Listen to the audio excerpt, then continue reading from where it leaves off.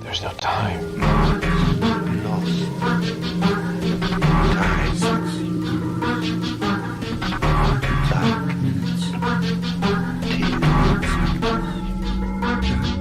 The time is 13 o'clock.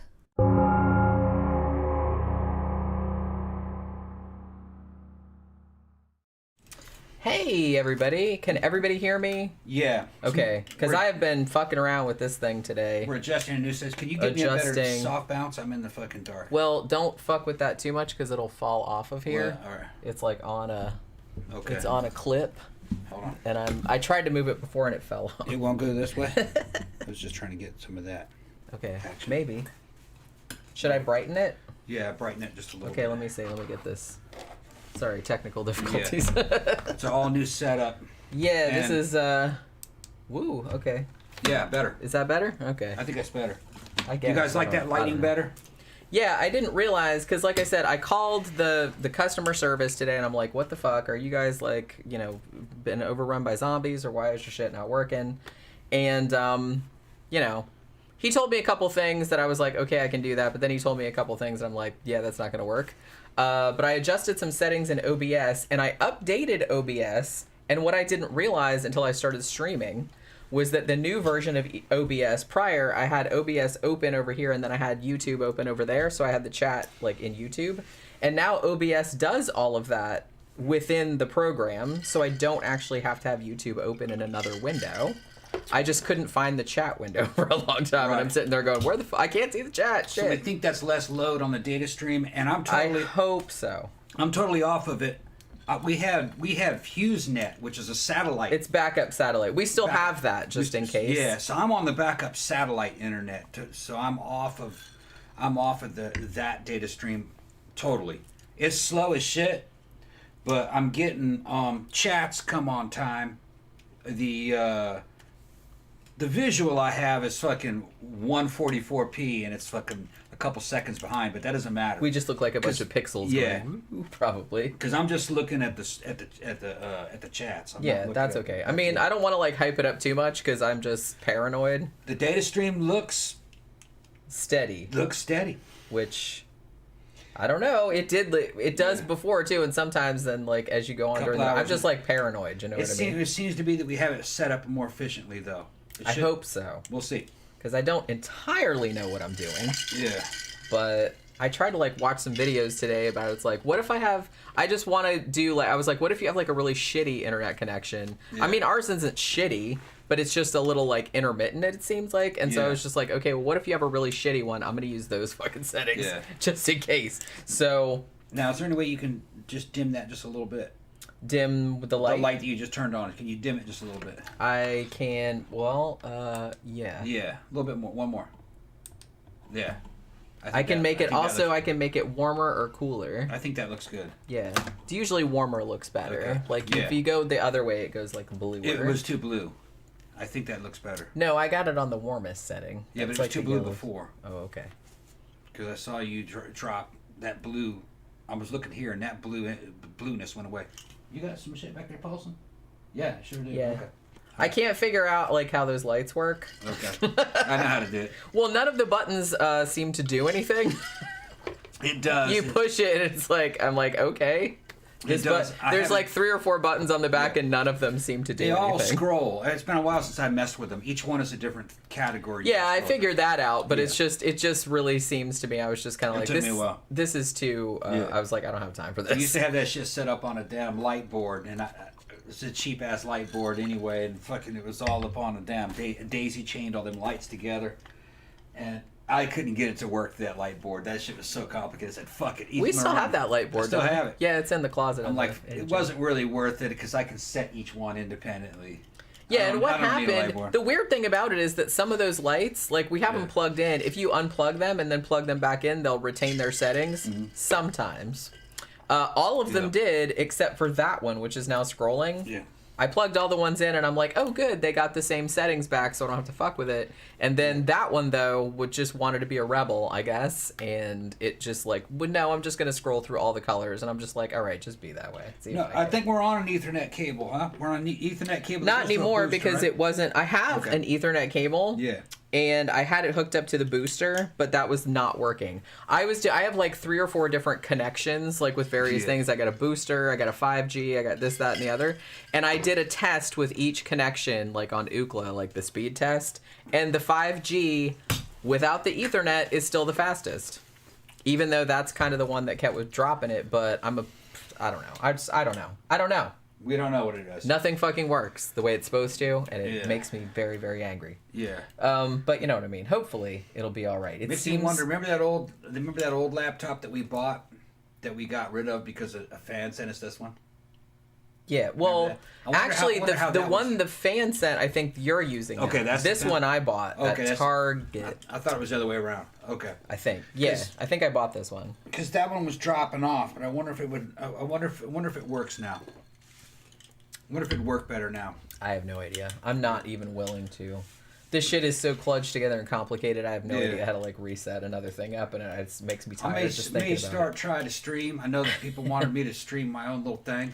Yeah, why don't you? Well, here's the thing. Because it's a pain in the ass. I'm telling you. Well, right one, now. it's a pain in the ass. Two, if I were to stream and say what I want to say on YouTube, they'd kick me off.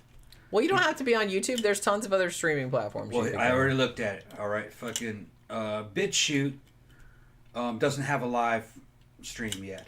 All right. The other one is Rumble. Rumble is good. The problem with Rumble is that you have to pay $100 a month to stream off of Rumble.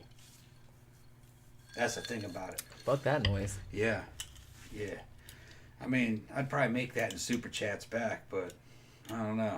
You couldn't count on. You couldn't count on that. Couldn't count on it. Right. I would like anything that's gonna like charge you to stream. Mm-hmm. You don't need that. Rumble keeps the riffraff off. They're early. They're early in their development, and they just keep the riffraff off by. Well, if you want to stream, then you can spend $100 a month. You know, but they have super chat features and shit. But I'd get kicked off of anything, other than alt. I'd have to be on alt tech. Because you're always running your mouth. Running my mouth, and while you also another thing is I'd be talking about military situations. I'd be doing basically classes on certain types of military type training, or the philosophies behind things. A lot of it would be about equipment, and man, there's all this bullshit about guns, and everybody's got a show about guns. So fucking GunTube is good. A lot of them are very good, but it's just saturated with that. And a lot of it's armchair commandos, and you know they don't know what the fuck they're talking about really, or they're talking about the last few conflicts, and each conflict is its own situation, and they usually don't repeat. Every war has its own thing. I mean, shit, fucking Chad was in a war with fucking the dudes from Muammar Gaddafi. Where was Gaddafi from? He was from fucking what country was that? I can't even remember now. Yeah, It's a long time they were fighting fucking with Toyota trucks against tanks, and the trucks fucking beat the tanks. People would think, well, hey, T-72 tanks, man, fucking trucks. Toyota 4x4s with guns on the back. Sponsored by Toyota. Toyota, yeah, sponsored by Toyota. Not really. Kicked ass on fucking hundreds of fucking Gaddafi's tanks. I used to have a Toyota. It was a good car. So everything is just, it depends on the situation, you know. So, Granther said Libya. That's Libya, right. that's right, Libya. I was going to say Chad, that, but I was like, well, yeah. I don't want to be wrong and sound like a dummy, so I'm Chad not going to say it out loud. Chad kicked Libya's ass with fucking Toyota trucks with 20mm cannons in the back. Which is, a military would tell you that was impossible. But no, nothing's impossible if you got willpower and speed. Well, some things are still impossible. Yes. Yeah. Well, actually. You gotta have good thinking. You know, and fucking put a 20mm cannon or 40mm cannon in the back of a fucking 4x4 fucking pickup truck, and you can get behind a fucking tank real quick and just blast it to pieces. You know, militaries don't think that way, but civilians and rebels do think that way. But anyway, if I got involved in fucking my own channel, I'd be saying shit that would piss a lot of people off. They'd fucking kick me off of YouTube. I wanted to give a shout out to Oracle. She's having her surgery tomorrow, so everybody send some good vibes and good shit vibes like to that. Oracle. She's been been a guest and friend of the show for fucking over a year. Yeah, so I hope everything goes okay. I know how scary that is. She's gonna make it. It'll be all right. You'll be all right. She's gonna make it. And I want to do a couple shout outs too, because before we get too far into it, I did a couple of them on the show that we did about the Charles Bronson movie, but I didn't know if anybody was watching, like everybody was watching it, so I wanted to make sure that everybody was around for it. So I wanted to say thanks again to Murder Hornets for the little skulls, which can you get them back there? They're right back there by... It's the two little ones, right? It's the two little ones. Yeah. So I wanted to show these in case. He sent many of them over. Yeah. These are just like the newest ones. So so he just sent me those. So I wanted to show them to everybody in case you weren't here yesterday, the day before, whenever I showed them. They are hand painted and they're super awesome. So thank you very much for that. I love that kind of stuff. Also, we got a box yesterday from Chewy, which was addressed to Pookie Ashford, and I'm not entirely sure who it's from. Somebody named Allie sent me an email and asked for the home address, so it might have been from her, or it might have been from, for some reason I thought maybe it was from Tammy, but I'm not entirely sure. But it was a whole box from Chewy full of those tuna meat sticks, those Sheba ones that Pookie loves. I don't even want to say meat sticks out loud because she might be like, she's back there looking at you. Meat sticks where? Yeah. Because she knows that phrase. She understands Sometimes I try to spell it. Yeah. She's just like a child. She knows certain words, so I have to spell them. But yeah, so meat sticks is too long for me to spell. But yeah, so thank you, whoever sent us. She's like, oh, I'm gonna go over here. Maybe I'm gonna get these. Yeah.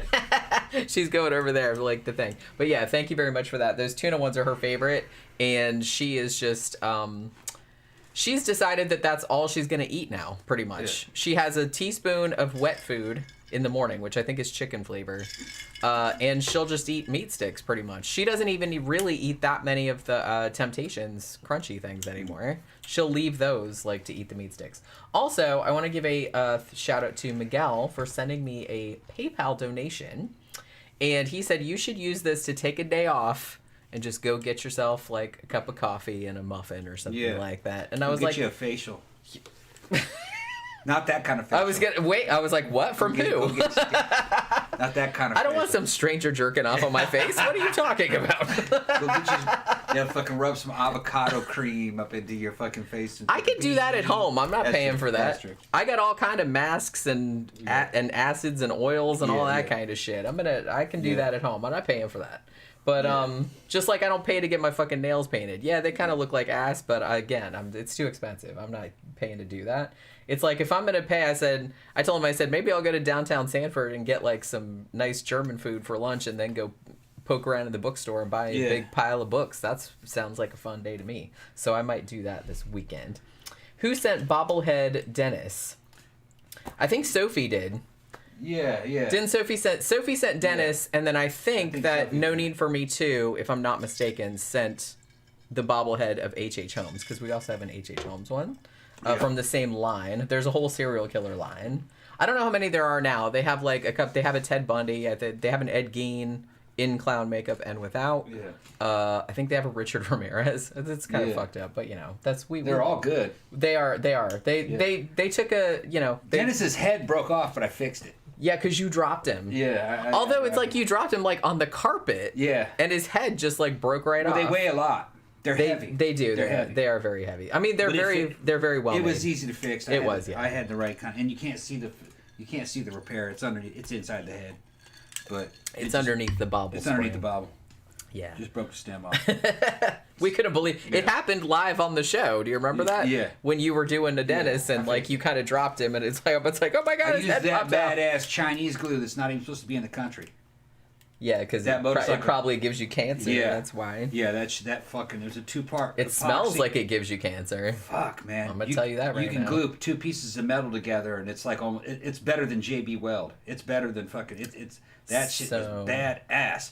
And the motorcycle dealer who sent it to me says, "Don't tell anybody I gave that to you." I was like, "What?" But you just did. That's not really supposed to be here. Yeah, it's okay, not. Okay, all right, yeah. Just don't like drip any of it between like your dick and your thigh or anything. Yeah, looking like at that. it too hard, you'll get eye cancer. You probably already got eye cancer from looking at it. Yeah. Like I said, it smells like it would give you cancer. But yeah, so the show tonight, I regret to inform you, it's going to be kind of a bummer. And this makes me feel kind of bad because I'm not going to lie. If you grew up in the 1980s, the whole "a dingo ate my baby" line, which is not even what she said. She said "a dingo's got my baby." Yeah. But the whole like "a dingo ate my baby" thing became sort of like a pop culture. It became a meme, essentially, in the 80s. It was on, I think they did fucking Saturday Night Live sketch on it. They made jokes about it on The Simpsons. I heard an MST reference to it. There's lots and lots of... Even people nowadays that weren't even fucking alive when this shit happened know that line. I think there's a band called that. I saw, when I was searching for sources to, like, research it, I saw, like, it looked like a soccer jersey. And it was a number 8, so the number 8 was really big, and then it said "a dingo ate my baby." Yeah. And I was like, funny, but fucked up, because a dingo actually did eat a baby. And, like, think of how fucking horrible that would be. Not only is it horrible that that happened, but then the ensuing, let's call it a miscarriage of justice that happens subsequently, where, I mean, we'll get into that. But... it's just, like, really, really sad, and now I kind of feel bad that it became, like, a joke. Because can you imagine if your kid, a baby, she was 9 weeks old, got eaten by an animal, and then everyone thought it was hilarious? Can you imagine how that would make you feel? I mean... Who thought it was... They thought it was hilarious? Well, everybody kind of made a joke about... And honestly, I don't think it was so much... Maybe in Australia, because it was like a massive deal in Australia, obviously. It was like a big media sensation. I don't think it became like meme-worthy until the movie with Meryl Streep came out, A Cry in the Dark, which in Australia and New Zealand is called Evil Angels, because that's what the book was called that it was based on. But everywhere else is called A Cry in the Dark. And she got like an Oscar nomination for that. And, you know, her doing the Australian accent and her saying that in the movie, apparently that just like struck like people as funny for whatever reason. So it became kind of like a joke, which is terrible. It's kind of terrible. The only thing I can say about this case, at least this baby died, right? This baby died, but at least this was not something done out of malice. This wasn't an evil person that came and did this to try to hurt anybody. This is an animal just trying to get something to eat. They can't tell one kind of baby for another. It's like, oh, food. You know, yeah. So at least it wasn't. It's a tragedy, but it wasn't a crime. But the weird thing about that, and I'm glad you brought that up, because because conversely, I feel like the fact that the dingo most likely did take the baby and eat the baby, but then subsequently the mom was blamed for murdering the baby, and it was like I said, it was a whole thing. She did jail time and everything. I kind of feel like maybe a lot of the reason behind people thinking that she did it and coming up with like all these fucking crazy ass justifications for that is because it's almost like the opposite of what you said. I think people feel better when there is a person that they can blame and punish for something. Because if a dingo took somebody, or a dog or whatever, like took your baby and ate the baby, you know, and that happened, then that means that could happen to you. And nobody wants to think that random shit like that could happen to them. So they're like, no, somebody must have done this. Some intelligent person, like out of malice, like you said, in a fucked up way. I think that makes some certain types of people feel better because that means, oh, that's not going to happen to me. Because if it's just random, then it could happen to me. That's where witch hunts come from. Oh yeah, something bad happens, so we got to blame somebody. Yeah, and it goes on to this day. It's very human, and it's not all humans, because not all humans have that. But some, like, particular types of humans do want somebody intelligent behind something. And like I said, I've talked about this before. This is the thing that's behind conspiracy theories. It's behind all this kind of stuff. You need a person to blame. And crazily enough, you see this a lot when something happens to a little kid. Like if a little kid is kidnapped or murdered or something like that, most people, and I'm not saying that it's not unheard of for like the parents to be involved, because sometimes they are. most murders of people, it's usually by people they know. And a lot of times when kids are murdered, yes, it is not necessarily their parents, but family members or someone they know, like a neighbor or something like that. So that's not like crazy to think that. Did you hear that? What? Yeah. It was what was Thunder, it? huh? Was it thunder or did somebody was. hit something? I can't tell, like our neighbors are so noisy. Thunder. Oh, okay. Yeah, I did see it's so hopefully like the weather isn't going to interfere because I did see like rain coming all Stream's day been long. going solid. I mean, so far, like So I said, far, we'll see. Yeah. But This kind of reminds me of Hurricane Katrina. Hurricane Katrina hit, fucking caused devastation. It was like the fucking apocalypse, man. And they had to blame somebody. They were trying to blame anybody for fucking Katrina. They were blaming people. Well, people broke down the fucking the dikes or the levees and shit. You know who was fucking guilty for fucking Katrina? Anybody who lived in New Orleans was fucking guilty. You were all guilty. I mean, not guilty just because for fucking living there. well, yeah, but it's I mean, a damn bowl. but bad shit It's could happen to you 100 anywhere you live. To be fair, Yeah, but fucking New Orleans is a damn bowl, okay? Built on rotten fucking bales of cotton. And fucking it was only a matter of time for fucking massive flooding. That shit was overdue for fucking decades. Dumb to live in New Orleans. New Orleans was not supposed to be there. Well, like I said, you can't really blame people for living because one, maybe they can't afford to move. They were born there. Maybe they're born there and they can't afford to move. But the thing is It's just like people from like California. yeah. It's like there's like, oh well, there's earthquakes, and it's like your house could fall on you. But it's normalcy bias. Normally, New Orleans is all right, okay, but New Orleans is a disaster waiting to fucking happen.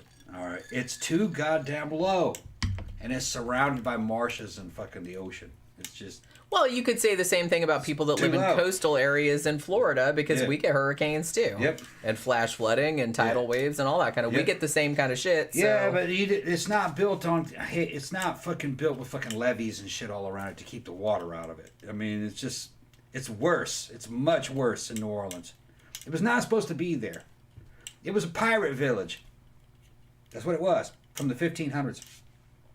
Yeah, but you know, so they just couldn't leave that place. what we're saying, it seems like we got a little bit off from that, but not Yeah. really, because I do kind of feel like a lot of the backlash against, interestingly, the backlash almost all against the mom. Not necessarily the dad, even though, spoiler alert, he got some prison time too as accessory after the fact. But they almost always blame the mom in these kind of situations for whatever reason. Draw your own conclusions there. But I'm just saying that for a certain type of people, not for everybody, but for a certain type of people, they would rather believe that a woman would kill their own baby and then say a dingo ate it than actually have like a dingo. I'm like, it's a wild animal. Animals do eat shit. Like I said, a couple years back, we had that fucking right here in Disney. Yeah. In one of those things, like an alligator ate a little kid. Yeah. He was too close to the side of the thing. Tila just it showed happens. Up. Tila just showed up. It sucks. It's horrible. I couldn't imagine what that would be like if that happened to your kid. But blaming a person is not gonna like solve anything because it wasn't a person that caused it. Tila showed up. I gotta put my eye patch on. I know what this does to that woman. Gotta entertain. I'm entertaining you, Tila. I got my eye patch on. There you go. Yeah. Let's see. Terry says, I'm from Australia. I think it's so unfair. Yeah, I mean, I can't imagine having your baby die in that horrifying way and then have everybody, and still to this day, I think as far as that, I'm not sure when the last poll was, but it wasn't that long ago. About 52% of Australians still believe that she killed the baby. That's because they're savages. Even Those though, Australian people are savages. Shame on y'all. like we're any better. I don't even know what happened. I wasn't there. That's what I mean. Well, you should like fucking listen to the shit. I don't know what happened. I wasn't there. Fucking, you'll probably never know. But a dingo could eat a baby. Alligators eat babies all the time. They eat fucking children. They've been eating children in the South for fucking centuries.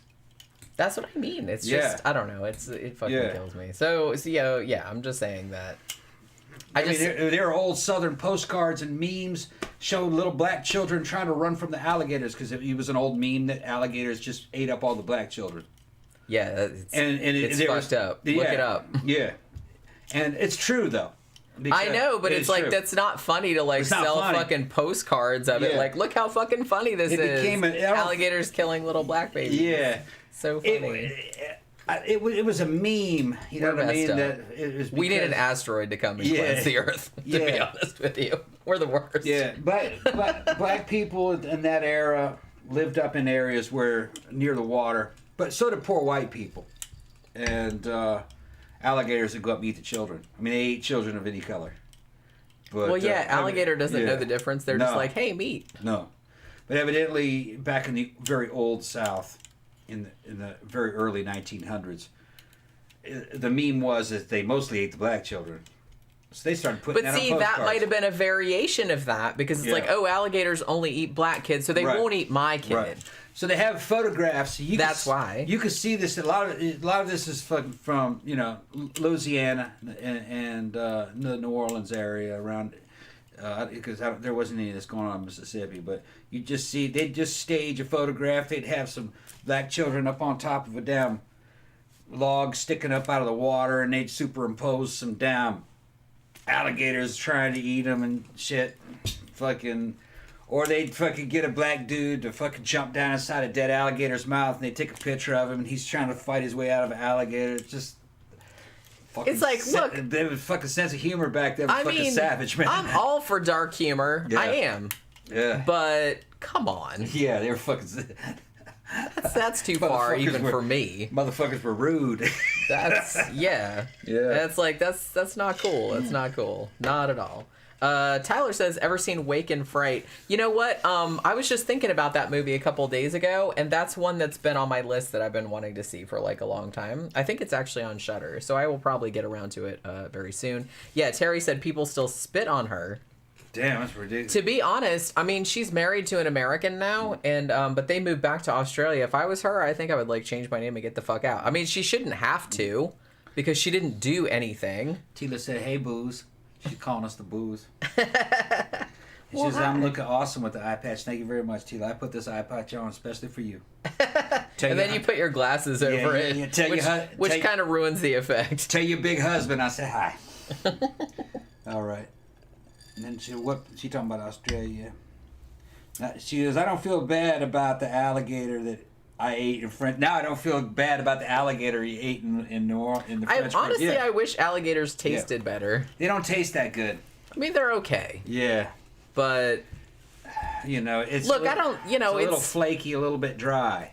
I like animals, and I don't really like cruelty to animals, but alligators and crocodiles are fucking scary, man. Yeah. I know they don't know any better. They're just gonna eat you because, like I said, they're just like, hey, meat's there, so I'm gonna eat it. Yeah. But I'm gonna say, I think that's probably why this case resonates with me a lot, and why it like bums me out so much, is because I can't really think. I mean, I could think of a lot of shitty ways to die, because I'm imaginative like that. But honestly, one of the ways I do not want to go is being eaten by an animal. Yeah. A crocodile or a shark or even a mountain lion. That would suck a lot. These alligators around here are still eating children. One of them ate a child just a couple years back, right outside, right there on the fucking on Disney. On that's Disney right. I just mentioned that. Yeah. And I think that kid was like a toddler. I think he was 2 or 3. 2 or 3 ran down there by the water, and that fucking alligator bam, got him. Yeah. Parents took him to Disney, and the alligator got him. That was on Disney grounds. Can you imagine? I would never get over that. I'm sorry. Damn. I just never would. That's fucking. You can't trust him. That's fucking horrible. That's why Jenny was always worried about Pookie leaving the fucking house and going down to the little pond. Rightfully so. You kind of acted like I was like overreacting. I'm like absolutely not. I checked the pond. There was no alligators in the pond. Well, look, okay, so a little while back, after we moved to this house, there's not really any ponds. I mean, there are. The pond every day.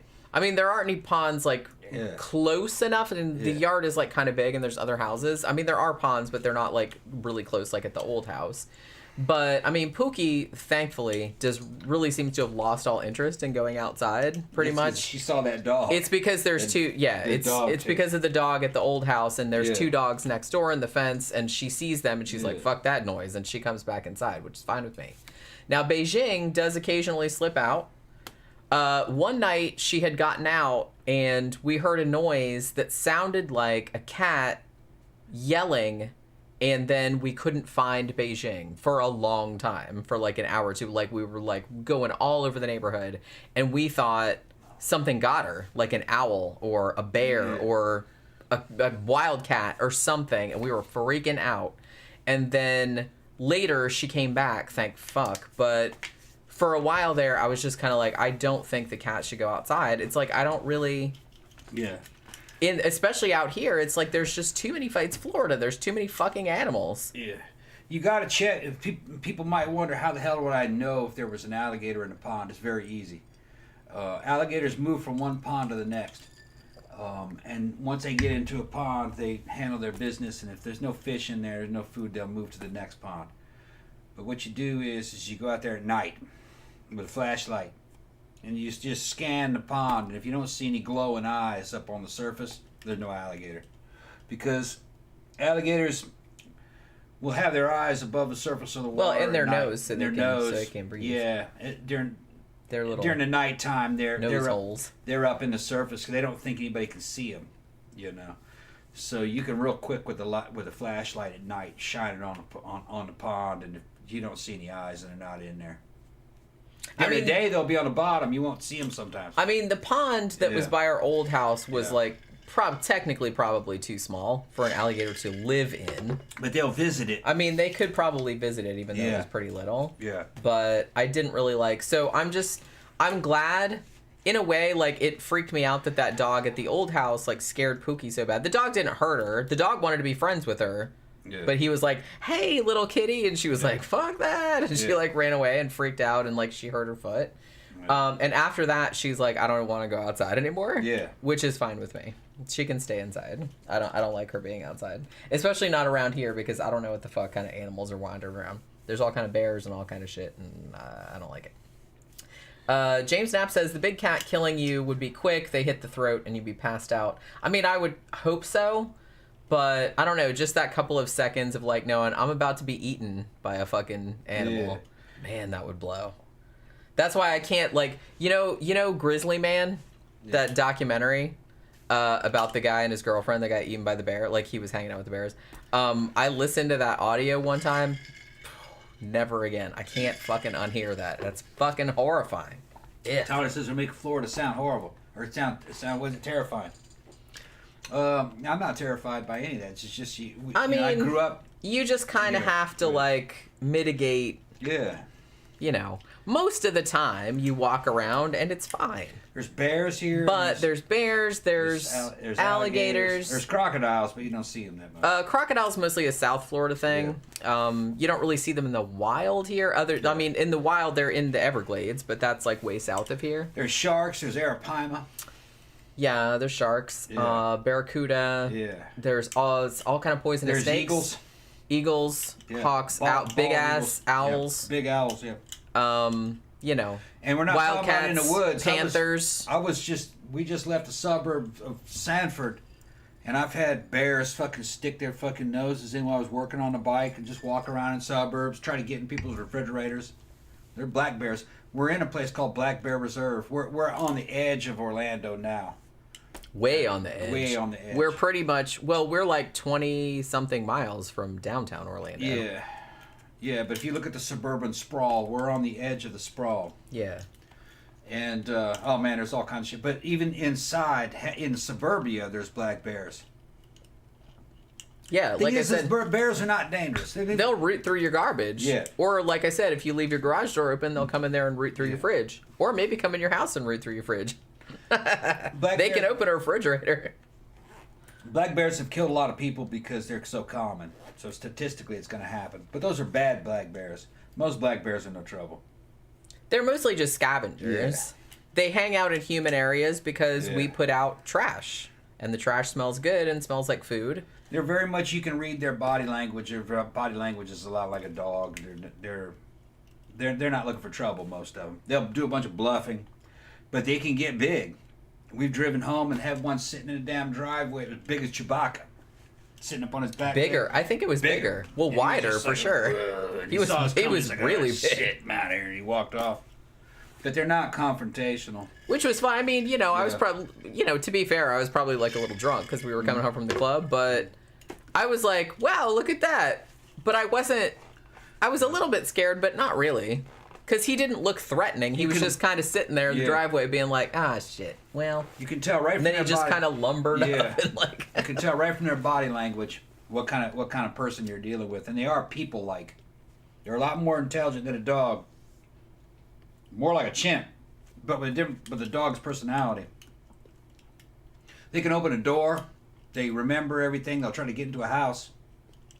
They're kind of cute, though, gotta say. Yeah. They're like, hey, you got any food? I think they're kind of cute. I know you got food. If you feed them, they'll start coming, and they'll bring their friends. That's weird. They have the bear network. Yeah. Well, it's just kind of like the sandhill cranes. Yeah. That's why they tell you not to feed them, because then they'll other little families be like, hey, we heard you had bread and granola. Yeah. Here we are. They've had old ladies that they had to basically kind of fine and threaten with jail time because all they do is feed bears. And every night she's got 20 or 30 bears out there. She's trying to feed fucking dog chow, watermelons and shit. Feeding the bears, and she'll be out there fucking... They've got it on video. She's out there talking to the bears and petting them, and they're like, don't touch me. Some of them like to be petted, some of them don't, you know? Well, they're just like people. Yeah. Thank you, James. Hi there, Jenny and Tom. Showing support for Jenny. Does Tom watch wartime stories on YouTube? What does he think about them? I don't know, dude. I don't see it. Wartime stories. I don't know. You might like it. I don't know. I never heard Maybe. it. I mostly watch horror shit and true crime shit and people shopping for $10 a week at Dollar Tree and cooking for a week. Yeah. I don't know why I'm so obsessed with that, but I love it. Man, there was all kinds of stuff, you know, a lot of World War II stuff I'd watch, Vietnam type stuff, you know, I'm talking about like units that I was in and what they did in Vietnam and Second World War. But like I said, some of that stuff that happened, these little lessons that you learn, you know, do apply. If you read history, you'll take little lessons from it that you can apply later in future wars if you have to take place in them. I'm getting kind of old for that, but shit, this is fucking shit that's been going on now, man. It's gonna come back on us, all right? It's just how it is, and we'll see. But somebody was asking what I thought of if I give my opinion on what's happening now in Ukraine and shit. Jenny doesn't really like me talking about this kind of stuff, but that was decided a long time ago, and that shit's over. As soon as they got the Ukrainians trapped in that little pocket, that's a wrap. All right, fucking. There's a bunch of propaganda, you know, about, oh man, the Russians are making so much trouble. Oh, they're slowing down. Bullshit. Those fuckers did a great ass mission and they won. The Ukrainians are fucking negotiating now, which that means that they lost, and it's not going to be an occupation. They just want a neutral Ukraine. There'll probably be a little neutral zone there, and you know, it's gonna work out all right. But here in the media, they're gonna fucking scream bloody murder because our rich people who are in politics invested in that place when it comes to making drugs and sex slaves and the weird shit that they do. That's their version of the ATM. All that'll come out. Russia's getting a bunch of evidence of what our rich people are doing over there. Some of them admit to it, and they're going to give that evidence to China, and China's going to take that before the UN, and they're going to make the United States look like a bunch of war criminals. That's what's going to happen. Just giving you the heads up. Russia won that one, and they're going to vilify us, and the world will believe it. A bunch of shit's going to come out. Can we talk about the actual topic now? Or what? Tyler says, I was actually born in Florida, but I haven't been back since infancy. Maybe there's an alternate timeline where I stayed and am mostly unfazed by it like you guys. I'm not unfazed by it. I was born here too, but I'm not unfazed by it. You just have to, most of the time, you don't see the shit, but you see it often enough that you're just kind of like, oh, look at that. There's a bear, or oh, look at that, there's a rattlesnake, or something like that. But it is something that you have to think about. It's just like if you live in the desert and you have pets, you got to worry about, you know, animals out in the desert, same thing. So you have to worry about snakes and bears and shit like that here as well. Sharks, alligators, and stuff. So, yeah, so somebody was saying, like Terry, who is from Australia, was also saying, imagine... This is what bothers me about this case. Like I said, it's shitty enough because, like I said, one of my worst nightmares is being eaten by an animal. That's That's right up there on ways I do not want to die. Right there with plane crash and falling several stories from a building. I think it's top 3. Being eaten by an animal bigger than me is right up there. So being eaten by an animal, that sucks. And then the shit is like compounded, because can you imagine your kid getting eaten by an animal and then everybody thinking that you did it and calling you a witch and saying you're in a cult and all this other kind of shit? I can't even imagine. Like I said, I would just want to fucking take a rocket and get off this fucking planet, because I don't understand how you would even deal with that. And like, fucking good for her for hanging in there, but I don't know how she fucking dealt with it. She must have had like I said, I would have changed my name and got a fucking facelift and shit like that. I don't know. And just tried to start a new life where nobody knew where I was. So yeah, are we ready to like talk about the shit now? Because go ahead. We're like 45 minutes in. Oh, go ahead. So shouldn't be that long of a case, huh? Well, there's a lot of, well, you don't really know that much about it, right? So there's kind of a lot I remember it, but okay. There's a lot of stuff that right, that happened in the aftermath, and I kind of did want to go into like both sides of the thing, even though honestly, like I said, I'm pretty sure that it happened just the way she said it happened, but there was so much. It was one of those cases that I kind of feel like she was... I don't want to blame the media entirely, because a lot of the authorities also wanted to nail her and kind of... I don't want to say they finagled the evidence in that direction, but they did kind of like... seemed like they only looked for what they wanted to see type of situation. Allegedly. Yeah, don't sue me. But yeah, so... This happened, like I said, if you guys don't know, this happened in 1980, and happened at what is probably still best known as Ayers Rock, although it's actually called Uluru, the big ass rock in the Northern Territory in Australia. So August 1980, the Chamberlain family, they were from northern Queensland, and they went on a camping trip to Uluru. They were gonna camp there in a tent. There was a bunch of other tourists there as well. Have barbecues, climb on the shit. It's a big fucking landmark. So a lot of people go there to see it.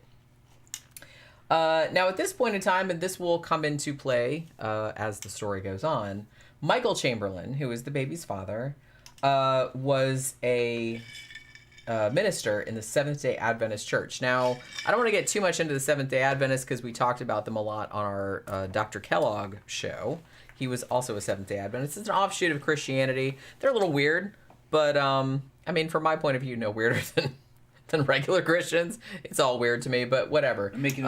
Yeah, but but the fact that they were Seventh-day Adventists, maybe was part of the reason why they were persecuted to an extent, because people at that time kind of thought that Seventh-day Adventism was kind of culty, which I guess it does have culty aspects, but like I said, I can't really speak to that because it's all weird to me, but whatever.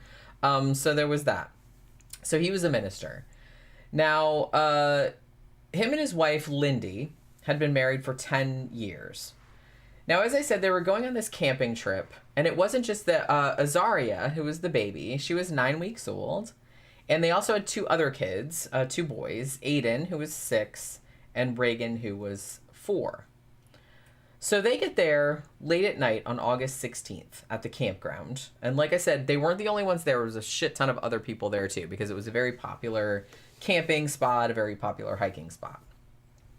So the next morning, August 17th, Michael, the dad, and the 2 sons, they started like hiking and climbing around the rock and stuff. Whereas Lindy, the mom, obviously she has this baby who's still very, very young, only 9 weeks old. And they started going around this cave, like at the site. Now, she reported later, and I don't have any reason to doubt her, that while they were out kind of poking around in the caves and stuff, she did actually see a dingo looking at her. There had been some reports of, this was a campground. Dingoes are wild animals. They're going to hang around somewhere where they think that there's food. Bears do the same thing at campgrounds in the United States because, you know, campers come there, they have food, you can kind of like hang around the camp. People are asleep, you can steal their food. So I kind of feel like the same thing was going on here. So dingoes were kind of like hanging around in the area. And she said that she saw one, you know, on that morning while they were, you know, kind of poking around the rock or the cave or whatever. So after dark, the family, they kind of get around. There's like a little barbecue thing. And they started like hanging around the barbecues near where their tent was. Now the tent was very small. I've seen pictures of it with the two kids, the two little boys, like standing in front of it. So it's like a really, really small tent. I don't even know if the whole family would have fit in there, to be honest. But I'm sure they did, but they all kind of had to probably be like right like that. So Lindy, the mom, she's like hanging out there by the fire or by the camp, by the barbecue with the baby in her arms. And her and her husband were talking to this other couple that were also camping there, who were named Greg and Sally Lowe. And they also had a baby, so they had something in common. Now, around 8 o'clock p.m., Sally, from the other couple, she actually had some garbage, and she walked over to, like, a garbage can, and she was going to throw this stuff out. And she reported later that there was a dingo that was, like, following her, like, only a couple steps behind, because she had garbage, and apparently it smelled good. It's, like, smelled like food. So she was kind of, like, nervous about that. Couple minutes after that, Michael, Azaria's dad, actually started like throwing food, like bread and stuff like that, to a dingo that kind of came up to the campsite. Bad idea. This is why they tell, like, don't feed fucking wild animals at your goddamn campsite. I mean, I feel like that's camping 101, but okay. Well, I used to do it all the time, but it was squirrels. Well, squirrels aren't going to eat you, are they? Squirrels and raccoons. Well, yeah, a raccoon's not going to eat you either. Yeah. I'm just saying, if a bear wanders up or a wolf or something, hey, have some meat. It's not like they can distinguish between that and you. If a bear's begging, it's because other people have fed that bear. Mm-hmm. The problem with feeding a bear is that is not so much that they'll eat you or anything. Is that you won't be able, they're big, they're man size. And you won't ever get rid of that motherfucker. And if you don't give him you don't give him some bacon or something, he's gonna pop you upside the head. Well, a lot of times they'll come in the house. And that too. They were like, "Well, he's not giving me what he gave me yesterday." And, what an asshole! Yeah, he's not giving me what he gave me yesterday. And he's been nice to me, so it must be that he didn't bring it out. It must be in there. I'm gonna go in there and get it. I'll save him the trouble. And they'll come into your house. Which is probably about what their thought process is. Yeah, because they've gotten people who've walked into their kitchen and seen bears laying on their ass with the refrigerator open and all the food scattered out eating. They go, "Hey, man, what's up?" And they don't even think to run away because they don't think they've done anything wrong. I feel like they don't think they've done anything like, wrong. "Hey, what's up? I'm eating your food. Come get some." They don't think it's all like I said. This is why you don't feed wild animals. Come on in. The water's fine. You know, they don't have any concept. But yeah, they don't have any concept of this is your shit and this is my shit. They got no concept of money. Yeah. If you gave them something before, ergo, you will give them something again. That's right. And if you're not, then there must be some issue. There's an issue. So you have to resolve that issue. Right. It's not stupid. He's going to make it easy for you. He will go in there and get it for you. Yeah, he's like, oh, well, he must have just forgot. He forgot. Yeah. I'll just go in there. I don't want to bother. You got to look at it from that point of view. Yeah, they don't mean anything. No. That's just their thought process. That's the way those sandhill cranes had me trained. Yeah. I'd be sitting there watching video games and I'd fucking jump out of my skin, somebody knocking on the damn window. Yeah. Pop, pop, pop, pop, pop, pop. I open it up and the fucking all about 7 or 8 cranes. Looking at you with that red eye. Going, hey, we're here. Feeding time. Their eye's not red. It's just there's a ring of red feathers around. They're like, we're here. I know you forgot, but we're just telling you we're here. And they look here. at you like that. Go get that food. Yeah, it's like... Yeah. Go get the food. We've been standing here for like 15 minutes. I don't know why you didn't come I had to untrain them. I'm getting the water hose and spraying that, and they just sit there like this with their wings open. They're like, nice. Oh, we're getting a bath. All right. Yeah, that's nice. That's a nice feature. You don't want to hurt them, so get out. They're a protected bird. Yeah. Ugh. But they tell. I mean, if you had got caught, got caught by the HOA, you got fined. Yeah. They tell you. Because they tell you specifically, please do not feed them. They get aggressive. Well, they're aggressive. They're noisy. Yeah. I mean, if you've never heard a sandhill crane call, they're very, very loud. And also, they're very big and they poop all over everything. And they're smart. And they're very smart. And they show up with their children.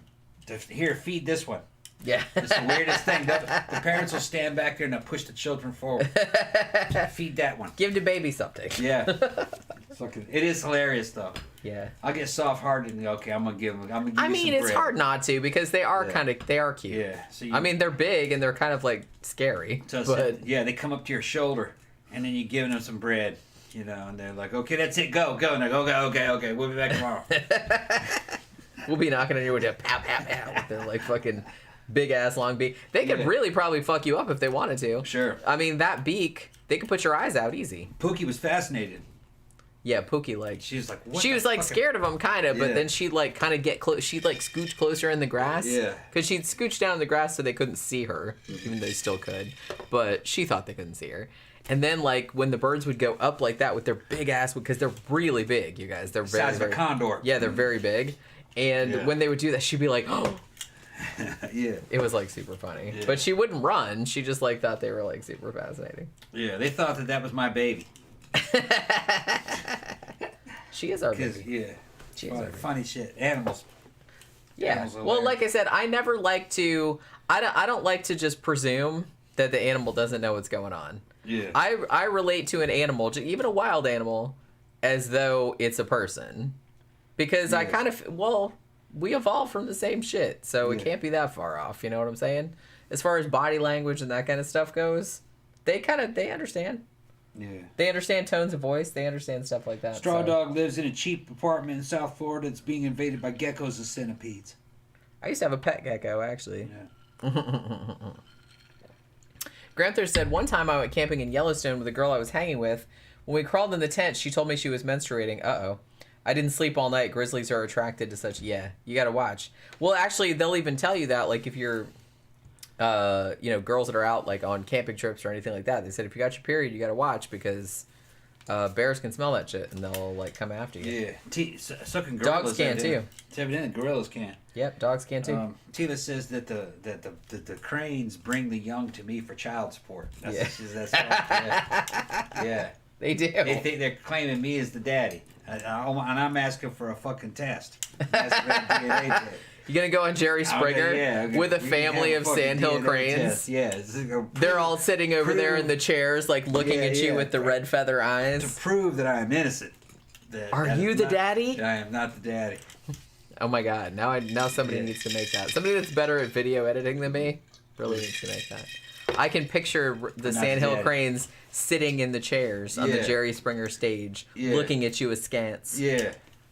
I'm into it. These little children's everywhere. With the little baby ones. Yeah, they look the little baby ones, actually, they grow pretty fast. I've seen, like, the baby ones. Yeah. Because there was a family of them that lived by the print shop where I used to work. The baby ones are as tall as a chicken, about a foot tall. Yeah, they're about chicken size, and then they're yellow, but they grow, like, really fast. Like, weeks later, they're big. In a couple weeks, they're almost the same size as the parents. The only way that you can tell that they're still juveniles is they don't have that red... They don't have that red feather around their eyes. Yeah. And they still have a little bit of, like, that down underneath their wings. And they treat it like a baby. Yeah. They always travel in family groups. Yeah, little family. They travel in pairs. Yeah. Or two pairs. Or a family. Like a pair and one or two children. Yeah. The adults will eat out of your hand. Yes. They're old hat. They trust you. The babies will, every time they'll take it out of your hand, they jump and flutter like they just did something dangerous. It takes them a while to get to trust you. They'll take it out of your hand and go, oh, and run. And then they come back and do it again. Run. They're funny. It's like some big drama for them. Yeah, well, they don't know. Maybe other humans have like smacked them around or something. I think it's just instinct that every one of them did that. And the parents just sit there. Well, if I was a wild animal, I would also be like afraid of humans. Because they're scared. Like I said, humans kind of suck. Yeah. But most humans wouldn't hurt them, but they don't know that. They're being fed by all kinds of people. I wasn't the only one feeding them. That's what I'm saying. Yeah. So it might be some like weird psycho out there that's like, I'm gonna feed these birds and I'm gonna like pop them in the face or some shit. Like you don't know. I don't think that's what it is. It's just instinct. They know you're not a bird. Yeah. And the parents are like, go ahead, take it. He's okay. Go ahead, take it. We've eaten from him before and we didn't die, so he's it's okay. fine. Yeah. That's like their poison testers. Yeah. But yeah, so what were we talking about? Yeah. So Michael, the dad, I don't want to blame the parents or anything like that because this could happen to anybody. But I am going to say not a great idea if you're at a campsite where there are wild animals around like dingoes. Probably not a good idea to feed them. I'm not saying that he did that on purpose. I'm not just saying he probably just did it to amuse his children or whatever, but I'm just saying it's generally not a good idea. So just saying that. But he did actually feed the dingo, and the mom, Lindy, was like, yeah, like, don't do that, the voice of reason. And apparently the dingo then, according to several people that were present, then pounced on a mouse that had been running around the campsite. So there was that. So at this point, Lindy, the mom, she says, time to put the baby to bed, because it was getting to be 8:30, 9 o'clock, baby's bedtime. So goes into the tent and puts the baby to bed. I think there was like a little bassinet in there, or she had like something set up for the baby, you know what I mean, like a little crib or something. So she puts her in there. She's in there for maybe 5-10 minutes, something like that, like not a huge amount of time. So Reagan, the other kid who was 4, was also asleep in the tent, or was at least had been put down for the night. So at that point, Lindy comes back to the bench by the barbecue, and everybody else saw her. And then apparently only a few minutes after that, pretty much everybody around the campsite said they heard a baby's cry that sounded very distressed and that was like cut short. So Lindy obviously runs back to the tent to see what's going on, and then comes back and she's yelling, and the quote is, I know everybody says dingo ate my baby. What she said was, my God, the dingoes got my baby. Now, some of the sources that I saw said that she reported that she thought that she saw, she wasn't entirely sure because it was dark out, she thought she saw like the ass end of like a dingo like going out the back of the tent. But like she said, it was dark, so she wasn't entirely sure. But since they had seen dingoes earlier in the evening, it just stood to reason that that's probably what that was. So she said that it's the dingo had got the baby. Now, obviously, they call the police.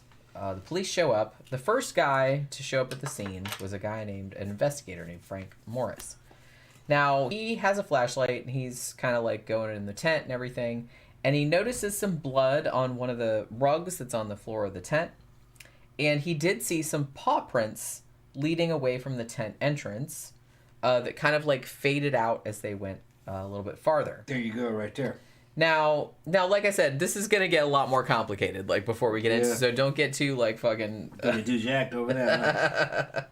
Well, I'm not saying that. I'm just saying that it's not so much because I'm gonna say right here, I absolutely believe what the family said, that the dingo took the baby from the tent and ate the baby.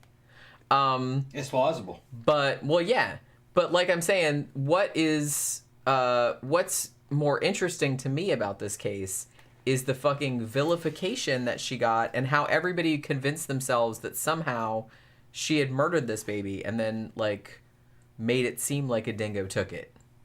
You know what I mean? That to me Gotta be like, a motive.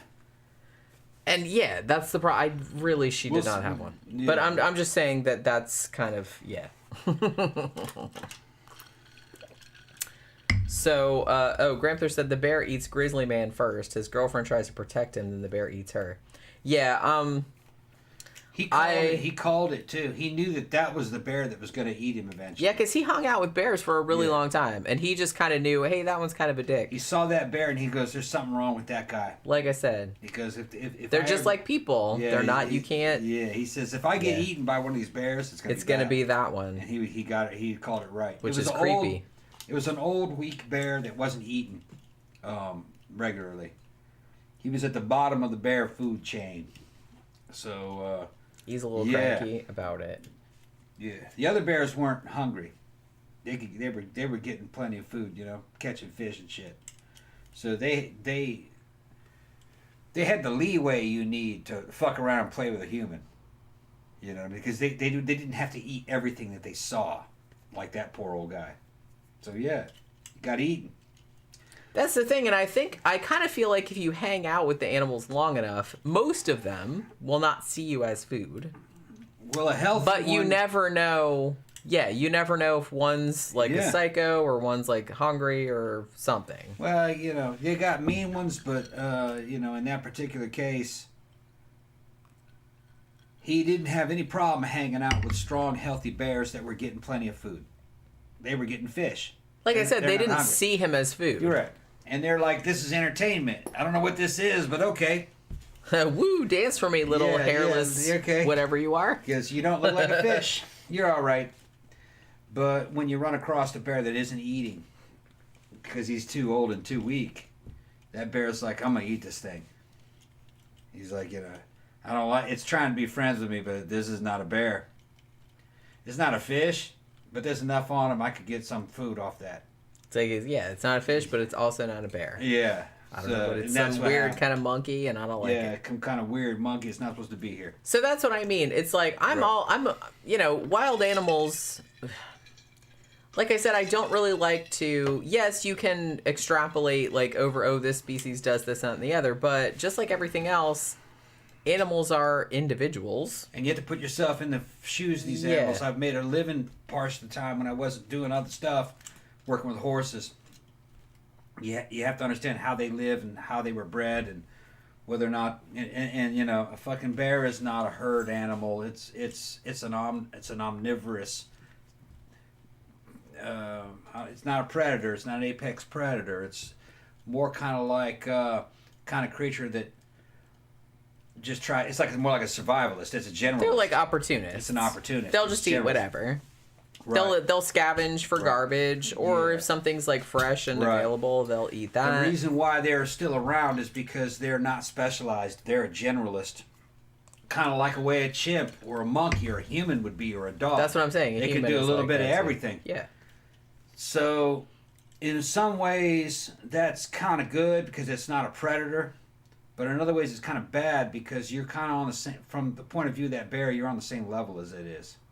You're kind of a competitor in a way because we're generalists also. Yeah. And if that sucker's hungry, he might decide, you know what? I don't give a fuck. I'm going to eat this guy. You Which, know, like I said, from I'm gonna their eat this point of guy. view, understandable. Right. Because he's like, that's not a bear. Yeah. He's thinking, that's not a bear. And I'm fucking hungry. Yeah. So I'm going to go ahead and eat this. He's just waving his arms around like Yeah. that, trying to be whatever, Right. and it's Right. like That's not a bear. he looks kind of delicious, right? Yeah.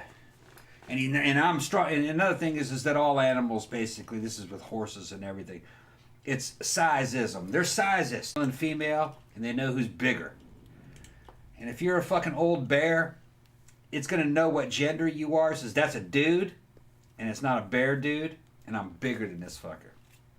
So I'm going to eat him. Therefore, into my tummy he goes. Yeah. Oh, it went red. Oh, it did. It's done that a couple of times. Yeah. But oh, come on.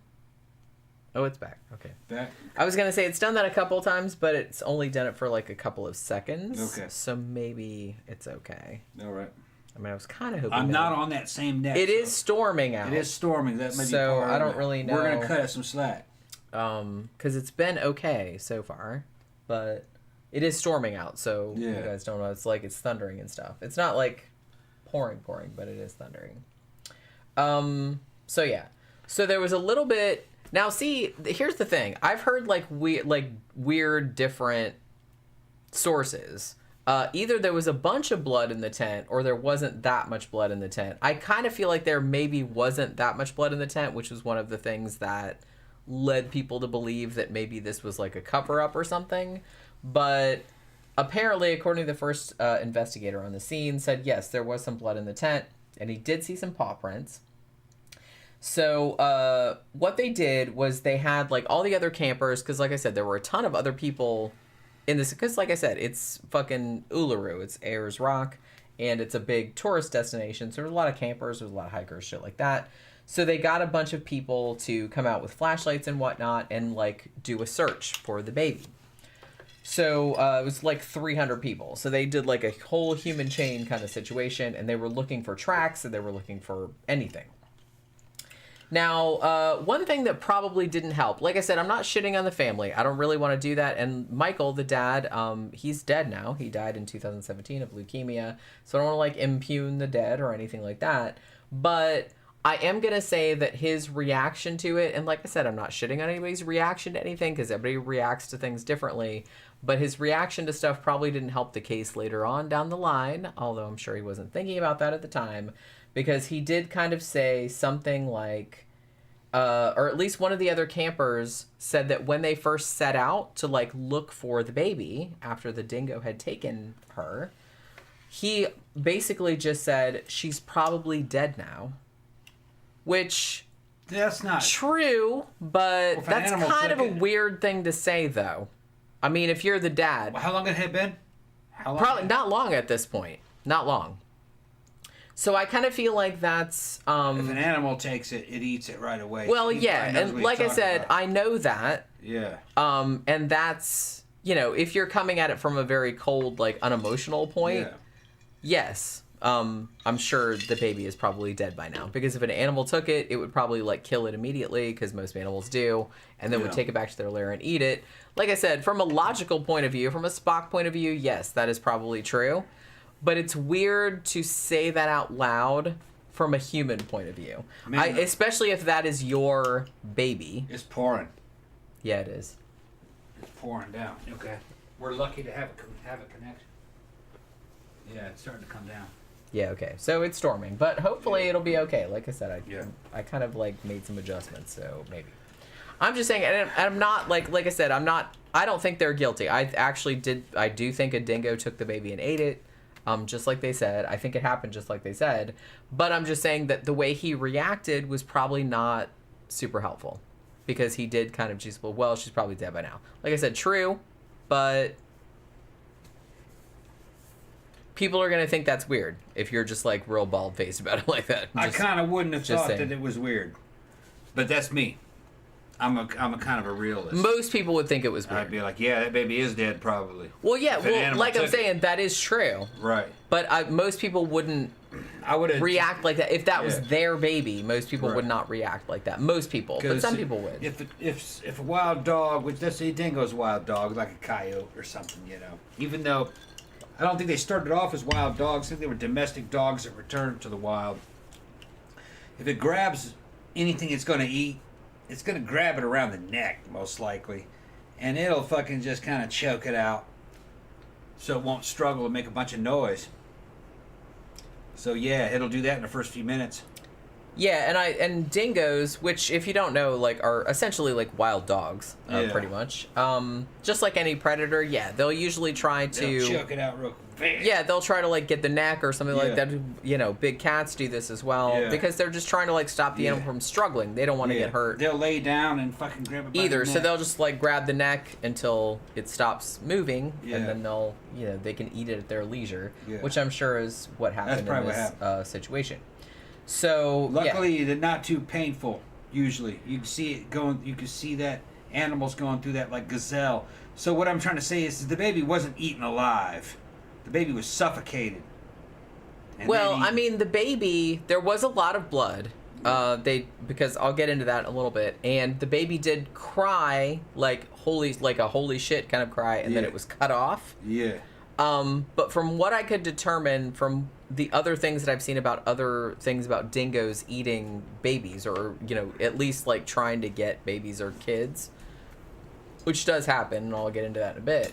But like most predators, like big cats, stuff like that, they will go for the jugular, essentially. Yeah. They'll go for the neck, they'll just bite the neck, and they'll just like hang on until that stops struggling. Because like I said, they're just looking for food. They don't want to get hurt. So they're not, it's not mean. They're just, that's what they do. You can't carry around a crying baby in the wilderness. Yeah. An animal's not going to do that. No. It's going to choke it out.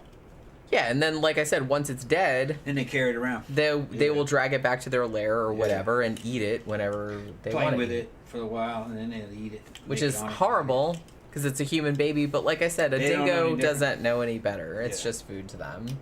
Yeah. Like I said, I'm not making light of it. It's terrible. But it's just part of nature. From the animal's point of view, they don't know any difference. Yeah. Yeah, so, like I said, the dad...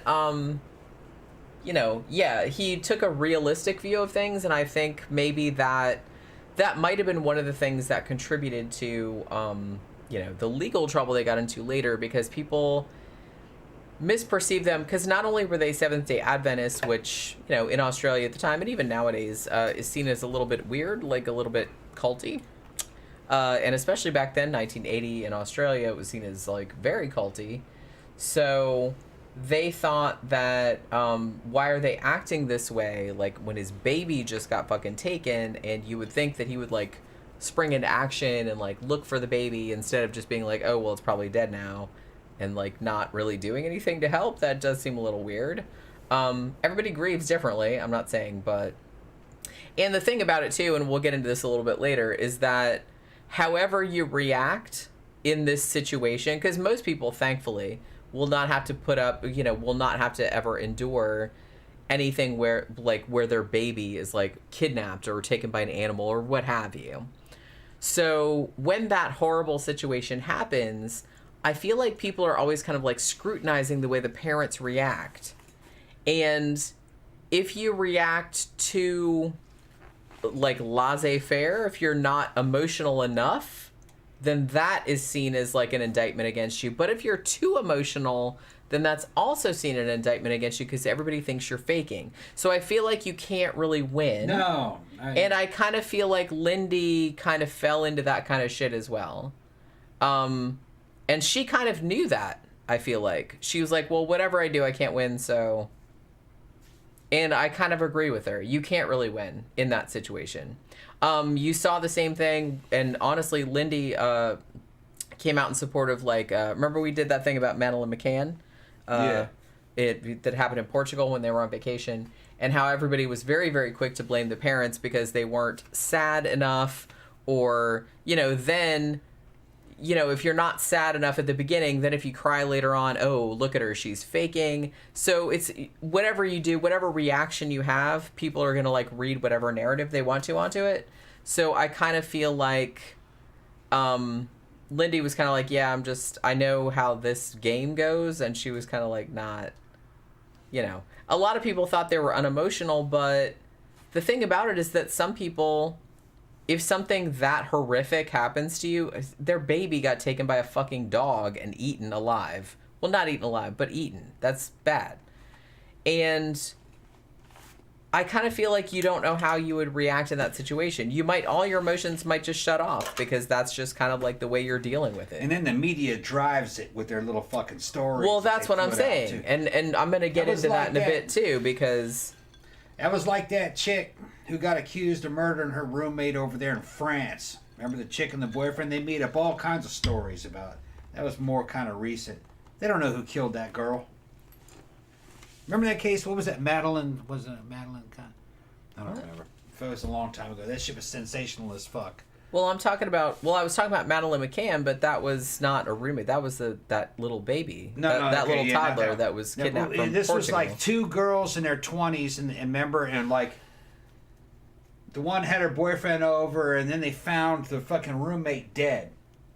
And it was over in France. I think it was in France. They were foreigners. They weren't from France. And then the French authorities fucking accused her and the boyfriend of fucking murder. I'm not immediately thinking of what it was. I remember when that shit was... And no matter what those two did, they were saying that they were guilty. Well... And I think they actually convicted her ass, and they had no evidence to prove it, from what I remember. I think she may have eventually gotten out. Well, like I said, I kind of want to get into this too, because I kind of feel like that's one of the things that bummed me out like the most about this case. Is Amanda Knox.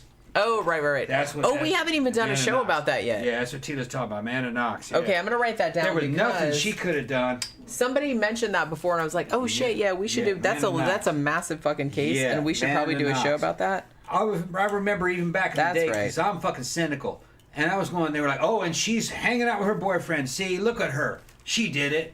You know, just like that bitch couldn't do anything. Anything that bitch would do, they would fucking say that. But that's what I'm saying. The thing about it, though, it's like, you know, the media is good. You need it to an extent. It's like, you know, you need information and stuff. But the media, going back to when it first existed. Italy, that's right. Yeah, Italy. That was Italy. The media, they still, you know, as much as they want to, like, report on stuff, they want, nowadays, they want people to click on their shit. What's going to cause people to click on their shit is sensationalism, outrage. So anything that causes outrage or conflict or anything like that is going to be taken over a more boring truth. Because usually the truth is a lot more boring or mundane than any of us want to believe it is. They're in there going crazy about Amanda Knox, and we need to do Amanda Knox. And I can't believe we haven't done a show on that. That shit there was... I had totally forgotten about that. T said they eventually overthrew that shit. Boy, they fucking railroaded those two. There was no evidence. I don't think she did that. She had some dude over who killed her, and then he walked out. Well, like I said, and the same thing happened here, and this was going back to 1980, where I kind of feel like people got the idea, like I mentioned before, people really don't like this kind of like random, oh, an animal just like ate my baby, and so they want to like blame somebody. They're like, well, we can't punish an animal, obviously, so we need to punish a person. Right. So even if they don't like punish the person involved, they're always like, well, you shouldn't have, and I think I even did it earlier, well, you shouldn't have like fed the dingo early, which you shouldn't. But I'm not blaming him for what happened later, because how would you know? But I'm just saying, like, in general, it's not a good idea. But I'm just saying that, like, people are very, very quick to want to blame somebody for something. And even if it's absolutely not true, and it's really, really, like, scary how it can happen. So, you know. It can happen to anybody, man. That's why. That's what I'm saying. I'm fucking worried. I'm going to stay right here in this goddamn house. They'll accuse me of I don't trust well, I mean, nobody's dead around you. I don't fucking trust them. But honestly, if somebody dies around you, you probably should worry, because... They're bringing up that was Italy and not France, of course. Yeah, it's Italy. And Italy was notorious for that shit. Italy would fucking lock you up over fucking nothing. If you look sideways at Italy, they'll give you a conviction. They'll say you murdered somebody. They have a totally... I remember when details were coming out of how that legal system works. Italy has a totally anti-rational criminal justice system. But America kind of does too. We do also. America like I said, we can't too. really cast aspersions. But I think they're even worse. Because look, I've been watching this show. I don't know if I don't know where it came from, but like I saw it on Tubi called Bizarre Murders, and they do it as like it's kind of larky and like kind of funny and stuff. But because most of the stuff they do is like fucking crazy, but it's interesting how. I mean, you really have to be a cop, you really have to, like, not have any preconceived notions. Because while there are statistical, for example, if somebody is murdered, statistically, like if a woman is murdered, statistically, 80, 90, 95% likely that it's somebody that knew her. Boyfriend, ex-boyfriend, husband, somebody like that. But not always. So you can't always, and I feel like there's still this human tendency to, oh, well, we want it to be this person, so you, like, sort of, like, finagle all of the narrative to go in that direction. And I kind of feel like that's what happened in this situation. Everybody sort of decided, not everybody, but enough people decided that Lindy Chamberlain had killed her baby, and that the Dingo thing was a cover-up. Enough people decided that the evidence was almost kind of like massaged in that direction. And you really, really have to watch that. I mean, like I said, it's very human. It's really, really hard to get over. It's really, really hard to look at things impassively. And it is good to have, kind of a thing where, okay, statistically this, that, the other is more likely, because that is helpful. But you can't let that be the end-all be-all, because it's not always what happened. You can't always assume that because, like I said, for example, it's way more likely for when a woman turns up dead, yes, it's 80, 90, 95% that it was a boyfriend or ex-boyfriend, husband that did it. Most of the time it is, but not always. So you really can't finagle all the evidence to get to the, conclusion that you want. That's really not the best way to go about it. So I kind of feel like that's what happened in this situation. So this is kind of like a case where everyone should kind of look at this and be like, yeah, let's not like repeat this, even though it gets repeated like all the time. So yeah. So blood inside the tent, I said that before. So all of the campers come out Everybody comes out, 300 ass people, like different campers, investigators, shit like that. So they all have flashlights and they're all like looking for something, like tracks, body, clothing, something. I mentioned earlier that Michael said some weird shit, like she's probably dead now, which, like I said, weird thing to say, but you can't convict anybody on that because people say weird shit when they're when they're grieving, obviously. After that, apparently he also said, "I'm a minister of the gospel." Again, weird thing to say, but not illegal. You can't convict somebody for saying weird shit. Now, the search at this point turns up some more dingo tracks, but they didn't really find anything else significant. So this one guy, who was another tourist who was staying at the Rock, his name was Murray Habe, I think is how you pronounce his last name. He actually followed some dingo tracks under a ridge, and then he saw like a depression in the sand. And he assumed like the tracks led up to the depression, and then in this depression, it looked like there was like a depression, and there was like an imprint of like fabric in the depression, like in the sand. Yeah. And so he was like, oh, well, maybe the dingo dragged the baby away and like set it down here for a second, like, while it was resting or whatever, where it was taking it to wherever it was going to take it. So they did find that. Now, they followed the trail on from that depression, but didn't find anything else. Now, interestingly, the first investigators that showed up on the site, a couple of them were kind of like, like a dingo took the baby. I mean, obviously, it seemed pretty obvious from the clues at the site. But according to one of the guys who, a guy named John Bryson, who was one of the guys there, and he gave testimony for the book later, which is called Evil Angels, which was made into the movie Cry in the Dark. He said, we all went out, after we did the search and everything, we all went out to this bar and we were like talking about the case. Now, a couple of the investigators were like, that's fucked up. They didn't find the body, obviously. And they were like, well, yeah, dingo took the baby. That's fucked up. But one guy, one of the investigators, whose name was John Lincoln, he was not having it. He basically said, not a chance. Never happened before. Because I kind of feel like in 1980, I don't know how accurate this is. Maybe people from Australia that were alive in 1980 could tell me. But I kind of feel like people had a perception of dingoes as not that dangerous in 1980. Like maybe the way that we look at black bears, where they're dangerous, but you could deal with it. Like they wouldn't take a baby or anything like that. So I kind of feel like people kind of still had that perception. Oh, it's just like a dog, which they are, but not. I mean, even a domestic dog will kill a baby under the right situation. So I don't know.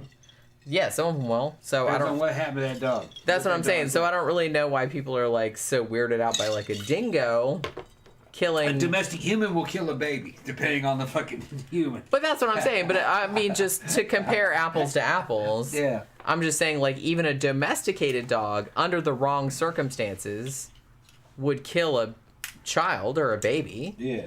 So I don't really see why people find it so strange that a dingo would do the same. That's just looking for food, but okay. Yeah. But this guy was apparently the dingo expert of all experts, because you know how those dudes are. I know everything. Dingo expert. And that just never happens. It's never happened. So I kind of feel like this attitude prevailed a little bit. Even though a lot of investigators were, at first inclined to take her word for it, because that seemed pretty cut and dried. But enough of them weren't that there was some question raised. Some of the other investigators said, hey, there have been some dingoes around like these campgrounds, and they have like attacked. They haven't killed anybody so far, but they had like attacked little kids and stuff. At this point, John Lincoln says, no dingo could carry a 10-pound baby all the way back to its lair. Come on. Wait a minute, what's he Do talking you really about? believe? Well, that's what I'm saying. Yeah, he's full of his... It's like you can't really. And then he apparently, according to one of the other investigators, says he brings out like he filled up. He went so far as to like fill up a 10-pound bucket with sand. A bucket. And put it in his mouth. And was like, look how hard it is. No, that's not how it works. And well, yeah. And I'm just kind of saying, A bucket doesn't have a nice big soft neck that you can pick up. a bucket is not a baby. A bucket does not have a baby neck. Nope. No. A bucket is not No. made of meat. No. It's not shaped the same. Right. That is really, really bad. No, That's a very, very bad dogs analogy, have evolved. sir. Dogs have been around, and things like dogs have been around for millions and millions of years. They fucking grab things and drag them off and eat them, especially if they're in the packs. They're evolved for that. I mean, that's kind of their thing. You can give a dog a turkey carcass, fresh thawed turkey carcass, and go, here, eat that. And that dog will fucking grab that thing and drag it off. Well, yeah. And eat it. Woohoo! Lay food. down with it and lick on it and pull it apart. Yeah, Sure. look what I got. Dude's tripping. He's fucking tripping. Yeah, obviously. Of course a dingo can eat a baby. Of course. Yeah. And here's the thing. A domestic dog might eat a baby. Sure. Especially if I the could see domestic it. dog says, well, this isn't part of our family. I don't know where this came from. This is a random thing. Is that a human? What is that? That's a chicken. I'm going to eat that. It's Dog- little it's a and dog. It's turkey Dogs sized. don't have and the- it's soft. Yeah, dogs do not And have fatty. sense that a human has. You know, they're like, yeah, that's a baby, but, you know, that's not my master's baby. Because they're pack animals. Yeah. And they fucking see their fucking owners as their family and their pack. Other people are not in their pack. You can do whatever you want to them. You know, depending on what kind of dog you are.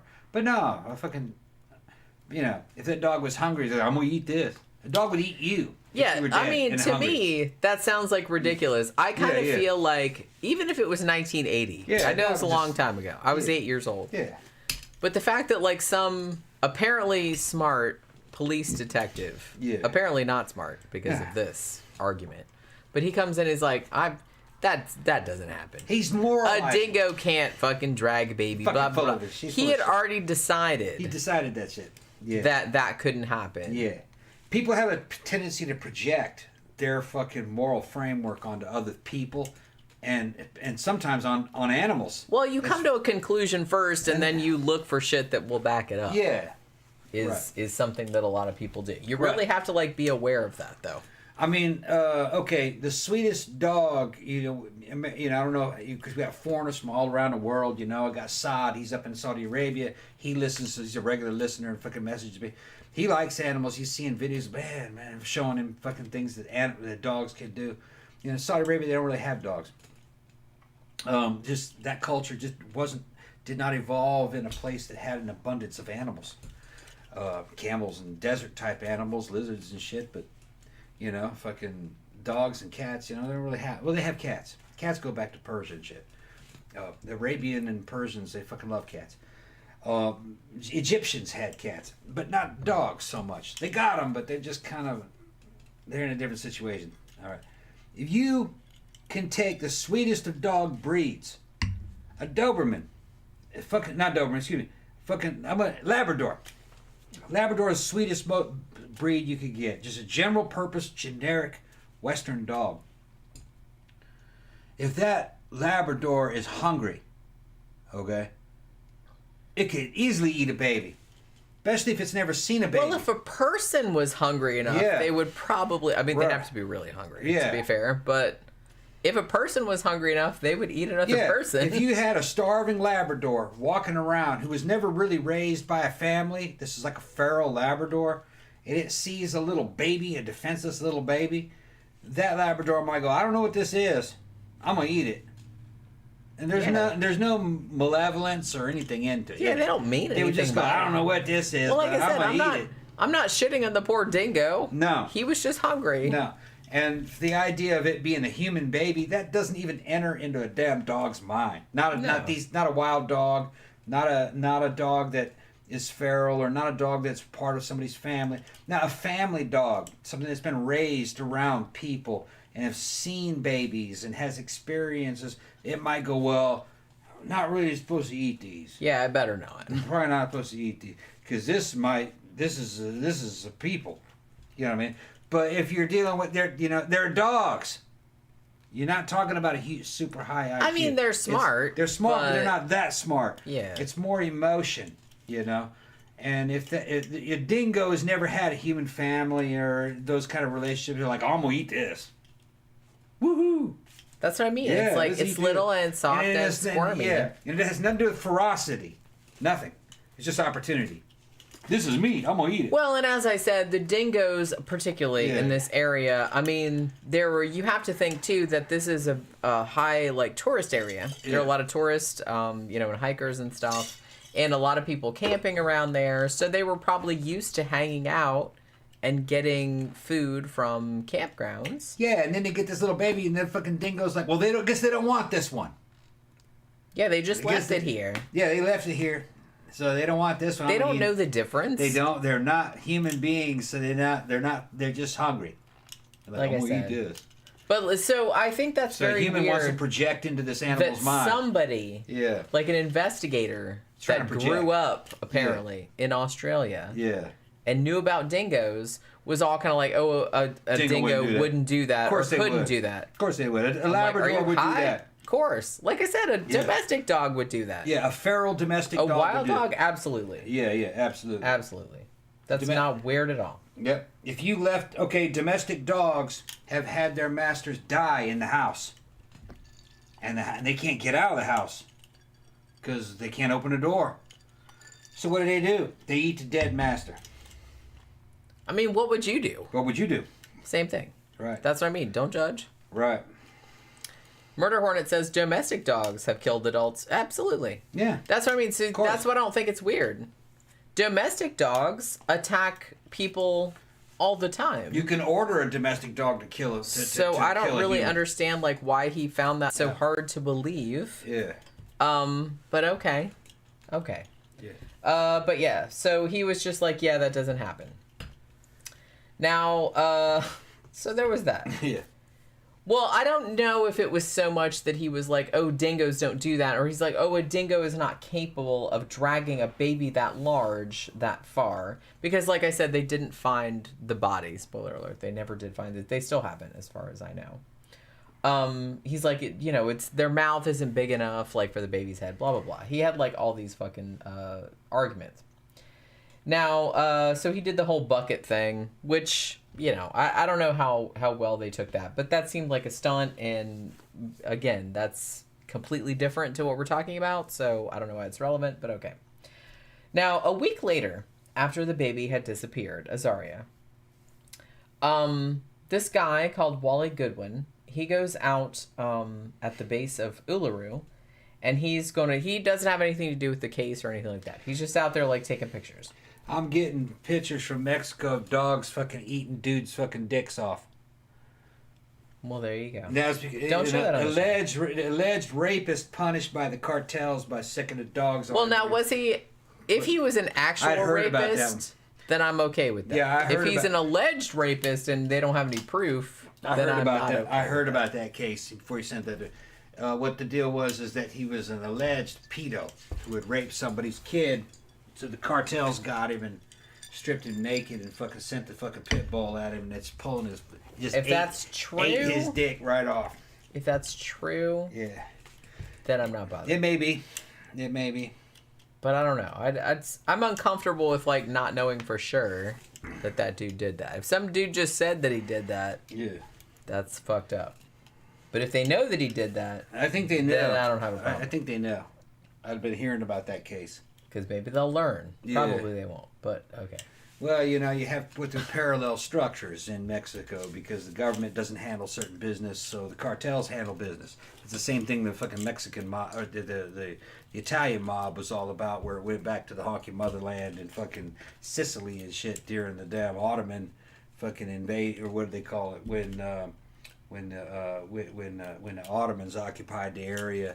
The fucking Italian government went underground and they started fucking dealing their own justice out, parallel governments. So parallel governments, people, it can get messy. So a week after the baby disappears, a dude named Wally Goodwin, he's going out at the base of Uluru, or Ayers Rock, if you would rather. He doesn't have anything to do with the case. He's just out there taking pictures of, like, wildflowers and stuff. And while he's out there, he finds some shredded, bloody clothing that are resting near a big rock, a boulder. Now, when the authorities are called in, this proves to be a jumpsuit and a torn diaper. So he reports his findings to the authorities because, like I said, everybody's heard about this case at this point.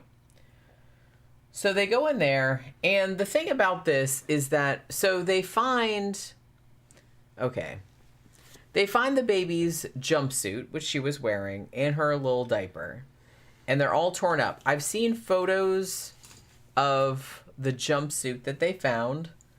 Don't Google it if you don't want to think about it, because it looks pretty bad. So the jumpsuit, it's pretty much a baby jumpsuit, and it's just like all blood from here down, and the like torn off, and there's like some blood on there too. So, you know, I can imagine like what probably happened. Not a fun thing to imagine. You know, so there was that, but everything was like all fucking shredded up. So that was found, the jumpsuit that the baby had been wearing and the diaper, or nappy as they call it in the UK and Australia. Now, interestingly, August 28th, which was a little bit after that, this guy named Detective Sergeant Graham Charlwood takes over the investigation. Now, I'm not shitting on this guy either in particular, although I do kind of feel like the authorities really fucking dropped the ball, shit the bed, pissed down their leg, whatever metaphor you want to use on this case, because they had, for whatever reason, decided we were going to, like, blame somebody for this shit. So they have to, like, fucking get everything in on that. So even the guy, one of the inspectors, Gilroy, who, weirdly enough, was on the Chamberlain's side, and he seemed to think that, okay, their assertion of, like, what happened was relevant, but he still kind of, like, took all these statements from some wacky-ass, like, fucking shit. So listen to this crap. So he starts out, he's like, okay, well, the doctor of the baby, you know, their pediatrician or whatever, the pediatrician apparently comes forward and says, oh, well, I don't think he outright said, oh, I think the parents did it.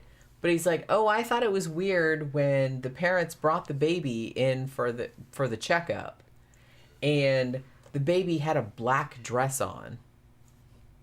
Which, okay. I mean, this is 1980.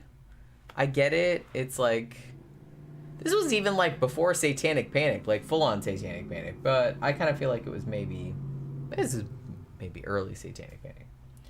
I will note that in the early 1980s, it was kind of like fashionable to dress your kids in like dark clothing, like navy or black or something like that. But usually it had kind of like bright colored flowers on it. That was kind of like a thing in the early 1980s, I kind of remember. But the fact that this baby had a black dress on, allegedly, I don't know if she did, was kind of a big deal to this doctor. This doctor also said that, oh, I thought her name, Azaria, the baby's name, was weird. So I looked it up. And he said that the name meant sacrifice in the wilderness. What? Absolutely not true. The name Azaria actually means helped by God. But nice try. So the doctor, I don't know if their pediatrician was like trying to like get fucking famous now. So he's trying to like put some Satanic Panic shit on the shit. And it worked. What year was this again? 1980. Okay, yeah. Satanic Panic era. That's what I was just saying. You got cookies and you're bringing me some? Mm-hmm. What kind of cookie is that? Vanilla. Okay. I can't eat it because I'm like talking. You what? I can't eat it because I'm talking. They didn't ask for it. Everybody says curly wig. You can eat the cookie. Everybody says curly wig. What's curly wig? Your curly wig? Oh, I'll get it in a minute. I'm eating cookies. Oh, okay. These are from fucking Dollar General store. Yeah. These were fucking $1 You guys, for a big old pack of fucking vanilla. a week or cookies. two ago, he spent $60 at Dollar General On buying soda. soda and cookies. And cookies. Yeah, for the top floor refrigerator. I mean, Prices went up.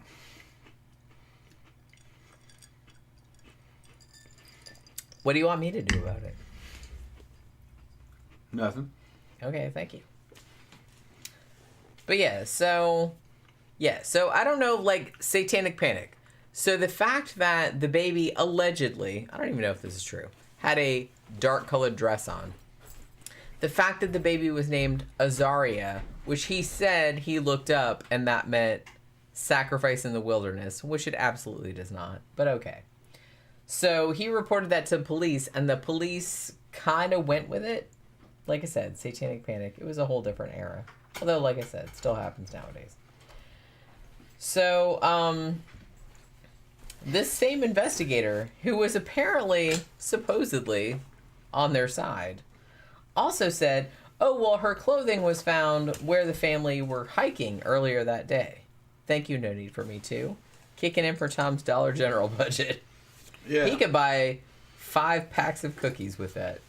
I'm looking like You look like Dexy's Midnight Runners. like Groucho Marx. Oh, I thought you looked like Harpo. Dex. Like a Harpo. I thought you were gonna start singing "Come on, Eileen, I swear." You do kind of look like one of the Marx Brothers, yeah. Yeah. You gonna like honk a horn or some No, shit? I'm good. Okay, The cookies are good.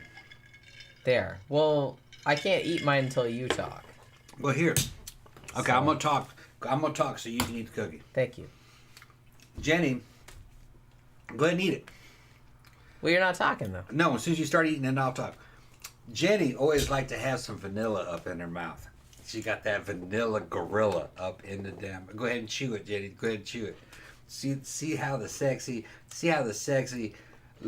red lipstick up against I thought you were gonna talk about something like up against that interesting. vanilla wafer.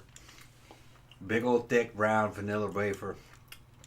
Inch in diameter vanilla wafer up in her damn mouth. See, it's all that oral fixation. What kind of okay, that's it. Gee, thanks. See, it was good, wasn't it? Told you it was good. I talked through the whole thing. No, you didn't. Yeah, I did. I'm talking right now. I'm not done. Okay, there you go. The vanilla cookies are. You get a big old pack of vanilla cookies. They're like fucking a foot square for $1. This is why Americans are fat. For like $1. Got the vanilla ones, the lemon ones. The lemon ones are kind of like those McDonald's cookies. You know, they're like that. I mean, but to with be lemon honest, in of the all middle. the ones, the lemon ones are probably my Yeah, they're the favorite. best ones. But they were all Vanilla's sold out. like second tier. Then they had peanut butter ones that were like the fucking. They were alright. They're all right. And then they had a copy of Oreos, also Yeah, known as no like thanks. Hydrox cookies. Those are. I'm not super into like the chocolate cookie Yeah, white cream combination. I like them all right. They're okay. I'll eat them if there's nothing else around, but I'm more into like vanilla, lemon. Yeah. I don't really like the chocolate. And then for cookie. $1.25, you get one of those big old packs. It's got like coconut macaroon cookies and Oh, now those are good. yeah. Those The are other good. ones with the damn marshmallow cookies with the fucking covered in chocolate. Okay, but marshmallow can go eat a dick though. I don't like marshmallow. Marshmallow can go eat a dick. Yes. You don't like the marshmallow cookie? No. I was looking for the Sunshine brand lemon cooler cookies. Remember lemon cooler cookies? If you guys don't know what that is, if you're in another country, it was just a white cookie with lemon. Instead of chocolate chips, it had lemon flavored chips in it. It was covered in white powdered sugar. They were fucking great. They're kind of like wedding cookies, like but a wedding cookie. They lemon came flavored. in a fucking green box with a I fucking remember yellow top on them. They're gone. That company's out of business. They're around forever. I mean, they still have those though. Yeah, I'm looking for them. Couldn't find them. You gotta look that shit up. They didn't even have them at Publix. Well, like I said, look up the different brand names because there's always like an alternative for everything. Tina's talking about homemade snickerdoodles. I haven't made those in a long time. Yeah, those are good. Man, we made some snickerdoodles like that was a couple. That was ginger snaps. Ago. Yeah, she's talking about homemade chocolate chip cookies and peanut butter cookies fresh out of the oven. Yeah, oh yeah. Yeah, they're good. I mean, probably we should. Everybody getting fat just talking about it. I know. Yeah. This is how we do. Like, dude, I've got like a quarter through this shit. Is that it? Yeah. Okay, keep going. It's still relatively early. That's true. Cool. It's like, it's Wednesday, so we're not going anywhere. Yeah. And I have to say, we've had a couple little hiccups, but it seems to be going... I don't want to say anything out loud, because I'll curse it, but seems to be okay. Seems to be okay. But yeah, man. What? The lemon cooler cookies. Yeah, Tila says, shit, now I'm craving cookies and donuts, damn you, Tom. Yeah. Honestly, I haven't had a donut in such a long time, and the other day I was like, man, I really want a fucking donut. Yeah. I haven't had a donut in I don't know how many years. Lemon cooler. That's what they look like. All American. Like I said, they kind of look like wedding cookies, but they're like lemon flavored. That's what the cookies themselves look like. Man, they were good. They were really good. I mean, pretty much anything lemon flavored. They were lemon flavored. I'm into that. I love lemon flavored desserts. Trying to find them. It's one of my favorite things. Yeah. One of my favorite things. Okay, so where was I? Oh, there's the fucking retro package. That's it. That's it. Look at your hair. Yeah, my hair is fucked up. That was the package I remember. So that shit was ghetto as shit, but man, they were fucking good.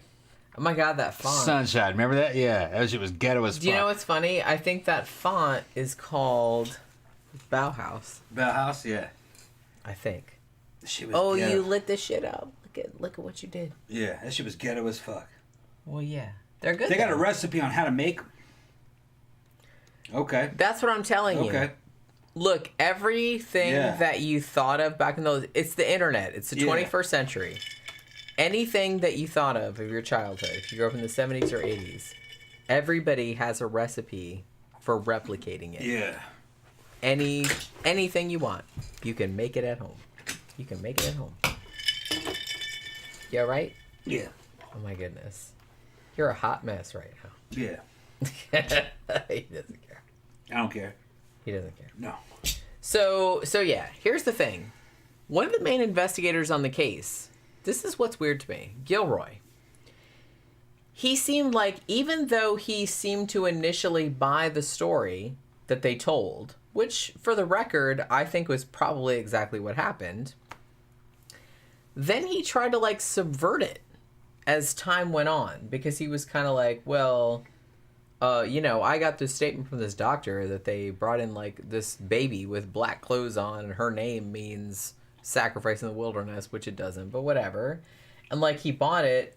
He also says, the clothes were found close to where they had hiked earlier in the day, like he was trying to suggest that they had left the shit there. I don't know. It's like he was trying to suggest some shit. Tila's pissed that I'm making her hungry. Now she wants fucking vanilla wafers and fucking banana pudding.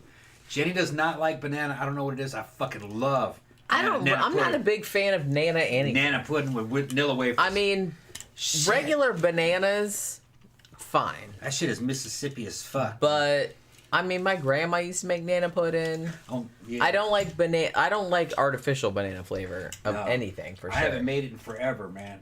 And they got vanilla wafers down there at the Dollar General store. They got it down there, and the pudding. That shit is just a fucking Southern classic. Well, it's in the cookbook, but it's not. I'm not like I said. My grandma used to make it all the time, but I never ate it. You're right. That's soul food. I like Nilla wafers. Tina lives all the way up in San Francisco, California, and she knows Nilla wafers and fucking Nana pudding. You know she's black. I like Nilla Only a black wafers person would know on that. their own. I've eaten Nana pudding with Nilla wafers in it. It's just I'm not a fan. I'm not a fan of banana flavored anything. If any of you I don't like foreigners- bananas. If any of you foreigners don't know what we're talking about, get our cookbook. Or you can look that shit up online. Fucking Nana Pudding. Nana Puddin. Nana Pudding. With Nilla wafers. Nilla. Nilla wafers. Your hair is cracking me. I'm not fucking... This shit here. that fucking... It's bananas with pudding and fucking... You can either little do cookies vanilla called Nilla pudding wafers. or banana pudding. Yeah. And My it's grandma usually used with vanilla whipped pudding. cream, and it's layered in there, and it's you just get it with a fucking spoon, and you gotta let it age for about a day. So all the fucking cookies get kind of moist. It's beautiful. It's beautiful. And it's just a deep south thing that fucking black people know about it, southerners know about it. They'll take that shit up north and sell it as soul food. All southern food is soul food. It's all the same. It's the same. You know, everybody's gonna have their own spin on it, but that's a great dessert, and now I'm fucking hungry for it.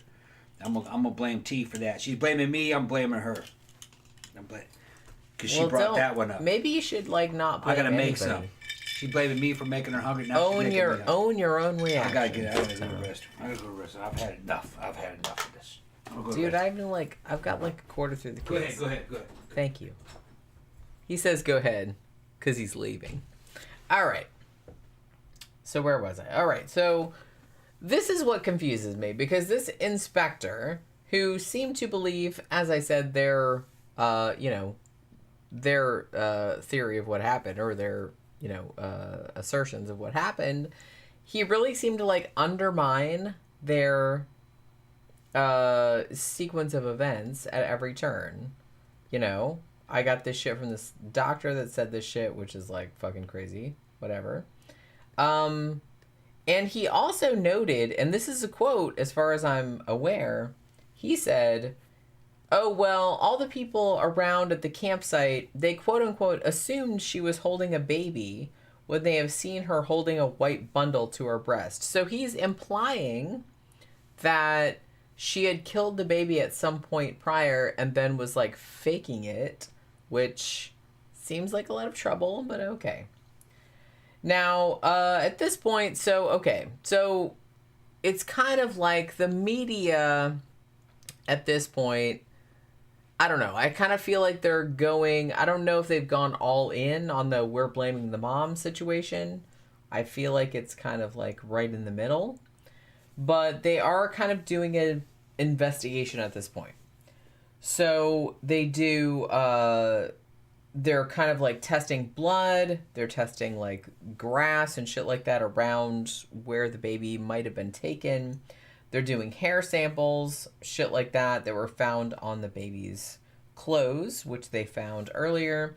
There was kind of a big thing too about so there was a jumpsuit, there was a diaper, and I think there was a little bit of another garment underneath a little bit of a singlet. I don't know if it was the same thing. But they found that and it was inside out.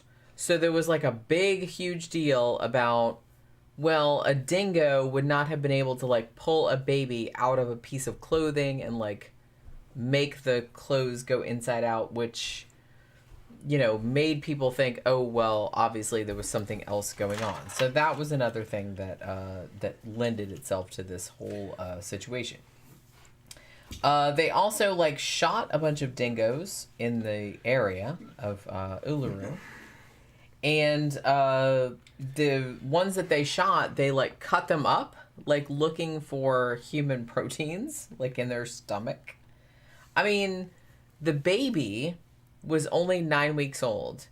Now, babies at that age, their bones are pretty soft. I know this is a weird, fucked up thing to be talking about. But from a scientific standpoint, from a predator standpoint, babies their bones are soft. They haven't hardened yet. So if an animal ate them, then you would presume that the animal maybe ate all the bones as well because they were so soft, not in a grown-up bones. So they were looking for that in the dogs that they shot. They didn't find anything. However, I will note that in the tent, which backs up Lindy and Michael's story, they did find some dog-like hairs found in the tent. Like I said, there was a shit ton of blood, but there was some blood, and they did find some dog hairs, and they did find some kind of like dingo footprints outside, which corroborated Lindy and Michael's story. So at this point, as I said, I kind of feel like there was some contingent of media authorities that were leaning toward Lindy, and to a lesser extent Michael, had killed their baby for whatever reason and were blaming it on a dingo.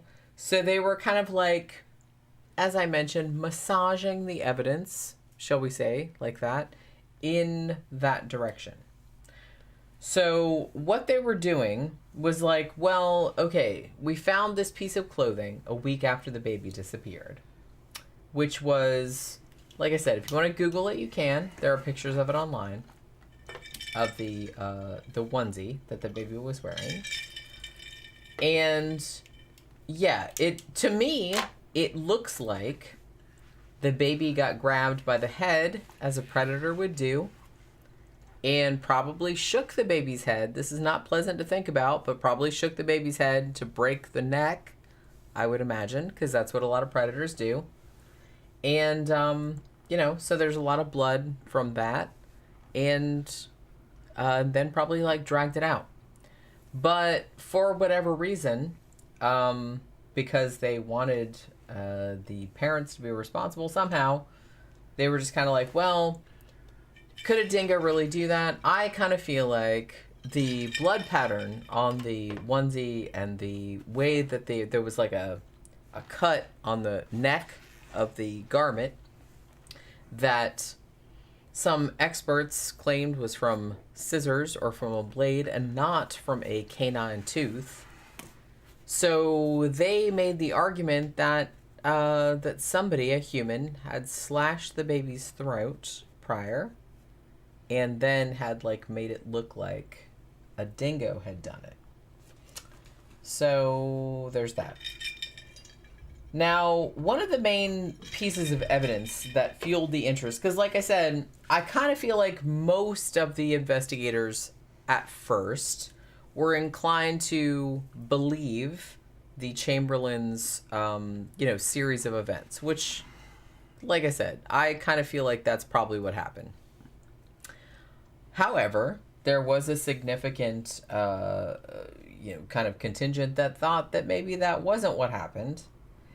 And one of the things that contributed to their, like, kind of evidence in the case, there were some ultraviolet photographs of Azaria's jumpsuit, which was found a week after she disappeared. Now, there was this guy named James Cameron, not that one. He was a forensic scientist from Britain. He was from the London Hospital Medical College. And he said that looking at the ultraviolet photos of the garment that was found, said that the wound around the neck of the jumpsuit looked like a cut throat. He also alleged that there was an imprint of the hand of a small adult on the jumpsuit, like in blood. So he is implying that the mom killed the baby by cutting the throat and then made it look like a dingo had done it.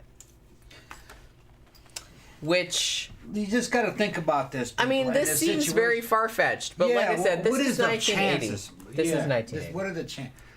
They go camping to kill the baby and make this big it's just so fucking unlikely.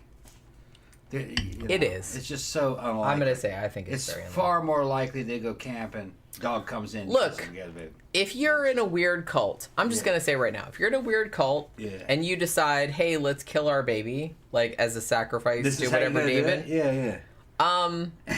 this is really not the best way to go about it. Yeah, let's I'm just, introduce like, you to don't do that. I'm just saying that, like, if Right. you were going to do that, hypothetically, Yeah. this is really This is not how you do it. the best way to do it. Yeah, let No. me introduce you to Southern California.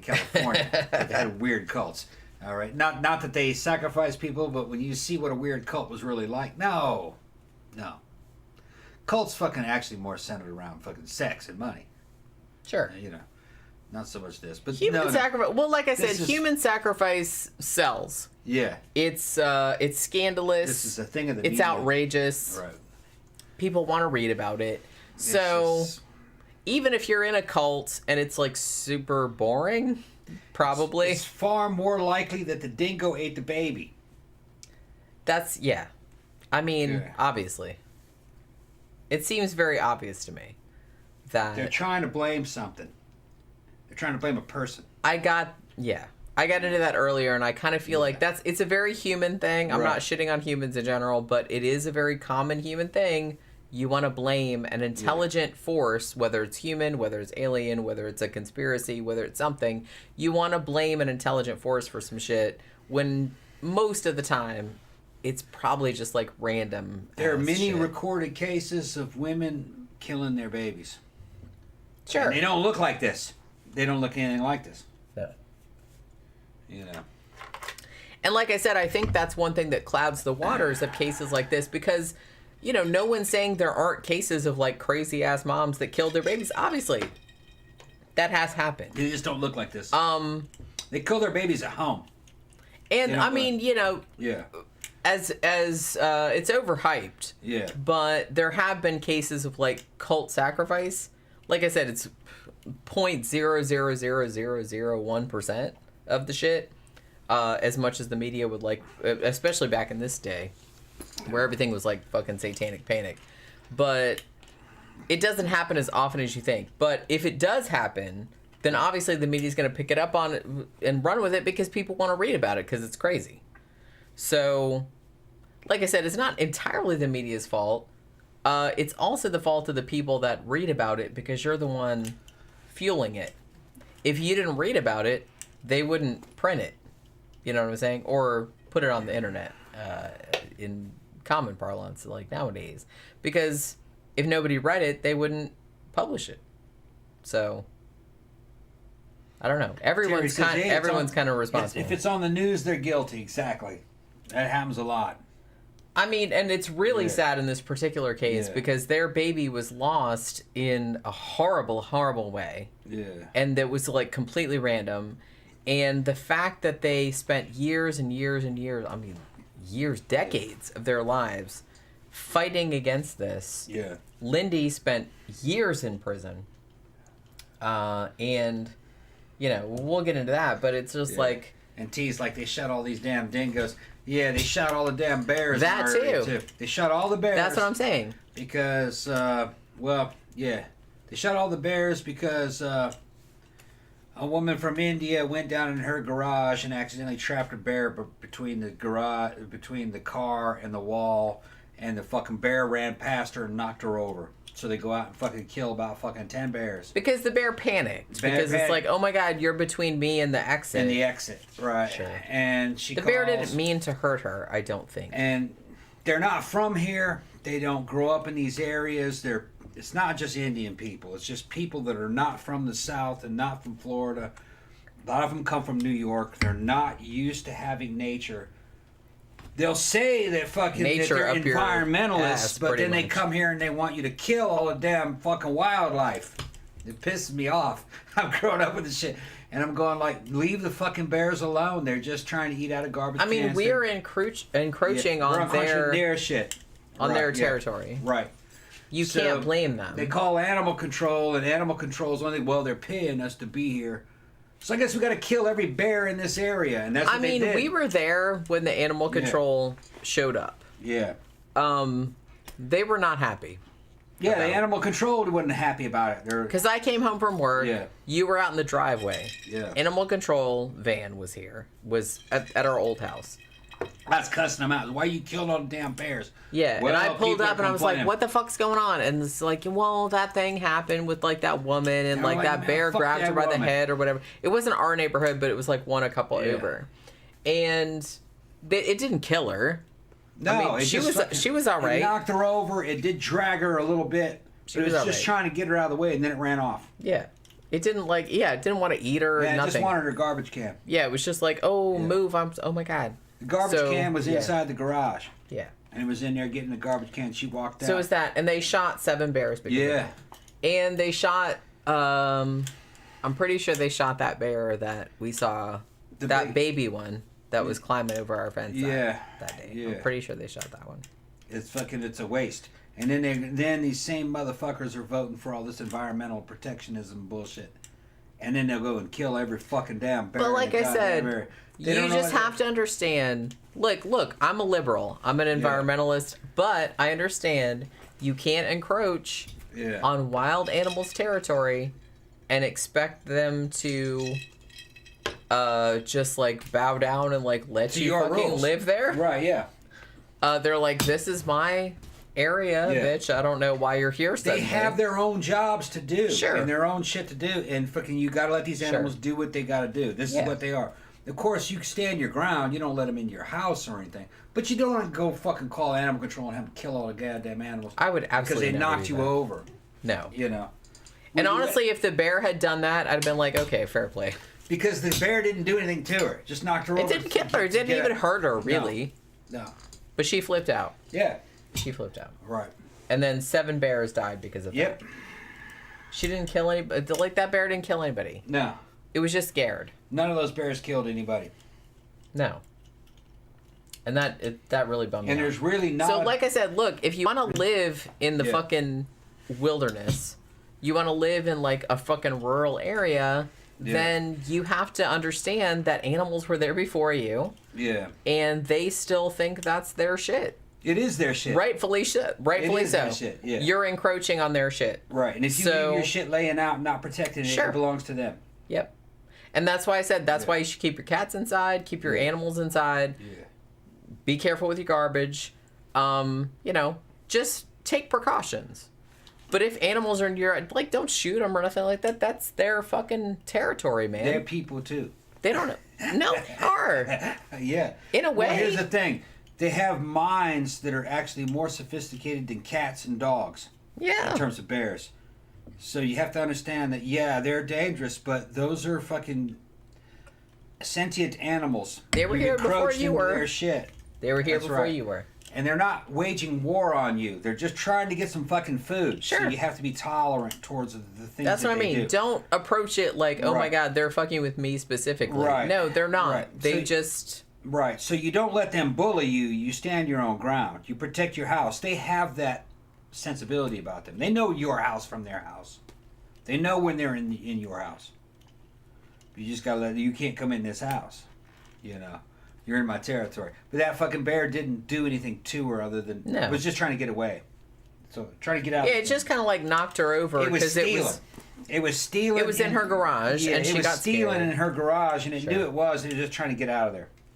Yeah, it wasn't Yeah. trying to hurt her. It No. was trying to eat her. It was just kind of like, oh shit, like Yeah. I'm somewhere I'm not supposed to 'Cause, be. yeah, they know. Get out of my way. They know about stealing, Yeah, but you'd steal too if you had to live off the land. that's what I'm saying. Right. So I try to see things from like the animal's point of view, and so don't be a dick. That's all I'm saying. Just don't be Yeah. a dick about especially if you want to live in rural areas. Please Right. don't be a dick about animals.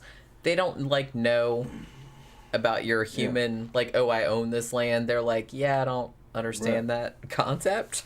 You know what I mean? It was like Dr. Matt wanted me to fucking kill the damn bobcat that was eating his chickens, and I said, Dr. Matt, you do Absolutely not. I said, you do realize that bobcat is a fucking apex predator for this area? For every 10 prey animals, there's only one predator. That animal deserves to be here, okay? And you can sacrifice a chicken or two, okay? This is Yeah. A bobcat is a cat, a big cat, all right? And it's just trying to survive. And you know what? He went, yeah, you're right. I said, because I said, Thank you. I said, I asked your wife if I could kill some of those deers. I got a bow. You know what I mean? I wanted to, You know, and she wouldn't let me do it. She doesn't want me to kill the prey animals, but you want me to kill predator animals. I said, that's backwards in nature. Okay? And he goes, yeah, you're right. So what he did is he trapped the fucking, the bobcat and let it go. Relocated it and let it go. Good. Right. Because I mean, prey animals like deer are supposed to be eaten. They reproduce in large numbers. They're genetically programmed for that to fucking try to. I mean, don't make them suffer. Yeah, but they're compensating for predation. Sure. They have they're more of them are born every year, but predator animals they're not many. Their reproduction is a lot lower. There's not as many of them. They're at the top of the fucking food chain, at the food pyramid. So you're not really supposed to be hunting predators. Okay, there's not that many of them. Yeah. Right. They're not meant to be eaten. That's not really how nature works. And kind of, I feel like nowadays, in the 21st century, in the United States, depending on where you live, if you're hunting, don't be hunting all that much. And, like, honestly, you should just be hunting what you can eat. Yeah, hunt what you eat, and you hunt prey animals. Don't hunt, like, stuff right. just for trophies and stuff like that. That's wasteful. If you're hunting stuff to eat it, I don't have a problem with that. But other than that, and don't hunt predators, for Christ's sake. No. Jesus Christ. They What didn't are you evolve. even doing? Predators did not evolve to be preyed upon. That they don't reproduce. Their reproductive numbers are not there. Not the same. Not the same. Right. Like I said, if I had to do it personally, I don't really like to kill any It's all animal. the little antelopes and the deer and shit. You know what I mean? They and the rabbits and squirrels. Squirrels, birds eat them. That's usually who's eating. Birds eat them. Hawks and fucking birds of prey. So they have a very high reproductive rate. But not cats. Mountain lions don't have a high reproductive rate. Well, no, they only have neither one or really two do things babies. things like coyotes don't have a real high reproductive rate, and dingoes, they're not really all that high. They're a generalist. Neither are bears. They don't have that many cubs. So you're supposed to leave them alone. Just leave them alone. Well, I mean, like I said, you can't eat them, really. I mean, you can. The meat's not that good. But the meat's not good. It's not that good. No. So, you generally do not. Like, serious hunters do not They don't hunt eat that. predators because you don't eat them. And like I said, if you're not eating them, then what's the point? Well, some of them will cull predators, but they pay to cull predators down in the African game, But that's a different Even game. still, I kind of feel like that's like dick slinging, and to me it seems like pointless. Well, they're doing it in the African countries because there isn't enough land and prey animals to support very many predators. So some of the older ones have to be culled out. And they'll sell the culling rights out to fucking rich people who will come and says, I want to shoot a lion, Which, the land maybe can't support that many lions because there's not... But seriously, why would you want to shoot a lion, though? They're shooting older lions, and the land can't support that many lions because there isn't as many prey animals because humans have encroached into their I get that, but why? They just want a picture of themselves. Why does that get your dick hard, though? I mean, maybe you should go to therapy about that. Well, because it depends on the situation. What's your problem? It depends on the situation and the person. What's your problem? Some people just want to kill one of everything. You know what I mean? I killed a lot of shit. But again, what's your problem? Why do you feel the need to do that? When it comes to African game, it's always rich guys. Always. That's what I mean. So I kind of feel like there's an aspect of inadequacy. Yeah. I don't know. Yeah. I don't know because it depends on the hunter. Some of those guys are just they want to have hunting rights, and they're also stuffing them, doing taxidermy, and they're paying to do it. Right, but okay. There's conservation involved. We're getting sidetracked. I'm just saying, what's the practical? Look, you're not eating that. I think they do eat it, but it's not very good. That's what I'm saying. You're not eating it. You're not doing it because you have to. Right. You're just killing like a lion or whatever it is. You're just killing a predator because you want dick slinging rights to say that, like, I killed a lion. I'm going to stuff it and put it in my fucking parlor. Yeah. And everybody will come over and be impressed. So to me, it seems like that's some little dick shit. That's some little dick energy. That's some little dick energy. I wouldn't do it. That's not my kind of thing. That's what I'm saying. That's some little dick energy. I have to know what the. That's some like insecurity issues. Yeah, I wouldn't do it. Big time. Because why do you feel the need to go out and kill an animal that's done nothing to you and that you can't eat it? It's not. There's no practical use to you. Why do you feel the need to do that? I'm very averse to fucking killing big cats. To me, that's some little dick energy. And I'm just, it's not in my instincts to kill big cats. One of the things is that those big cats that these guys are paying to kill, even though they're culling them out of nature, not that particular cat that he's killing, but what's weird about those big cats is that they make good pets. Sure. That we've been lied to a lot. You can have, if you can afford to feed a lion, you can have a lion and it's a fun pet. I've seen it on video. Mountain lions and shit, getting up into bed with a dude. And really, you have to understand that the future of all these animals is as either zoo specimens or pets. So we have to learn to live alongside these creatures. I'm fine with that. And really, you could take these big cats and make them domestic pets. I am also fine with that. But you have to be able to afford to feed them. Well, yeah, if I could, honestly, if I could afford to feed them. Right, yeah. Sure. But I have a lot of these animals that, over the time, I've realized I've seen on video that are very friendly. We thought raccoons were mean. Raccoons are real friendly, but I didn't know that. They are actually. Yeah, they're real friendly. They make good pets. But a lot of these wild animals do make pretty good pets as long as they have a food supply and a habitat. If you raise them from like a young age, you can socialize them. We're getting off topic. We're getting off topic. Well, you can talk some more. I gotta pee. You gotta pee? Okay. And also, I need another drink. But wait till I get back from peeing, and then I'm gonna go ahead and talk. I'm gonna talk to the people. I'm gonna talk to people. Let's see. They're saying I'm on a roll.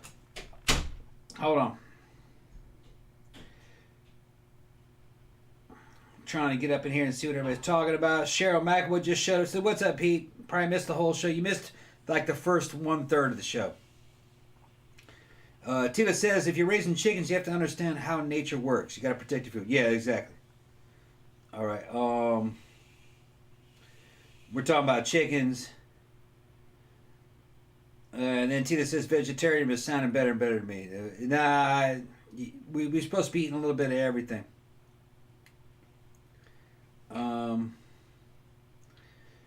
Let's see what we're talking about. The thing about, we live in an area here where you can grow vegetables and fruits. I'm planting a bunch of trees out there, and planting vegetables too. And man, it'd be easy because I got enough land to put a chicken coop out there, but they just make so much goddamn noise. Although having eggs, because 12 chickens fucking produce a lot of eggs, more eggs than fucking me and Jen could eat. The HOA would not really fucking be fucking cool about me having free range chickens out back there. So my friend Angel, she's a little goth chick that fucking I probably showed pictures of her. She's raising rabbits. She's thinking about moving out here. Her and her kin. And Angel's raising rabbits. Rabbits are a lot cleaner and they're quiet. And they don't cost too much to fucking raise. Please don't make me kill any rabbits. The thing is, though, man, it's like, oh, you're gonna slaughter them fucking They're so cute. I used to have like pet rabbits when I was younger. She's like, oh yeah, we kill them. I'll kill them rabbits. She's got them. And I says, how do you kill them? You just cut their heads off or something? She goes, no, I got a piece of wood. It's got a V. And you put their fucking head in there and go, pop, and you pop their fucking little necks like that. Absolutely like, not. Damn. Absolutely not. And I was like, that's kind of cold-blooded. You know, I could do that to a chicken. I could cut a chicken's head off, no problem. But there's I don't even something think about I could do that. I mean, what? I could if I was starving. Yeah. Oh, otherwise, no. I could do that. Nope. I could shoot a wild rabbit, no problem. But a fucking rabbit that you've raised, you can just put it and break its neck like that. Nope. I could probably cut its head off. Nope. or shoot it. But I'm like going, I don't know. I told Angel, I said, the system sounds good, because I've had rabbit. Rabbit's really good. So that system sounds good, very cost effective, but I don't know if I could break a rabbit's neck every couple days. Yeah, no. Says I could cut a chicken's head off a couple days. She goes, they make so much noise, they're stinky. And she is right, because I took care of fucking Dr. Matt's chickens. Got so many damn eggs out of the chickens. I wouldn't mind raising chickens for eggs, just for the but eggs. I'm not gonna like cut the heads off or nothing. Fuck that. The thing is, though, I'll let other people. Yeah, I take could care do of that too, because you get a lot of eggs. The problem is that the HOA probably wouldn't allow it. They make so much fucking noise, and they shit on everything. And yeah, I don't think our HOA would allow you. You gotta let them go. You gotta let them go chickens. so they can walk around and eat everything, and they're a nuisance. And the food situation isn't bad enough yet to where the HOA is going to tolerate fucking chickens. That's what I mean. You can still buy chicken at the grocery store, for Christ's sake. Yeah. Well, there's a bunch of food insecurity going on right now. Yeah, but you know. Oh my goodness! Thank you, Bryce. New Zealand, $5. Thank you very much. With Jared. a little. What Is that a little fox? A little fox, yeah. A little fox or a little. Yeah. It's like, please don't kill me. Yeah. I know. Honestly, like, I'll eat some meat, but fishing and chicken. if I had to kill it myself, Yeah. I would absolutely be a vegetarian. I'm not doing that. I don't have sorry. a problem. Sorry. But raising it and slaughtering it is Nope. like a little, especially if it's rabbits. That's a warm-blooded mammal. You know what I'm talking about? Chickens are like little. Chickens Even and so, fish. I'm still like kind of. Chickens are a little more like robots to me. They're just. But still, they yeah, still. Get the fuck out of you, chicken. I mean, they still seem like sentient though, so I'm not like. Oh my god! I just remembered. I've been watching this show. If you guys haven't, if you guys weren't here the last couple of days, I've been watching this show on Tubi. I don't know where it originated from, but it's a true crime show called Bizarre Murders. And one of the ones I watched the other day was about a guy, and he was like this rednecky dude, and he like lived in a trailer. And one of his favorite things, he had like a bird, and he had like it's a cat and a dog. He had like all these. He was like a big animal lover. And I kind of laughed because on the show, they mentioned that every single animal that he adopted, he called them his Pookies. His Pookies, yeah. And I kind of like laughed because Pookie was in the room when I was watching the show, and they kept saying Pookie like on the show, and I was like, they're talking about you, Pookie, and she was like looking at me like, oh my god, they're talking about me, and it was like this weirdest fucking thing. John says, yeah, but rabbits have next to zero nutritional value. I don't know where you're getting that, man. Protein is protein. Rabbits are probably more. It's more like that's probably better than chicken. More similar to like a cross between chicken and pork. Like I said, got all kinds of nutritional if I had to choose between we're gonna kill some like cute ass animals, and it's like I'll just eat like vegetables, thanks. Yeah, okay, whatever. Or beans. I'm okay with that. If I had to kill the animal myself, yeah, no, I'm not doing that. Tina's fucking trying to get me to become a vegetarian. You're fucking crazy.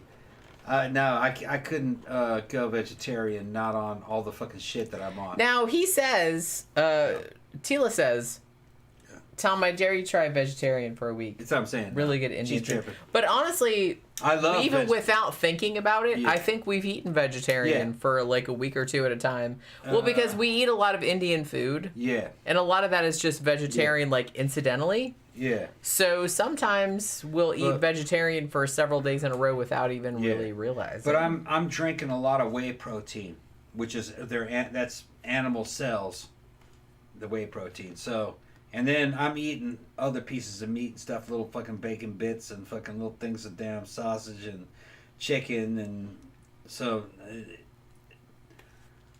it has to be high protein.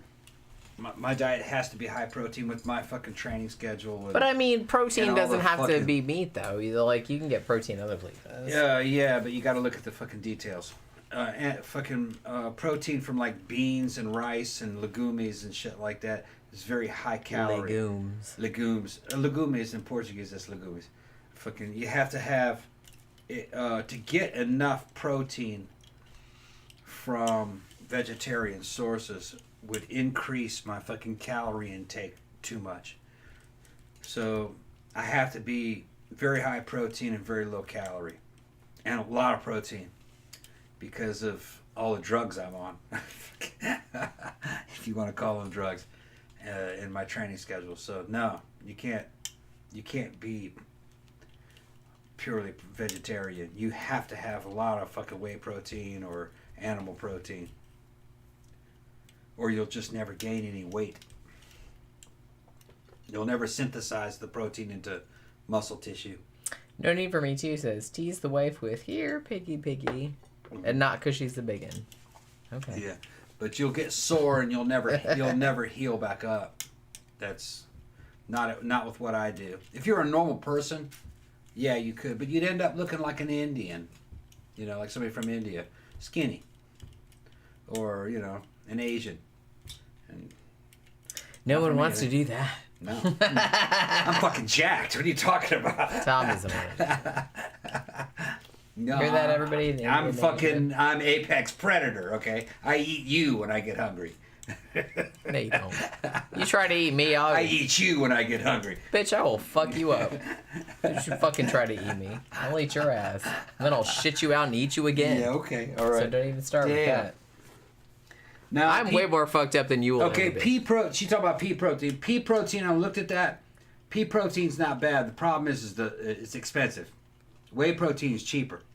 And probably about the same in terms of effectiveness, but pea protein, and it doesn't taste as good. Pea protein's not that good. No, it's better just go with animal protein, man. The best. This has kind of been proven by dudes that are on all kinds of anabolics and guys that went to fucking Olympia and fucking actually built fucking fantastic fucking bodies. So these are the extreme cases.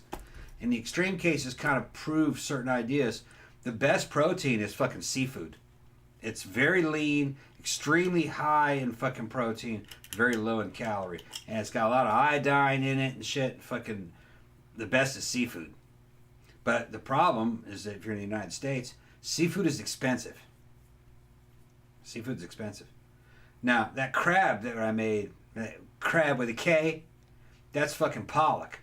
That's pretty good protein. General, it's like whitefish. It's like whitefish. Sure. It's pretty good. It's just it's not very versatile when it comes to cooking. I don't eat just to fucking say, I eat something. Now, I eat because I'm making a creation, I'm a fucking cook. So, And when this shit goes down, when this shit goes Mad Max as a motherfucker, y'all are going to be on the menu. I'm going to eat y'all. That's right. I'm going to eat well, you. that's if I don't eat you first. Yeah, I'm going to fucking eat you. What are you talking about? I'm going to go back to my Viking fucking roots, okay? We're going to go back to Long Pig. When people who cannot fucking handle their own fucking business, they can't do shit, you're going to go on the menu. I'm going to eat you. All right. You're gonna be delicious in the curry. That's right. I ain't losing any weight. Okay, I'm gonna fucking gain protein. It's gonna be like from the Viking days. Okay. He's getting eaten. It's gonna be like from the Viking days. I'm gonna eat him. Okay. Fuck, I got recipes already worked up. It's gonna be just like pork. Just like pork recipes. Well, yeah. Yeah. It's gonna look pretty. It's not gonna look savage. It's not like anything out of a horror movie or anything. It's gonna be beautiful cuts, all fucking. And I'm gonna have your name is gonna be there and everything. Gonna be like I'm making a curry out of you, Tom Curry. I'll give it like a Vietnamese name, so it kind of sounds like. When this shit goes Mad Max, I'm fucking ready. Okay.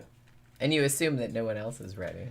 Oh yeah. Cheryl says after about 90 so days. After about 90 days to maybe a year, depending on how it goes down. He thinks that no one's gonna eat him first. No, hell no. Fucking no. You gotta sleep sometime, bitch. After about a year or so, all the people that are good at this shit are gonna still be around. Oh, I don't need a year. All the people who are not very good at this shit, they're gonna be long gone. We're gonna be out here in the country, so it's gonna be a different situation. Mm-hmm. I got it. I fucking okay. I know exactly how it goes. You talk how you want, Tom. I know exactly how it goes. Tina's in the. Adrian says, Tom, you need an Instagram cook profile. I got an Instagram. Do you? I got an Instagram. Yeah. Oh, I didn't even know that. No, I got an Instagram. Why is my drink empty right now? Oh shit! You want a drink? Okay. Yeah. I got an Instagram. Shrimp and grits, awesome. Tom and grits. Yeah. Yeah, they're fun. Delicious. I'm just, thinking about cannibalism right now. But yeah, no, it's that thing. Okay, so where was I? Where was I? Okay, so there was this whole fucking situation. We're getting back to the case, in case you forgot we were talking about that. So it was this whole fucking thing where people thought, well, because of the way the jumpsuit looked, and the way the blood pattern was on it, and there was some ultraviolet photographs of the shit. It's like the forensic specialist, who was from England, by the way, not necessarily from Australia. Not that that's, casting too much. I'm just saying.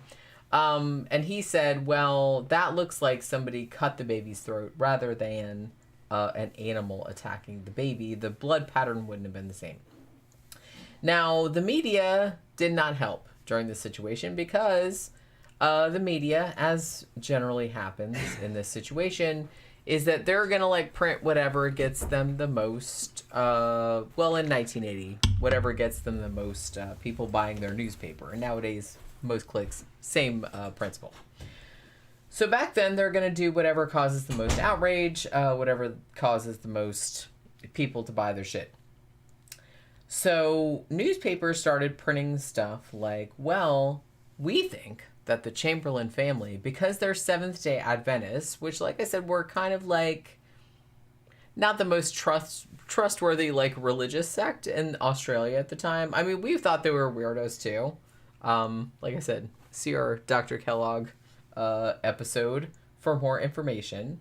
They are weirdos, but they did kind of see them maybe even more as weirdos in Australia in 1980. So they were kind of like, oh, well, we're going to jump from them being weirdos to them being an outright cult. And they tried to make a connection between them, the Chamberlain family, and their Seventh-day Adventist beliefs. And they tried to connect it with the Jonestown Massacre, which we've done a show about, and which happened 2 years prior, which was another offshoot Christian denomination. Again, a weird cult thing. So they try to hook it up with that. So there was that whole situation. So a lot of people started to speculate that maybe Azaria, the baby, was sacrificed for some reason. Like I said, this is early Satanic Panic, but it's still Satanic Panic, because I kind of feel like Satanic Panic started, early 70s, because that was when all those satanic horror movies started coming out, like The Exorcist. I don't think the Panic was for the Panic, I think that was 80s. that was mid to late 80s, even into the 90s. Yeah. But there were precursors of it, because like I said, I kind of feel like going back to Rosemary's Baby, which was 1968, Exorcist 1973, there were some tendrils of it floating around prior to that. So 1980, sure. Do you know Pokey Pants? Hey, Poke. Good Poke. So there was that. So I kind of feel like that kind of fueled the whole situation too. These people are of a religious denomination that, even though it's Christian, is weird, quote unquote. So we can cast them as a cult, so they must be doing some sacrifice, as cults do. So it was that kind of thing. So the narrative became they sacrificed the baby to their cult and then tried to make it seem like a dingo had done it. So there was that. Some people even said that Lindy was a witch. There was that too. Some people brought that up as well. So at this point, October 1st, 1980, several months after the baby had disappeared and the clothing was found, one of the detectives on the case did a several hour-long interview. Stop it, Pokey. Interviewed both. Hey. Oh my goodness. Don't tear up the furniture. Okay. My new couch and stuff that I bought, she's just kind of don't care. She's not tearing up the couch. It's kind of the little. We got a little table storage thing, a little thing that you rest your feet on. It's kind of a 3-way thing. There's that, but she loves to scratch on it. Whatever. What are you gonna do? So so they do an interview, separate interviews with her and with Michael Chamberlain. Now, it seemed kind of friendly from the outset, but Lindy, probably understandably, was very frustrated because it seemed like, look, I told you bitches what happened, which she did, to be fair, and everyone was kind of trying to like maneuver the framework of the story into like something else. So she was getting really like frustrated with the situation. She's like, look, I already told you what happened. And they weren't really listening to her. One thing that didn't help though, and I'm not saying this is her fault. I'm just saying that one thing that didn't help was that they were like, well, we should hypnotize you and then maybe you'll like remember the details better. And she was like, look, I don't do that. Like, that's not part of her religious belief. She did not want to be hypnotized. She kind of felt like that was, maybe I'm putting words in her mouth, but I kind of felt like she thought that was maybe, I don't know, like kind of like paranormal or something that like wasn't biblically allowed. So, I mean, her quote was, the church wouldn't allow it and I wouldn't do it. So Seventh-day Adventists do not allow hypnotism because they thought that was like some fucking like psychic or paranormal shit, which was something they didn't allow. She also said further, and I'm quoting, God slew Saul for that. Do you know Saul and the Witch of Endor? So she would not allow herself to be hypnotized, which to her was probably like a religious stand. To police seemed suspicious, but she didn't want to do it. So at this point, they do the first of 3 coroner's inquests. Like I said, there would be 3 inquests on this shit. Actually 4, maybe, now that I'm thinking about it. But this is the first one. Now, this happened in October of 1980. I think this was the first inquest trial, whatever, that was live on Australian TV. I could be wrong about that, but from what I heard, that was the case. Now, so what happened was, they opened the inquiry in December of 1980. And at this point, this is what's fucked up. The coroner at the time, I kind of feel like this is one of the things, it's not the only thing, but it was one of the things that kind of like opened this up. The coroner says, look, I think that a dingo did take the baby. But the coroner then, introduced some uncertainty by saying that he thought that after the dingo took the baby, that somebody, who he did not name, somebody unknown, disposed of the remains. Because they never did find the body. They still have not to this day. Eaten. Well, duh, obviously. It's an animal. Come on. But the fact that he said, okay, yeah, I believe that a dingo took the kid. I don't believe that the parents killed the kid. But after the dingo took the kid, he's positing maybe, or the implication being, that he thought the dingo took the kid and left it somewhere, and then the parents or somebody then picked the baby and, disposed of it? Which, why? But okay. No. So the fact that he left it open for that, I don't think that was the only thing, but that was one of the things that caused the fucking brouhaha that followed. He did admit, though, that he's like, look, I don't really see any motive for why these parents would kill their kid. Because, honestly, the Chamberlains, they had 2 boys. One of them was 4, one of them was 6.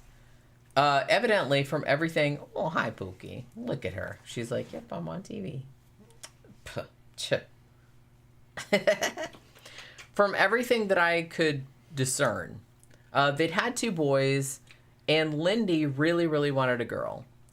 And so the fact that she got pregnant and then she gave birth to a girl, finally, Azaria, she was super, super jazzed about it. So I don't really see why 9 weeks after the girl was born, she would kill the baby. I mean, that really doesn't make any sense to me. But, okay. Whatever. So I kind of feel like there's a whole thing there. I don't really know why she would do that. And even the prosecutors were, struggling to find, a motive other than, oh, they were from a weird religious denomination, so it must have been like a weird cult sacrifice. That was kind of like all they could come up with.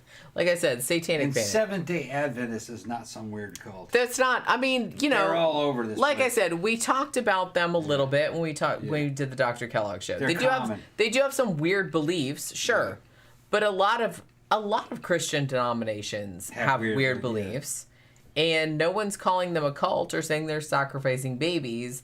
I kind of feel like everybody just was out for them because they didn't want to think that it was just a random, like a dog took the baby and ate it. Yeah.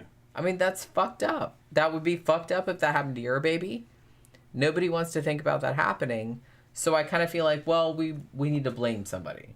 No one is thinking so. that specifically, but I think deep down people are thinking that. Everybody wants somebody to like blame for some witch hunt. some shit. Yeah, that's exactly what it was. So another thing, so like I said, they kind of had that whole thing, and some people were like, well, we don't understand, like, we didn't find, because one thing, Lindy, she kept saying, okay, because one of the big things that came up in the trial was that, well, we didn't find any dingo saliva on the jumpsuit that they found, which had like a shit ton of blood on it.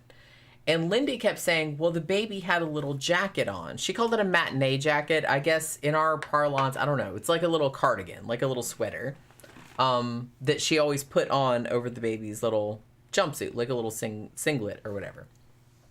She's like, and she kept insisting, like, look, the baby had this little jacket on that was like, it was knitted and it was white and it had like little lemon kind of trim on it. And the fact that they didn't find that for a really long time, they were like, oh, well, she must have just made that up because that would explain why we didn't find any dingo saliva on the jumpsuit that we found. So that was like a big thing for many, many years, even though she kept insisting, look, the baby had a little jacket on.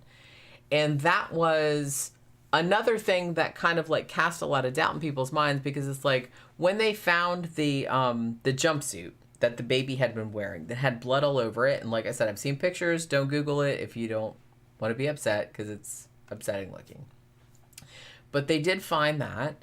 And when it was found, it was either that or like the thing that was underneath was inside out.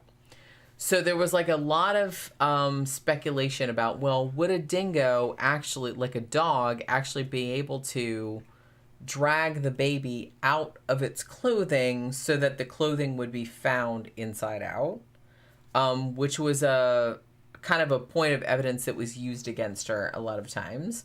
And the fact, like I said, that they never found the little jacket that she said the baby had been wearing, which, like I said, was why they didn't find any dingo saliva on any of the clothing. So that was kind of another thing. But we'll get into that a little bit later, because that does factor in later on. Now, so as I said, I think this was the first trial or inquest or whatever that was, live on Australian TV. Now, basically, like I said, this was really weird, because the coroner said, well, I don't think that the family was responsible for her death, but by the same token, I think that somebody, like a person, disposed of the body because they never did find it, which left shit open wide to all kind of like crazy shenanigans.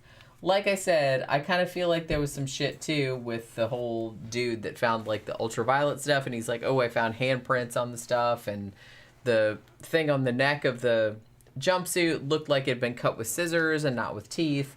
So there was a contingent already that were primed to blame her for the murder, and they just used that to kind of like push the shit forward. So at that point, because the shit was open-ended, they decided they were going to like go after her as like a murder investigation, because they thought that maybe something else was going on and she was just blaming it on a fucking dingo. Now, in September of 1981, a bunch of cops came in and did a huge 4.5-hour search of the Chamberlain's house, looking for any kind of evidence that would suggest that they had killed their baby for whatever reason. And one of the things, too, that they said during the thing was like, well, we don't need a reason. We just need proof that they did it. We don't give a shit, like, what the motive was. They didn't say that exactly, but that's, like, what they meant. So they did this big search. They seized over 300 items, being, like, a bunch of the baby's clothes. A pair of scissors. That was one big thing. They thought that the cut on the clothing looked like it came from scissors rather than like a dingo's teeth. That was a big thing. So they took the scissors and they took a bunch of other shit from the house. They also searched the yellow Tirana hatchback, which the family had driven to Uluru, which would become a massive, massive point of contention.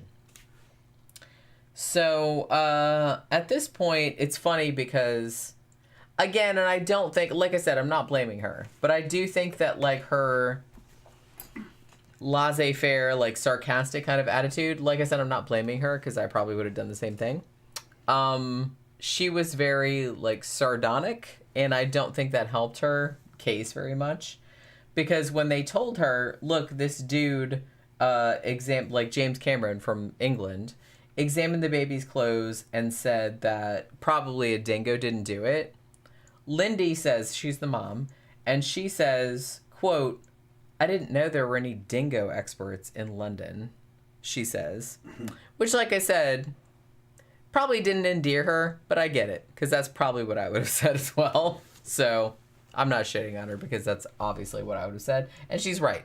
Who are you to come here and, like, say you know everything about dingoes? You're not even from here. So, okay. So there was that. Yeah, so there was all kind of, like, legal shit. November 1981, like, this, the chief minister comes in, and he was the attorney general for the Northern Territory at the time. He wanted to quash the findings of the first inquest, based on some newly discovered evidence.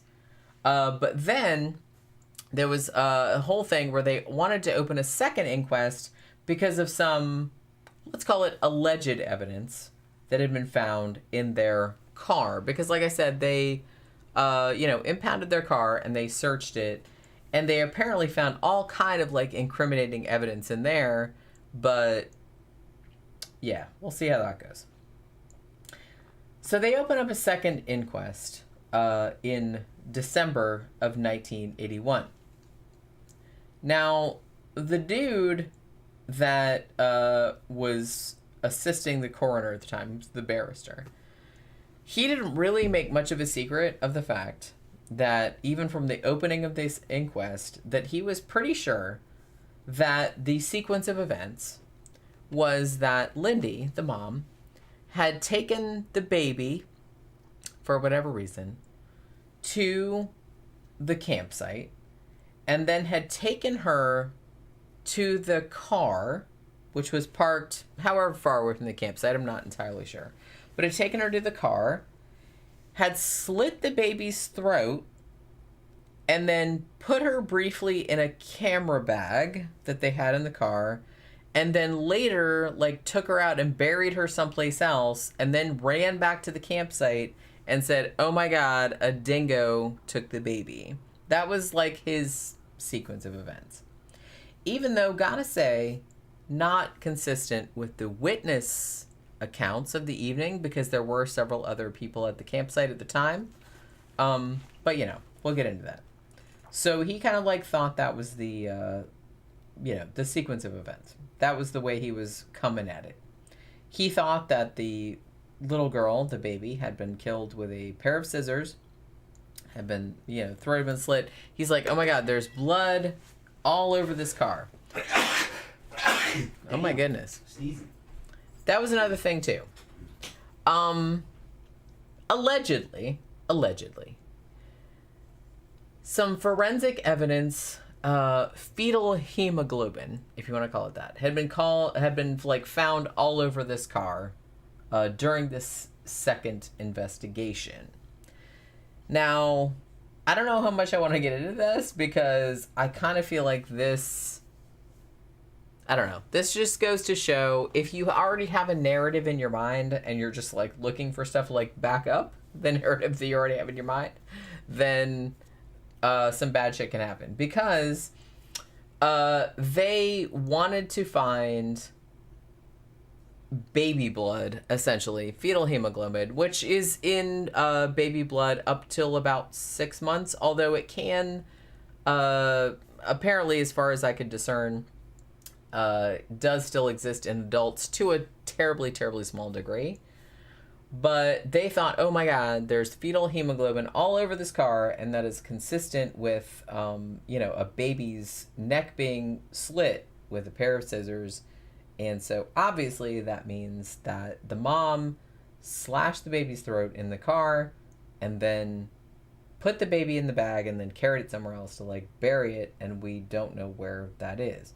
So when they did the second inquest, most of the questions that they asked Lindy involved something like, did you notice any blood staining inside, outside? Or were there, how much time did you take cleaning blood off the seats? It was all that kind of like questioning. They were trying to like get her on it. And, as far as I know, she was just kind of like, I don't know what the fuck you're talking about, but whatever. So they bring in this other biologist named Joy Kuehl, and she said, again, that she found fetal hemoglobin between the passenger, beneath the passenger seat. And they said that they found some, like, kind of splashed on the dashboard and, like, some other places, too. So that seemed to, like, point to, oh, my God, this is really, like, a murder. Like, the baby was killed in the car and then, taken elsewhere. So there was that. This blood evidence was apparently so persuasive that a lot of people, including like the judge and a lot of the jurors, like bought into it. So at this point, Lindy Chamberlain, the mom of this baby, gets charged with murder. And Michael, the dad, gets charged as an accessory. They kind of like figured that, well, I don't know if he like was in on the plan to like murder the baby, but he knew about it afterward and like helped to cover it up. So again, accessory after the fact. Now, they never did find the body. Again, there was no motive other than some motives that some newspapers cooked up about, well, they're Seventh-day Adventists, so obviously they're a cult, so cults sacrifice babies, QED. I guess that was the extent of the thinking on that. So there was that. And so they did that. So they opened the prosecution of Lindy, who was pregnant again by this point. This was in September of 1982. Now, from the very beginning of this second trial, or the second inquest, the prosecution is basically like, look, this mom, like, she cut the baby's throat in the car. We don't even give a shit what the motive is. We just know that somebody murdered this baby, and we think that it's Lindy Chamberlain, and that's what we're going to prove. We don't have to prove a motive because there might not be one. They just wanted to prove the fact of it. So they did that. And they said that the whole Dingo story was, quote unquote, a fanciful lie calculated to conceal the truth. So there was that. Now, the weird thing about it, though, was that the prosecution brings up a lot of witnesses that were other campers that were there at the time that the baby disappeared. And most of these campers, their stories more corroborated Lindy's, thing about what had happened. They were like, look, we were all sitting around the barbecue, and then we all heard a baby crying, like, in alarm, and then, like, that got cut off quickly. And then Lindy got up and was like, oh shit, what's that? And, like, took off to see what it was. It's like, so we don't really know, like, when she took off and, like, killed this baby, and, like, we didn't know where she was because everybody heard the baby crying. And honestly, like, when the prosecution said that the baby was already dead, because they posited that Lindy had taken the baby to the car, killed the baby, like slit the baby's throat, and then took it somewhere and like buried it, and then came back. It's like, oh my God, a dingo got my baby. And then, made everybody look for it, even though she had already buried the baby. And most of the people at the campfire was like, yeah, that's not how that could have happened. Because like I said, they heard the baby crying like after they said that could have happened. But okay. So there was that. So, as I said, most of the people that were there at the campsite, even though they were brought up as prosecution witnesses, they kind of like leaned more toward the defense in the fact that we don't know when she would have like killed the baby because we heard the baby crying and she just like jumped up and was like, oh my God, what the fuck is that? The baby's crying. So she went to check on her. So there was that whole situation. Now, yeah. Now... So there was that whole situation, and then there was another guy, like Sally, who was the woman, like one of the woman of the couple that was another couple that was staying there camping at the same time. There was a guy named Greg, who was her husband, and they asked him. He was supposedly a witness for the prosecution, but then when they were doing like examination and they asked him, they said, "Well, didn't you see the Chamberlain family like cleaning blood out of their car?" And the dude was like, "No, I don't really know what you're talking about." It's like, look, it happened just like they said. I don't know why you're like asking me these questions. He's like, if they had gone off to like kill the baby or clean their car out, I'm sure everybody would have noticed because we were all just kind of like sitting around having a barbecue like you do. So there's that. One of the other witnesses that was there at the campsite said that she had heard Lindy say, "The dingo's got my baby," 5 or 10 minutes after she heard a dingo growl. She said she actually did hear a dingo growling at the campsite. So there was that as well. And also, this witness said that earlier, a dingo had come into the campsite and grabbed her 12-year-old daughter's arm and tried to drag her away. So, there's that also. Like I said, several people had seen dingoes around the campsite earlier. This witness said that it grabbed her 12-year-old daughter by the arm, which 12-year-old's a lot bigger than a baby. Now, one of the things, though, that I think, and I think I brought this up before, but this is one of the things that probably turned the media and the public against them, was that they didn't react the way people perceive that you should react if your baby gets eaten by an animal. They seemed a little bit, I don't know the word I want to use, but they seemed like not emotional enough. But I kind of feel like you can't really win in that situation because you come off as not emotional enough. Everybody's going to freak out about that. But if you're too emotional, everybody's going to freak out about that because they think you're like faking it or you're trying to like overdo it for attention or whatever. So I kind of feel like however you react, it's not right. You know what I'm saying? Because as I said, grieving, nobody knows how they're going to react in a situation where the unthinkable happens. Your fucking baby is taken away by an animal and eaten. You don't know how you're going to react. You can think you know, but until that actually happens to you, you will have no idea how you're going to... And honestly, nobody has any idea how they're going to react in any kind of situation that you've never experienced. So the fact that other people judge other people's reactions like, oh, you're too emotional or you're not emotional enough, and that means one thing or the other, that's problematic. It's problematic because, as I said, you're not in that situation. You don't know how you're going to react. You don't know how other people react. Everybody reacts differently to things. Some people change. Like, some people, like, overreact. Some people underreact. Some people shut down. Some people fucking freeze. Some people fucking flip out. And you don't... And honestly, unless you're in that situation yourself, you don't really know how you're going to react. So, I don't think that's a good way of... kind of assigning guilt or innocence to somebody, the way they react to a situation like that, because everybody reacts differently and you don't know how you're going to react. like I said, most people thankfully will not experience their baby being taken away by an animal and eaten. And I have no idea how I would react in that situation. So I'm not going to like get on their case about, oh, they weren't emotional enough.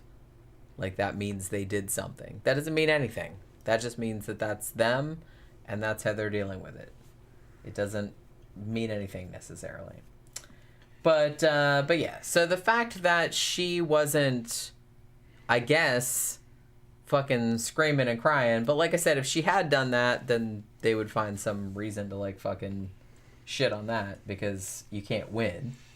So there was that, and then the fact that Michael had said some weird shit like, oh, she's probably dead by now, and like didn't even want to look for her, was seen as like weird by people, because they were like, well, he reacted like that because he knew that, it was this big plan and he already knew she was dead, and so he didn't like bother with it. But like I said, what are you gonna do? So basically, okay, so the thing about it, they brought up, because the second inquest hinged so much on this alleged blood that they found in the Chamberlain's car. So they did kind of bring up, well, they had picked up this hitchhiker who had been bleeding, and they wanted to like kind of, the defense like wanted to say, oh, well, maybe that was that. But the thing about it is that much later, when they did another investigation of this, I just want to like bring this up right now. The whole fetal hemoglobin thing, which I kind of feel like was one of the main things that convicted them, maybe. I have to say, like, the forensic evidence, this was 1980, like early 1980s. Forensic science, better than before, but still not that great.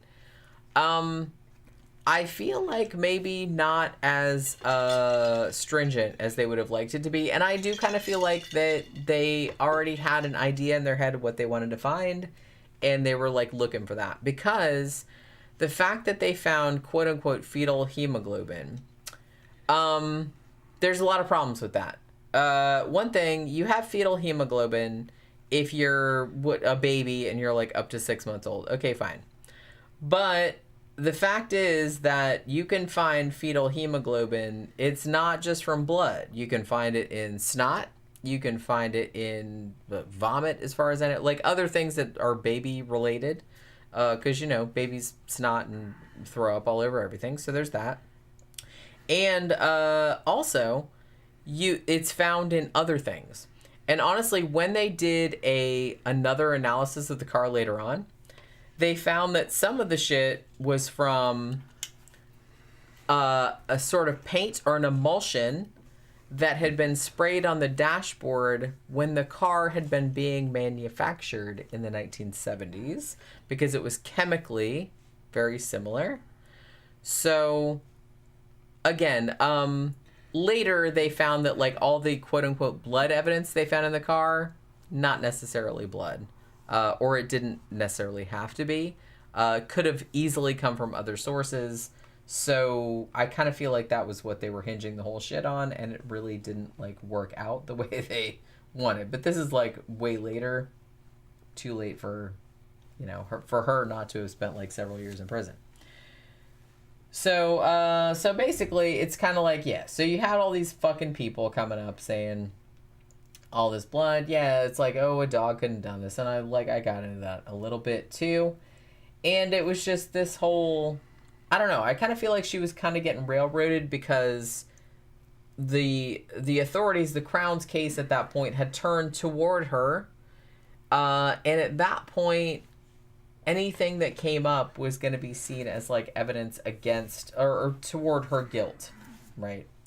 So even all of the forensic evidence, which in reality was could go one way or the other, I think they were kind of like pushing it toward it being blood, even though later on, in a more like objective standpoint, it probably was not, or it might not have been. So there was that too. Again, I think they brought up too that, oh, dingoes don't usually attack humans, but to their credit, the defense did bring up in this inquest in this trial that dingoes absolutely, they brought up a bunch of other cases where dingoes had attacked humans. There had been 24 attacks by dingoes on humans at this particular time. Most of them not fatal, most of them on children, a couple of them on adults though. And so they did kind of bring that up to their credit, as I said. But there was a whole thing where it's like, oh, well, a baby's head couldn't fit into the mouth of a dingo. There was this whole kind of thing. We brought this whole shit up earlier. But the stupid thing was that the defense then countered that wisely with a photo of a dingo, and it had a baby doll in its mouth with the head in its mouth. Easily. And it was like carrying the baby like around. And even so, I just kind of feel like people didn't really want to like buy it, even though they saw like the photos in front of their face. So there was that. Again, you have James Cameron, not the director, but a forensic scientist, bringing up some shit about, the baby's throat was cut because there's this notch in the clothing that was not from a tooth, that was from a cutting instrument. So there was that. And I kind of feel like that was probably given more weight than it probably should have been. And he gave like the ultraviolet thing. And the stupid thing was that he said, oh, these are like handprints, bloody handprints like on the clothing. But the defense brought up when they brought Lindy on the stand and she held her hand up next to the alleged handprints, suddenly didn't really look so much like a handprint anymore.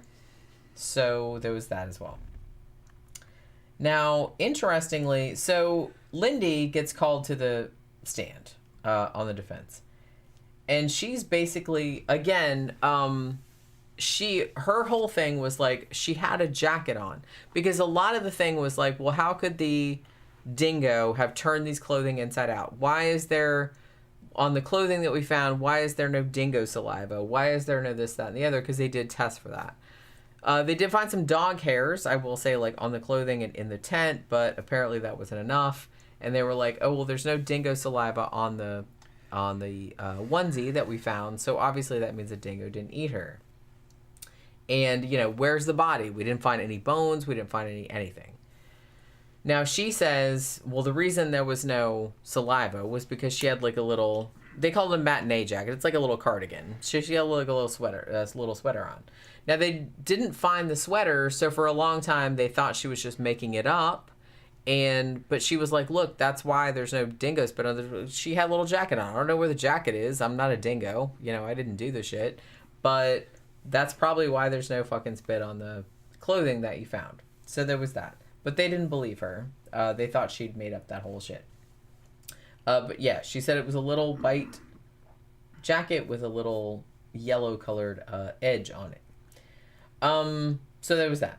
And, so they also kind of, like, poked holes in her story about seeing a dingo in the vicinity of the family tent, thinking she was trying to, like, set up the fucking story. And, she's like, well, how come there wasn't, like, blood all over the inside of the tent? How come there wasn't this, that, and the other? And she's like, look, I'm not a dingo. I don't know. I'm not speculating on that kind of stuff. Like I said, she kind of, like, did as best as she could in this, situation.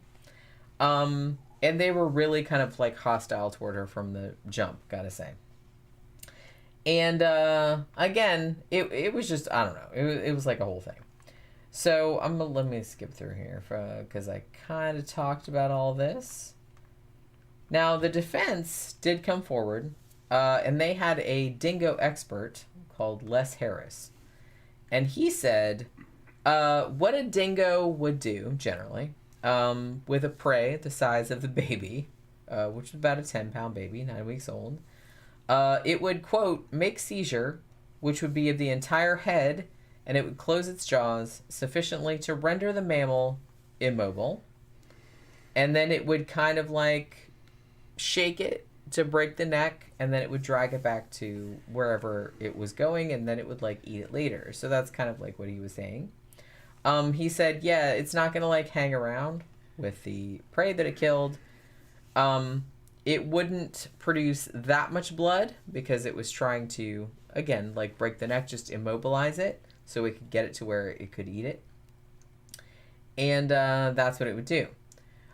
He also said that the teeth of the dingo would very easily tear through a material as tough as like a seatbelt or something like that. So he didn't really see any problem with it, tearing through clothing or anything like that. And he also brought up at the trial, to his credit, that he had personally seen a dingo being given a bundle of meat that was wrapped up in paper. And he said dingoes are very neat eaters. If you give them something wrapped up in paper, they will very carefully take the shit out of the paper and then eat it. They won't like tear the paper up.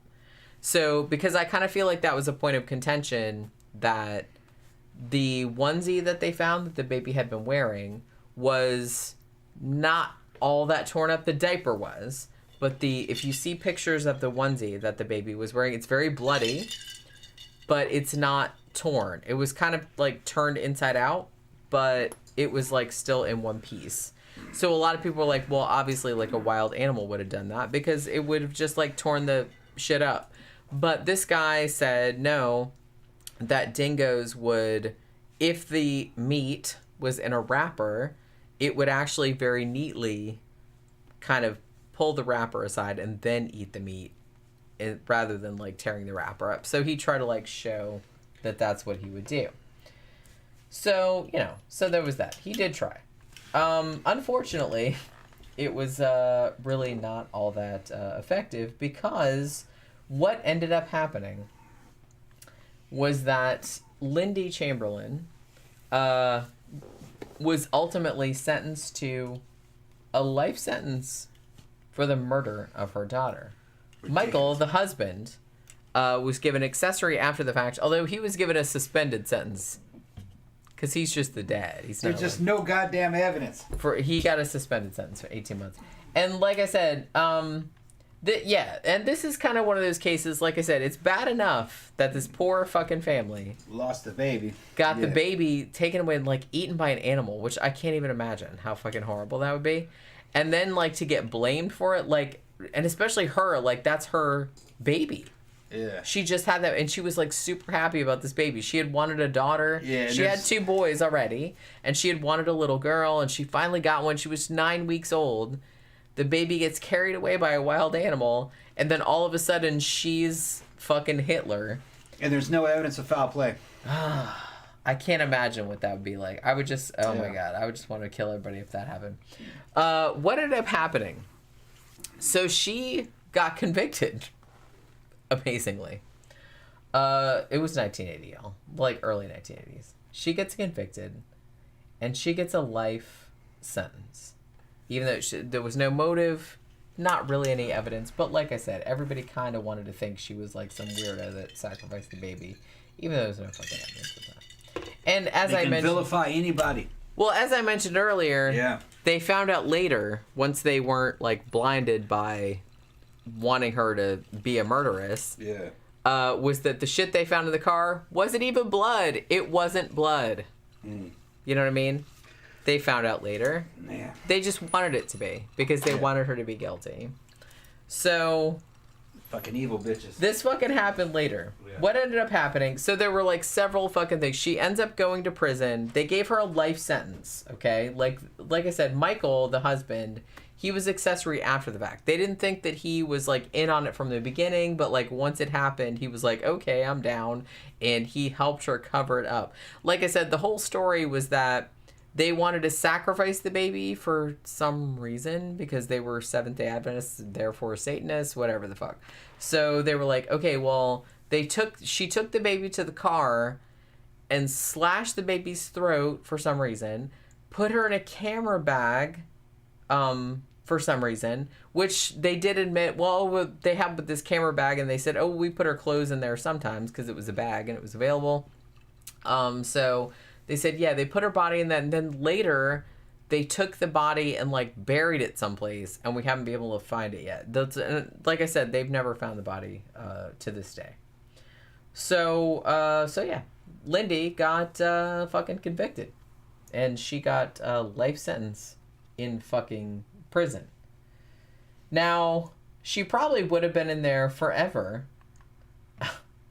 if it wasn't for a very strange... now, I will say that, like, the jury was kind of, like, divided, but they don't have a thing, I guess, in Australia where... I guess in the U.S., in most cases, you kind of have to have, like, you know, everybody has to agree. Like, if you don't, it's a hung jury and they have to do, like, a retrial. But in Australia, I guess it's... I don't know if this is still the case, but back in the 80s, I guess it was, like, a majority. Like I said, I don't think it works the same in the U.S., but similar. So, there was that. So, she had, like, a bunch of appeals and stuff, but, you know, they didn't work out. And basically, as time went on, so she's in prison. She goes to fucking prison. And as time goes on and people kind of come to their senses, I want to say, people started, like, signing petitions and saying, like, oh, maybe she didn't do it. So there was, like, this whole, like, kind of Free Lindy movement at that point. So there was that.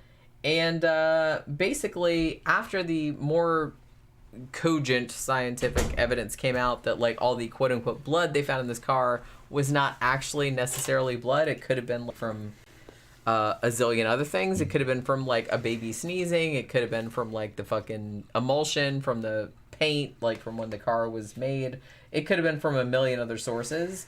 So a lot of the public, not all of them, because there's still, like, about half of them that still think she's guilty, but there was a whole thing. It's like, yeah, you need to let her out because she didn't do that shit. So there was that. Now, interestingly, nothing really came to a head until 1986. And this was a total fucking fluke that this happened. It's very sad. So there was a hiker. He was English. And his name was David Brett. And he was hiking on Uluru, Ayers Rock. And he fell from the rock when he was hiking. And he died. Now, they didn't find him. They didn't find his body for, I think it was like a week, maybe more than that. 7-8 days, something like that. So they found his body, like, later on. Now, the area where they found his body, coincidentally, was an area of a whole bunch of, like, dingo lairs. Also, where they found his body, they also found the jacket that the baby had been wearing when she was taken. What's that tell you? Which right there? everybody said didn't exist. Yeah. They found it, and it was covered with fucking blood. Just What'd like that she tell you? said, the whole fucking time, the baby had a jacket on. That's why you're not finding any dingo Now, what's saliva. the chances of them killing the baby? They found it. What's the chances of them found killing the baby and In taking the 1986. jacket off the baby and then taking it to a dingo lair and hiding it? And then not telling people later on. It's like, well, you might want to check over there. Maybe you might find the jacket. No, I mean, it's the fucking Well, they didn't know where the jacket... Well, because the dingo took the dingoes baby back to its cave and ate it, presumably. What because... I'm saying is that there was no way they would have set that up. There's no way they could have set that up. Absolutely not. Absolutely not. If they did set it up, they would say, why don't you go look over there? Maybe you'll find something. So it wasn't a setup. They found the lair, and look, there's that fucking jacket. That means that the dogs, years later, got the fucking they baby. found it like by like the mouth of a cave where dingoes. Yeah, the dingo got the baby. Yep. Obviously. If that was planted, they would have fucking said something. They would have said, "Why don't you go? It's out there somewhere." The whole time, she said, Yeah. the baby had a little jacket on. Yeah. And honestly, the authorities, Remember that part. they didn't find the jacket. They found the baby's other clothing. They found the diaper, and they found the onesie, the little singlet that the baby had been wearing. And She it was covered not with guilty. blood. She was innocent of this crime. Yep. Fucking animal took the baby. Yeah, of course. And she was in prison. Of course. For how long? 3 or 4 years? Yeah, still. I mean... 3 or 4 years too long. And after Malaysia she got baby, out, and they throw you in after she prison. got out, half the population still thought she did it. It's fucking ridiculous. And Shows like you how dumb people are. And see, like people, like we got somebody in the comments from Australia and said people still spit at her in the street because she's still alive. She's still alive. And people spit at her in the street. People are she fucking didn't dumb. fucking do that shit. Leave that bitch alone. Just So God damn it. they're going to say that fucking jacket was planted? If they were planted, they would have called attention to the plant. They didn't find that till years later, which means that it was not planted. The fucking dog, the dingoes took that. And she was just kind of, I fucking told you. The baby had a little jacket on. Yeah. And they didn't believe her. They found it. 1986. Terrible. And they wouldn't have found it if that dude hadn't, like, fallen off, like that hiker randomly, hadn't fallen off and died, and they were looking for his body. While they were looking for his body, they found that. This is part of the problem. God damn it! That makes me so angry. They give these people in these courts and these government. They give them fucking qualified immunity, so you can't sue them for the stupid shit that they do. If you got rid of their qualified immunity, they'd be fucking a lot less apt to send a motherfucker to prison for something that they can't prove. That's a lot of it right there. I mean, to be honest, I'm a big advocate of, look, if you can't prove that shit absolutely, then you gotta and walk. Especially nowadays, now that they have DNA, if you don't have DNA for that shit, then you gotta walk. I hate it, because some of those people might be serial killers. I don't know. Yeah. But honestly, just to be on the safe side, you should probably just let them go. Because you don't fucking know. You don't know. Yeah. And all kind of weird shit can happen. Like I said, this situation... It just, I don't know, it makes me so sad because it makes me so sad for that family because how fucked up would that be to have your baby, that baby was 9 weeks old, to have that baby taken away and eaten by a wild animal, and then have your whole life ruined because everybody thought you did it. You were in prison. Even after you got out of prison, half the people still think you did it, so you can't actually ever go anywhere without everybody knowing who you are because you're famous now and thinking, oh, you killed that baby. Tina said in the movie, the tabloids are analyzing their horoscopes and shit. That's how fucking crazy they were. It's like, man, you can work these stupid motherfuckers up. The average person has a fucking IQ of 100. That's dumb. That's dumb as fuck. Which means half of them are dumber than that. You can fucking work them up into a damn frenzy, especially if you got the media on your side and a couple of assholes that call themselves fucking judges or lawyers, and they can fucking fuck you up. That's why I don't believe anything. I mean, please, as it is, please just think of like things for a second. And honestly, I'm kind of one of those people. I'm very circumspect. We're still in the medieval era. It's still the medieval age. Well, people are still kind of idiots. They're the same thing. It's the same fucking thing. Honestly, you just have to be very cognizant of human weaknesses. And of human biases. You just really, I think the best way to go about this is teach people about the way that human thinking goes wrong. You know what I'm saying? I'm just saying, you should be aware. If you're aware, then it's less likely that it happens to you. Because honestly, you just have to step back and think for a second before you jump into the fray, before you jump onto social media and like castigate that person. Think for a second. It's like, how likely is it that this is true?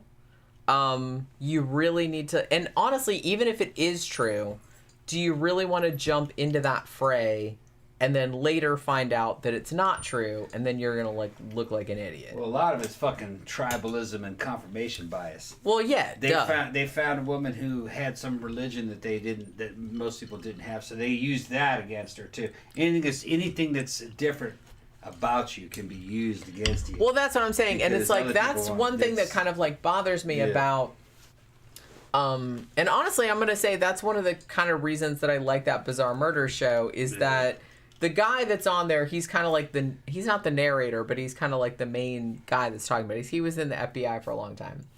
And one of the things that he kind of like, sort of, highlights on the show is that you can't really come into stuff, like even though, yes, this person looks like the most common, the most obvious suspect or something like that. He's like, you can't jump into that. You can't make everything fit into that narrative. You really can't do that. You really have to just sit back and be very objective and just be like, what does the evidence say?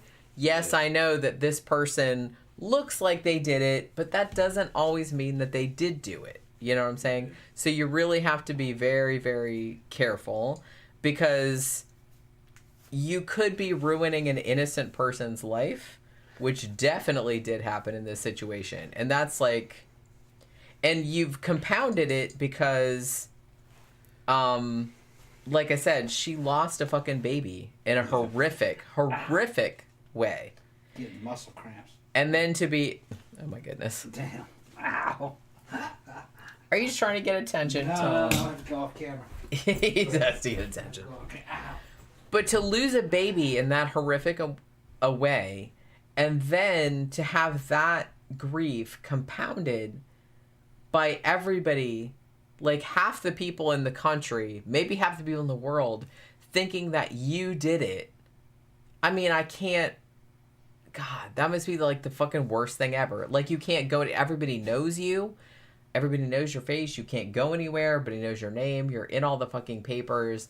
Everybody's like, baby killer, this, that, and the other. And it's like, oh my God, that must be fucking horrible. And it's like, you can't even like process the grief of losing your child in this horrible, horrible accident. And everybody thinks you did it. That's why... And like I said, that's why it's complicated, because look, it's like I write about true crime, I read about true crime like all the time.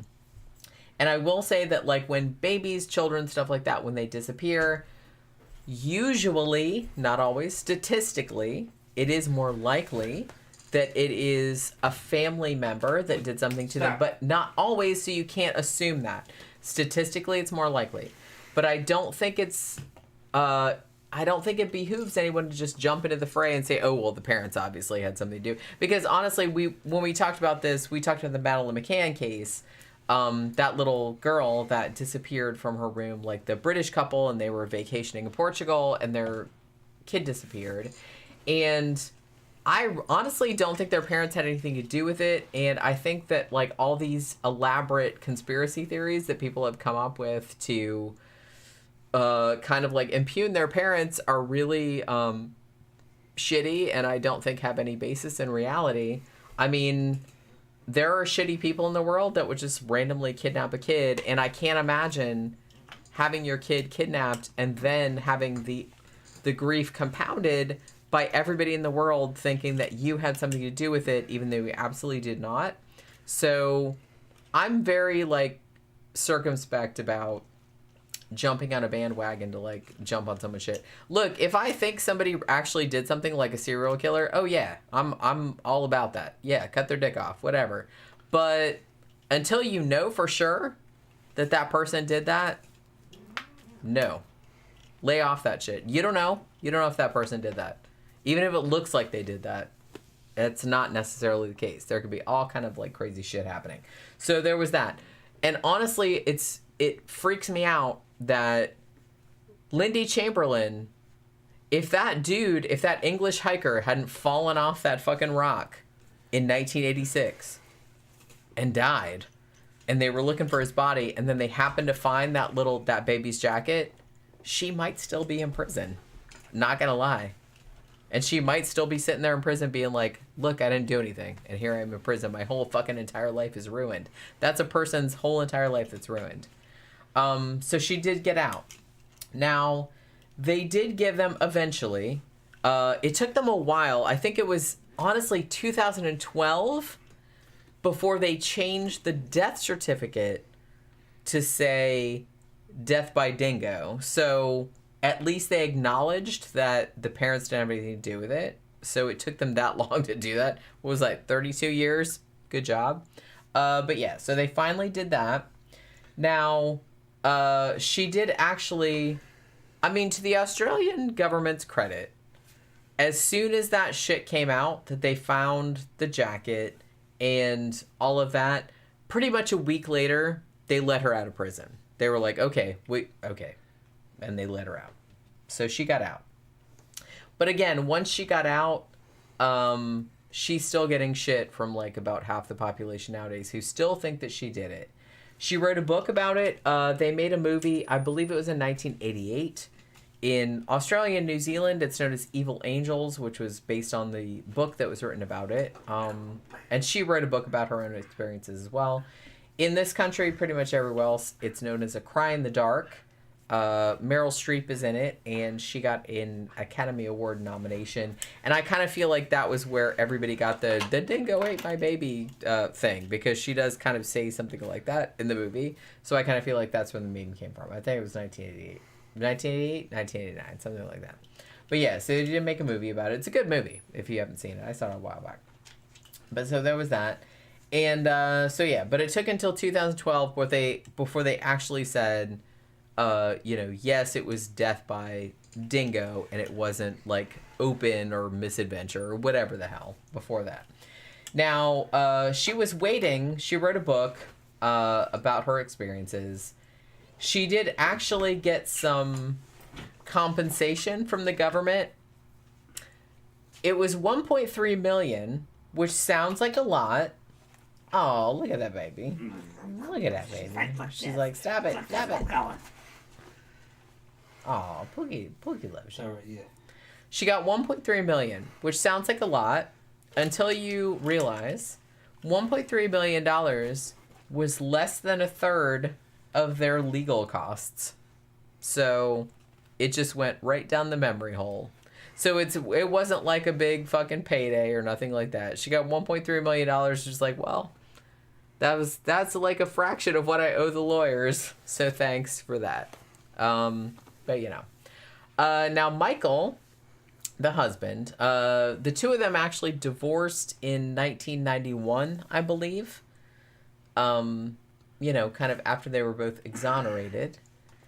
And she remarried about a year later. She married an American publisher, but they moved back to Australia. Like I said, I'm not judging. If I was her, I'd probably move out of Australia because I kind of feel like everybody's gonna, spit on her, like I said. But, she wanted to live there, and that's her prerogative. So she still lives in Australia, as far as I know, to this day.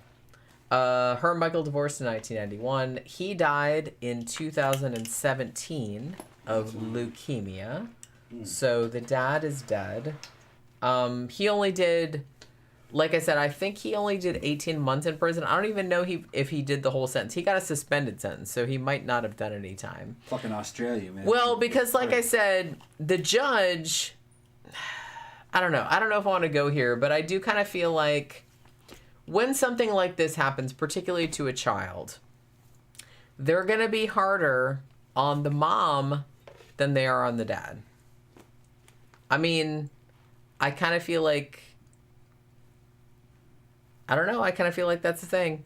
And we've talked about that, when we talked about, serial killers and stuff like that, too. The weird thing about serial killers, not all of them, but, a certain segment of them, even if their dads, for example, physically abuse them, they tend to blame their moms for not preventing it rather than blaming the dads for actually doing it.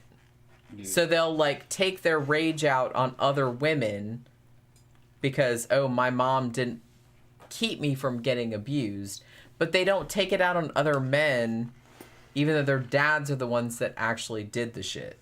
Which is very interesting to me. That's very interesting. Because they can't beat their dad up. Well, yeah, that's exactly why. Because they see women, Dad's Darth Vader. Their dad as weaker. Yeah. So it's I can't beat my dad up. Right. He's the one that's actually doing it. So I'm gonna right. kind of take my anger supposed to be evil. And aim it toward. Yeah. And I kind of feel like there's a societal expectation that it's women should be better than that. Yeah. So if you're not better, if you're allowing something that shouldn't be allowed, then that's your fault. You should have stopped this evil man from doing whatever the fuck he was doing. So I kind of feel like that's a thing too. What's the matter? Talking about all these gays in there talking about my crack. Stop talking about my crack. It's not crack. That's just a shadow on my back, man. Fucking. That is totally your ass crack. That is not crack. See, now you got Jenny brainwashed about it. There's no crack in there. What are you? I'm fucking petting the cat. Don't gaslight me. That is totally your ass crack. Absolutely not. Absolutely yeah, it is. Fuck you, bitches. Look. Don't gaslight me. That is your ass crack. Look, honestly, you were in here earlier before you had those pants on. You had your shorts on. I don't give a shit what you bitches say. You had your shorts on that you wear around the house. Yeah.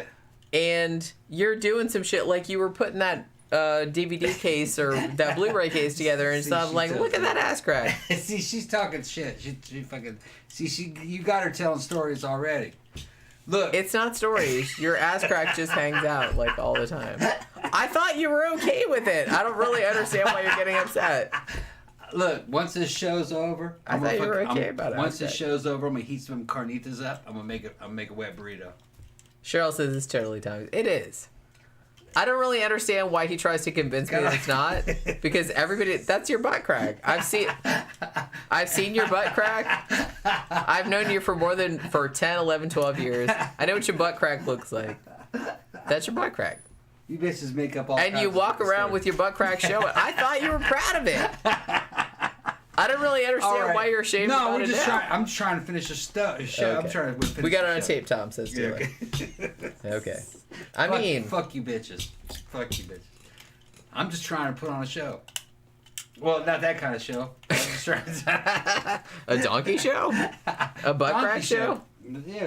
Well, I don't know. I got Pookie over here. Fucking. I got Cheryl Pookie. says Tommy's a plumber. Yeah, I No, mean, you know. Fuck Okay. you bitches. All right. Honestly, should I tell this story? I don't give a shit. Okay, well, you said it. I don't We were in Dollar General the other day. Yeah. You were buying like $60 worth of sodas and cookies. yeah. And when you were going to do the self-checkout, Yeah. and you just had your shorts on, Yeah. I thought to myself, wow, look at that butt crack that's sticking out. I wonder if he knows that his butt crack is sticking out. Does he care? Probably not. Nah, probably not. I thought to myself. Nah, probably not. And I wasn't drunk. I was totally sober. I was at Dollar General. It was like the middle of the afternoon. And I was like, huh. It just kind of slide down a little bit. I Yeah, don't look at care. that butt crack. Yeah, I'd pull him That's up what I'm a little saying. Well, see, that's what I'm saying. I thought you Yeah. didn't care. So Yeah. the fact that you're now getting all upset about it Sagging. is very confusing. I'm to me. sagging. I'm redneck sagging. Redneck. I thought you really did not care if Redneck your butt sagging. crack was All hanging right. out, because your butt crack is honestly hanging out a lot of the time. Gonna say. A lot of the time your Well, butt you have to crack's get that hanging shit. You gotta get a photograph of that shit. out. You'd be mad if I did that. I could get so many photographs and so many videos of your butt crack hanging out. And I'd be like, can I post this on Facebook? No, I'm not. Look I'm what you've absolutely done. not allowed to. Tila says he's doing it on purpose, y'all. I kind of feel, well, that's what I thought too. I thought he was too. That's why I'm kind of like confused why he's upset about it. Jenny, Tila says, Jenny, I thought you were okay with it. Then you got. I mean, the way he reacted to it, I thought he was like, yeah, that's my butt crack, whatever. Okay. That's kind of like the way he came at it. Mango So said it's the dollar butt crack. Fuck you, bitches. you were man. at Dollar General Yeah. I was doing the- shopping. doing the self-checkout. I was with you.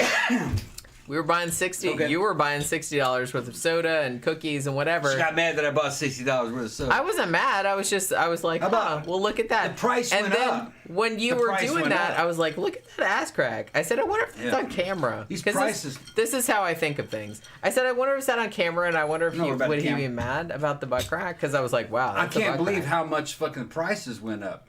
Prices went up on all kinds Dollar of shit. General's still cheap though. It's you still gotta cheap, admit. but fucking that soda went way up. A 12-pack of cans shouldn't be $15, man. That's fucking. What kind of shit is that? I don't like soda, so I don't really care. What kind of shit is that? I mean, honestly, that used to be like. I just $5. drink water out of the tap. They used to be like $5. I'm a simple girl. That's like $5. I drink water out of the tap, and I drink this. Fucking prices. Is went this fucking- fancy ass French vodka from Yeah, French. Sam's? Yeah, fancy French vodka. It's fancy French. Okay, vodka. is this case done? I suppose. Okay, because look, I'm gonna get us something to eat. Are you really? You hungry? Yeah. You want a burrito? Sure. Why not? All right. Go ahead, shut it down. It's almost 9. So we did do a good job with the. Tina says, "Do they have thongs at the Dollar General?" That's a good question. You know Tina. what? Probably. They probably do. I'm not gonna lie. I bought a couple pair of yoga pants there. I bought a couple pair because their yoga pants are $5. They got curtains there. They got fucking waste Bitch, baskets. they got everything. They got waste baskets. You never know what you're gonna see there. You go down the aisle. I went there the other day, and I spent legit Yeah. $136. Yeah. I bought what did I buy? Oh, I bought like tables. I bought like a little fucking shelfie thing. I bought like some fucking paper to go on the back of my bookshelves. I bought some storage shit. I bought all kind of stuff. I bought like some paint. $136. I bought like some coffee shit too. Yeah. But they have, honestly, I was like kind of shocked. Dollar General, well, they're one of those stores, they always open in what they call food deserts. Yeah. Where it's like a rural area and there's no... It used to be a food desert. Yeah, it's like there's no big grocery stores and stuff. Yeah. I mean, we have a Publix like a mile away. That wasn't there at the time. But before we didn't have that. Yeah. So the Dollar General is like, it's not next door to our house, but it's next door to our neighborhood. Like I could walk to it if I had to. Right. It's very, very close. And I was actually shocked when I walked in. It's like all the shit that they have. Because they not only have like a bunch of, kind of pantry food, like pantry staples, canned goods, like sugar, shit like that. They have like some refrigerated shit, but they also have like a bunch of housewares. Yeah. They have like frying pans and fucking anything. They have like fucking toasters. Yeah. Fucking it's got pans, coffee pots. You never know what's going to be bathroom rugs. Yeah. All kind of crazy shit, like shower curtains. You're like, well, wait a minute, hold on, this is in here? And it's not, it's small. Yeah. So there's all kind of crap I was going down there the other day and fucking went through the damn toy aisle where the toys were, and I was just thinking to myself, I wonder if they got any Star Wars toys in here. They did. But you know what they had? They had fucking Halo toys. Remember the video game Halo? Yeah. They had little action figures from Okay, Halo. I never looked in the toy section. Yeah, I was like, damn, they got these here? And I was like, that would look good on the mantle. And I looked at the price, they were $18. I was like, I can spend that much for it. Well. And I'm like, nah. But honestly, though, I went the other day and I was just kind of like, look, I was looking for some shelving and storage situations as cheaply as I could get them. And they had, but shit, man, I bought like a little fucking rug. I bought like a little black, just kind of area rug. $10. Tina's talking about the dollar store. $8. It is not the dollar store. Yeah, Dollar store. Dollar too. Tree. Yeah. And we have dollar store. Everything's $1. Yeah. Dollar General is a general store. Not everything's $1, but everything's cheaper than at places. Yeah. Otherwise they do have like fucking name brands and stuff. Dollar General. It's not $1 though. Dollar General has nothing to do with the dollar bill. The guy who made it his last name was Dollar. That's my understanding. That's how it was. It's two different stores. Tila said, do they have cat toys? They do. Yeah. They got and they have cat treats. Treats. They got everything. Although dog treats. You gotta watch because they don't have. I went there looking for the meat sticks and they didn't have those, but they did have Temptations. Yeah. And they do have some like.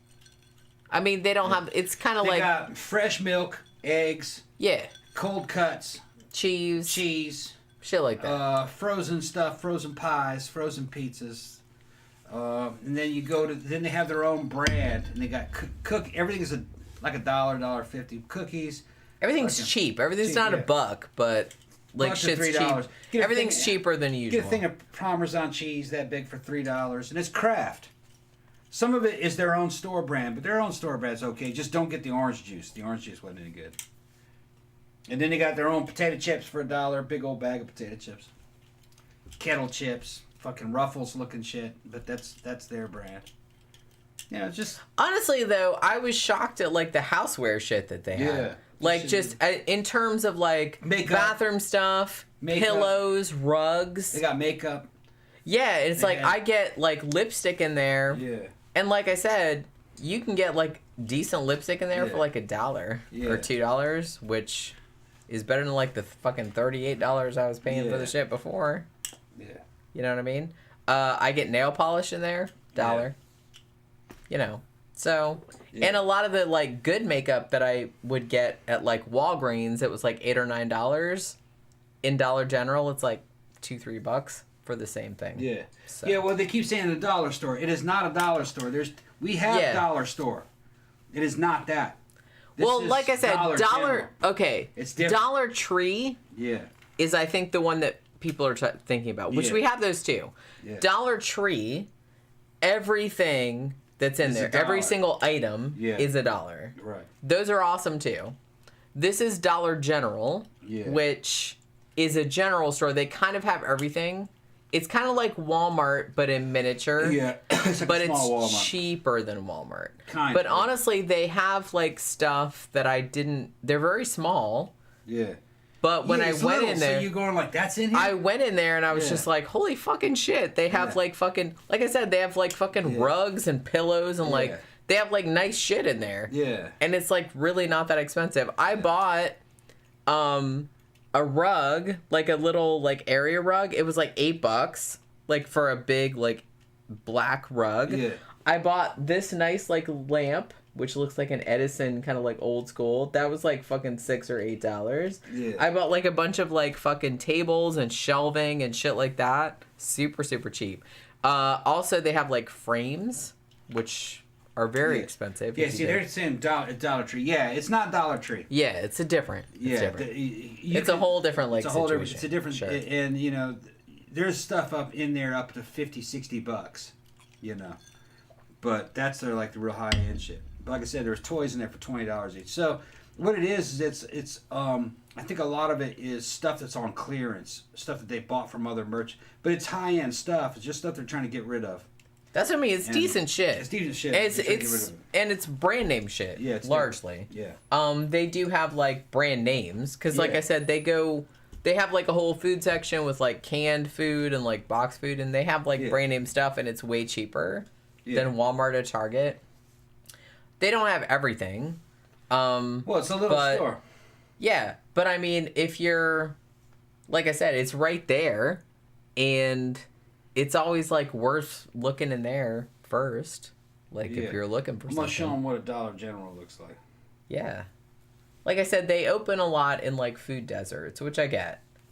And honestly, the one that we have here, the refrigerated section is, to be honest, kind of like usually half empty. They all look like that. Yeah. That's what ours looks like. It looks exactly like that. Pretty much exactly. Exactly That's like what that. ours They looks all look like that. And I'll show you what they look like in the middle. And this is what they look like inside. They look like that in the inside. They all look like that. Well, they're good to like kind of look in them because you never know what they're gonna. You never know what's in there. Right. What the So hell? it's kind of like it's a surprise every time. Yeah. It just look like that. Because I never expect them to like have anything good, and then I'm like, oh my god, they got this and that and the other. Yeah. They That's had what like they look way like. more than I thought. Yeah, they look like that. Like I said, I went in there the other day and spent like $136 on like household shit. I bought like storage shit. I bought like little tables, like furniture. They have like furniture kind of stuff. They have bathroom like fucking shower curtains. They have regular curtains and curtain rods. They have household shit. Although one stuff that they didn't have, let's talk about that, was that I thought that they would have, we needed some filters for our air conditioning up here.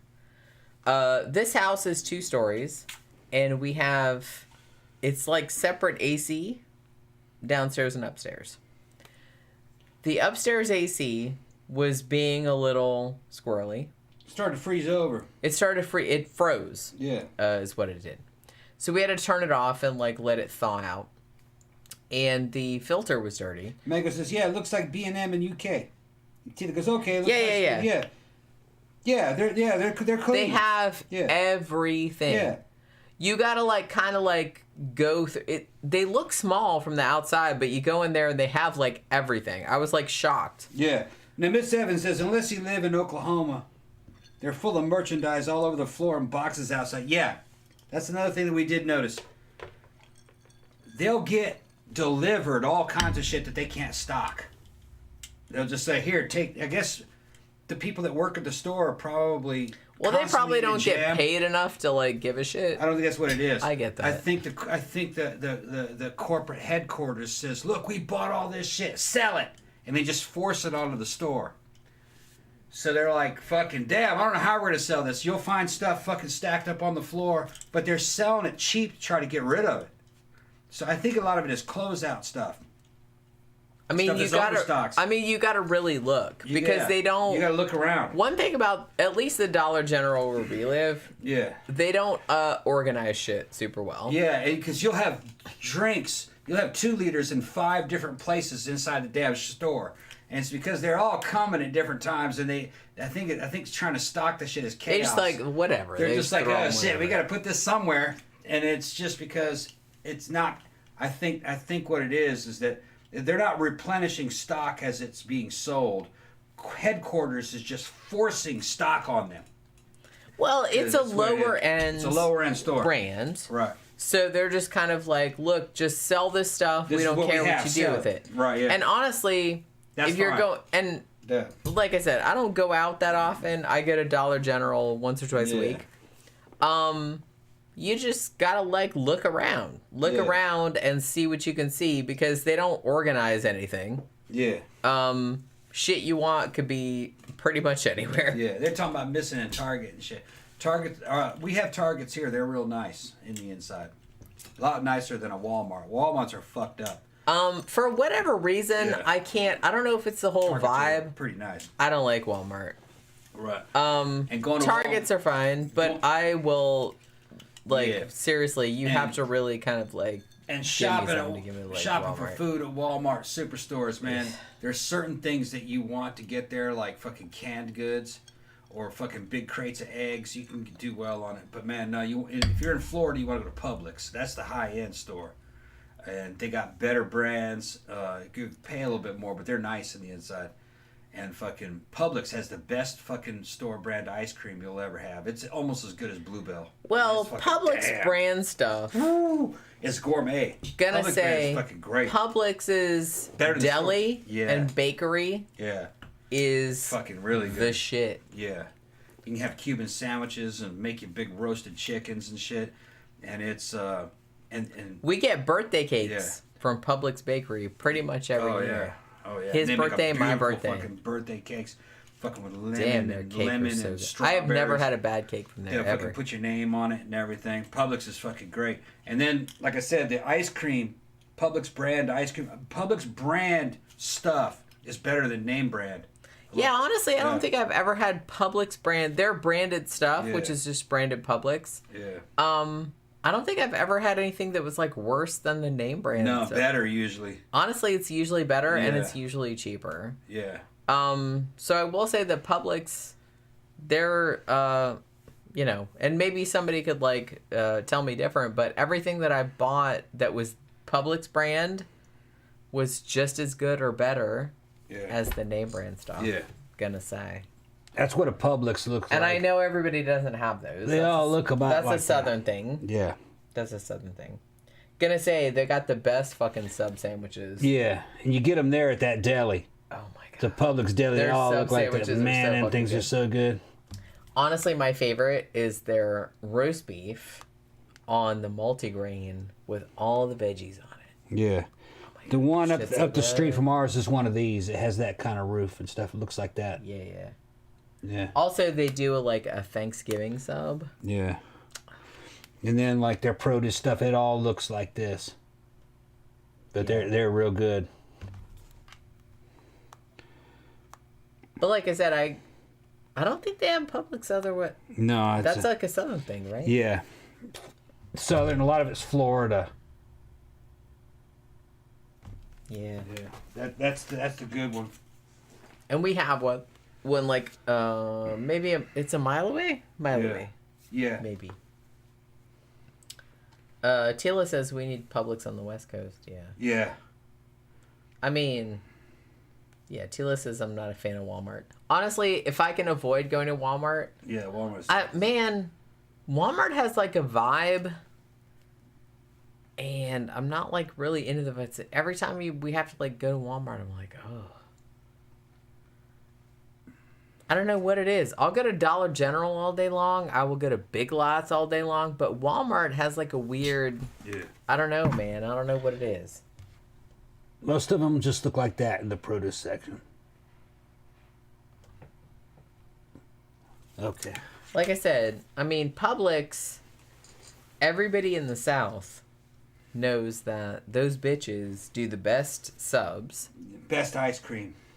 best Ice cream. Best roasted chickens. I mean, their roasted their fried chicken is pretty awesome too. Yeah, sometimes their a little deli bit salty. Sometimes fantastic. Yeah, Cuban their sandwiches. bakery fantastic. Yeah, I've gotten so many cakes from their bakery. Yeah, and they're all fucking heavenly. Yeah, I mean, their bakery is just fucking off the chain. Yeah, T says I've always heard about good things about Publix. Their fried chicken piece right about. Yeah, it's good. Off the chain. The only problem is every now and then, depending on what the staff is like, the fried chicken is a little bit too salty. It depends on who they got working in there. I've had that, but I'm not going to complain too much. They're subs for about $5 or $6. You could get a sub that big, that thick, and cold cut meat. So it's with any kind of meat, any kind of cheese you want on it, and they'll put unlimited toppings, just everything. The sweet fucking pickles, the cucumber pickles, what do they call it? What was that? Garlic pickles. Yeah. Garlic pickles, fucking jalapenos, oil and vinegar dressing on it. 5 different kinds of bread. That multigrain bread is fucking great. Multigrain's made. Multigrain, yeah, and you can get like a half a fucking sub that's about that big for about $4, $5. You can get the full one for only a couple dollars more, so you just get the big one. You know. Well, you can save it because I eat half, and then I'll eat half of it for lunch the next day. They give it to you, and they cut it in half. You know what I mean? It's just, and I've been all over Boston and New York and shit, and no, man, fucking Publix would beat a Boston deli. I mean, their subs, fucking really good. Are so fucking good. Their subs are so fucking good. The South has got fucking really good food. Yeah, if you know where to look. If you know where to look, and if you're from New York, we got New Yorkers that come here. They go, "Oh man, the pizza." Yeah, you're not gonna find good pizza. Well, you have to know where to look. You have to make your own pizza. Yeah, I make a fucking great I'll pizza. concede. Yeah, we don't have great pizza down here. The pizza here's corporate pizza. Sure, it's gonna be Pizza If you Hut, want really good, if you're from New York, you want really good pizza, you gotta make your own. That's right. And if you're Italian, if you're that much of a fucking man and you're Italian that you're worried about, make your own pizza. Make your own fucking pizza, paisano. Sure. Make your own fucking pizza. And you can do it. Get you a stone and you get you some bread flour and you learn how to make it. A real Guido should know how to make pizza. I'm fucking an Irish and I know how to make pizza. Make pizza better than... I've had New York pizza, fucking Chicago pizza, fucking Detroit pizza. They all have their own things, you know what I mean? I rag on fucking... I fuck with Yankees a lot, but but Yankees do have some good shit. They got good Yankees, but and not all pizza's the same. And I know y'all want to fight over the fucking pizza. Honestly, all pizza's delicious. Yeah, I'm not even gonna. I'll take any pizza you got. Yeah. I don't really care. That Detroit Square pizza is good. Cooked in it's all steel. good. It's all right. It's all good. Fucking a New York fucking kind of thin slice pizza is pretty good too. Good Chicago deep dish, especially the upside down Chicago deep dish with the sauce on the top. That can be good too. It all depends on who's making this shit and what the components are. There's a bunch of different interpretations of it. But if you're that serious about it, well, I can't leave in because of the pizza, then bitch, you need to be learning how to make pizza. Then make your own. Yeah. Make your own fucking. If you're that serious, shut the fuck up and learn how to make pizza. Then you'll be able to make pizza wherever you go. Be a man. Well, you think the fucking Mongols and you think they and the Huns traveled all across Europe, fucking killing and stealing and raping and pillaging and asking their mom to make them a pizza? I'm hungry. No, they cooked for themselves. They cook for themselves. Learn how to cook. Learn how to fucking cook. Then you're untethered. Then you can go anywhere. I kind of feel like that probably is a good skill. Yeah. Oh yeah. Hell yeah. At least know how to make like a handful of learn how to make good dishes, things that you have to have that you like. Yeah, then you have to learn how to make it. If you're super into pizza, learn how to make pizza. I'm into pizza. Because if you move somewhere that doesn't have good pizza, because I'm gonna say, Central Florida, corporate pizza, they have corporate. They evidently had good. Not great pizza. Evidently, they had good pizzerias here in the 80s and the 70s, and there were people from New York who moved here, but they did not. But they did not survive against the corporations over time. But they were mom pop places. Look, I'm not gonna shit on like the corporate. Like in a pinch, I will eat Pizza Hut, Papa John's, Domino's. I'm not gonna like shit on it. It's fine. Your pizza's better. We'll see you, T. T's checking out. See you, T. Your pizza's better. Yeah. Mom and pop pizza's better. Yeah. But, you know. So I'm not gonna like, and also I'm not gonna shit on Northerners that come down here and be like, you guys don't have any good pizza. I'm like, I agree. Yeah. I don't think there's not a lot of places that have a good pizza. Yeah. But if you, you should probably like make your own pizza then. Yeah. Because you're not gonna find any good pizza right here. Yeah. Other than You're just gonna find delivery. pizza. Yeah, delivery Corporate stuff. pizza. Which, like I said, if you're willing to like, I'll eat it. It's fine. Yeah. I don't mind it. But like I said, your pizza is like 100 times better than theirs. That's because I went after more New York style fucking recipes Yeah, and stuff. I mean your shit is like way you better. kind of want to use Lombardi's as a fucking as the template to go for old Lombardi's. I heard Lombardi's has been slacking in recent decades in New York, but you kind of want to go kind of what Lombardi's was doing.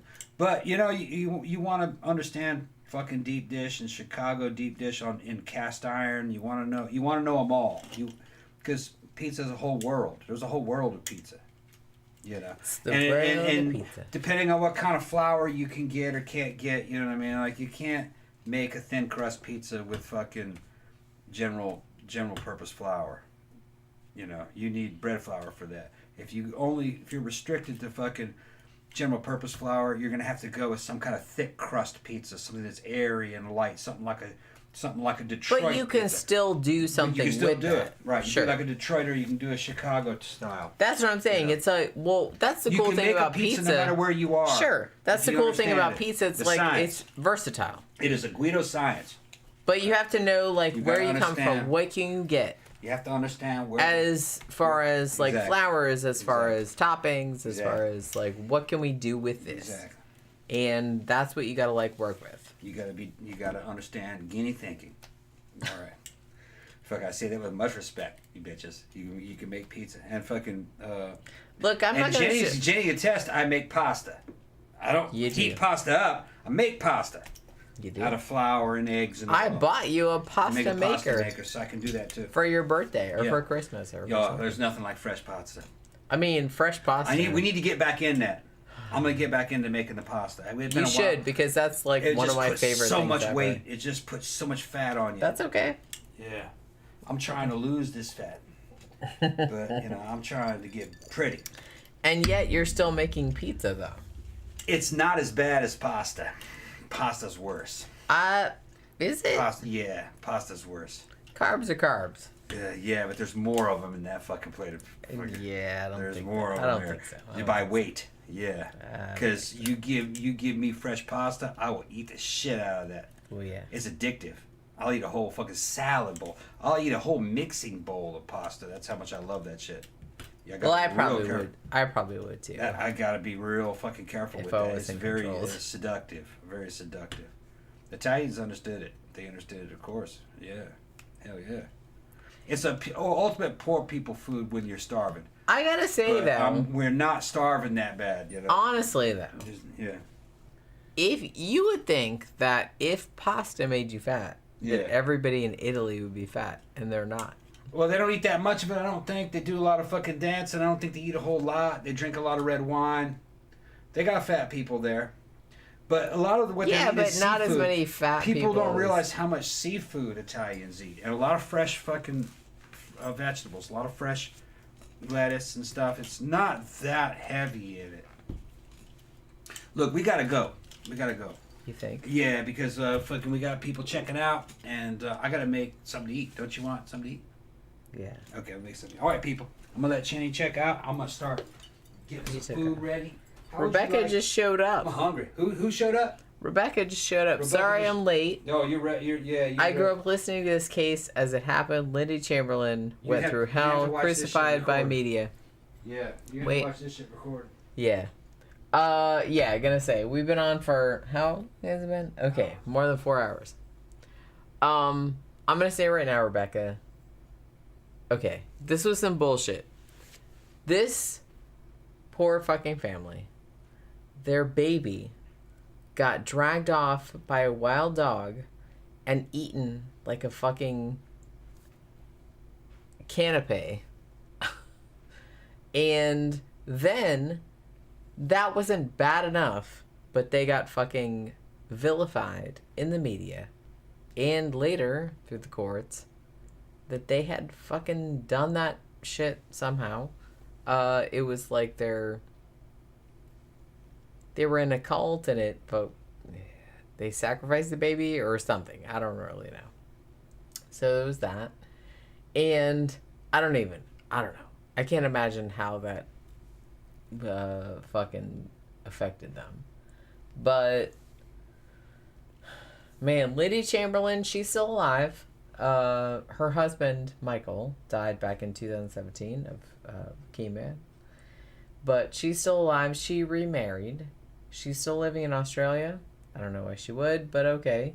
Yeah, she still lives there. And, yeah, so apparently to this day, according to some people that we had in the chat, people in Australia still to this day still spit at her in the street thinking that she killed her baby, which that's some fucked up shit. That's fucked up. But yeah, she didn't. Come on. Like, a wild dog ate the baby. That's what wild animals do. Come on. So that happened, and then she had her whole entire life ruined because of it. But, you know, there was that. So, hopefully. We'll see. Alright, she's a ballsy lady because she's had to be. I mean, I can't imagine. Honestly, I don't know. I piss and moan about myself all the time, but it's just kind of like, I can't imagine what it would have been like to lose a baby. And like I said, a daughter that she desperately wanted because she'd had a couple babies prior. They were both boys, but she'd really wanted like a little girl. And she had one. 9 weeks after the girl was born, a wild dog ate her. And then that sucked enough. And then later, everybody said, oh, well, you did it. You're in a weird cult and you sacrificed her. Like, you slit her throat and covered it up. And then she went to prison. She went to fucking prison. Can you, like, imagine what that must have been like? I don't know. This case, like, really fucked me up. And I watched a lot of, like, I knew about this before because I saw the movie. But I don't know. I watched a lot of documentaries about this and it really fucked me up. Because I was kind of like thinking, how would I have like reacted if this had been me?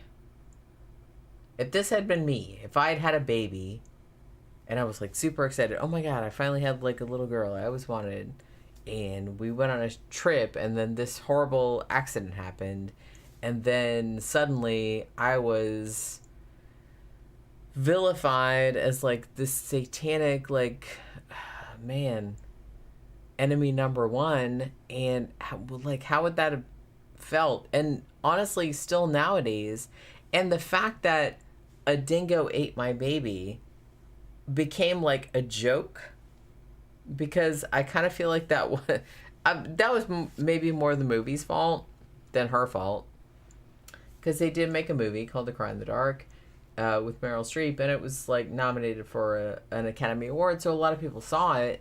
But I can't imagine what that would feel like. So I can't imagine how it would feel. Like, now you're like a pop culture meme where it's like, oh, a dingo ate my... And I kind of feel like people say that and that, like, they don't even know like what it's referring to.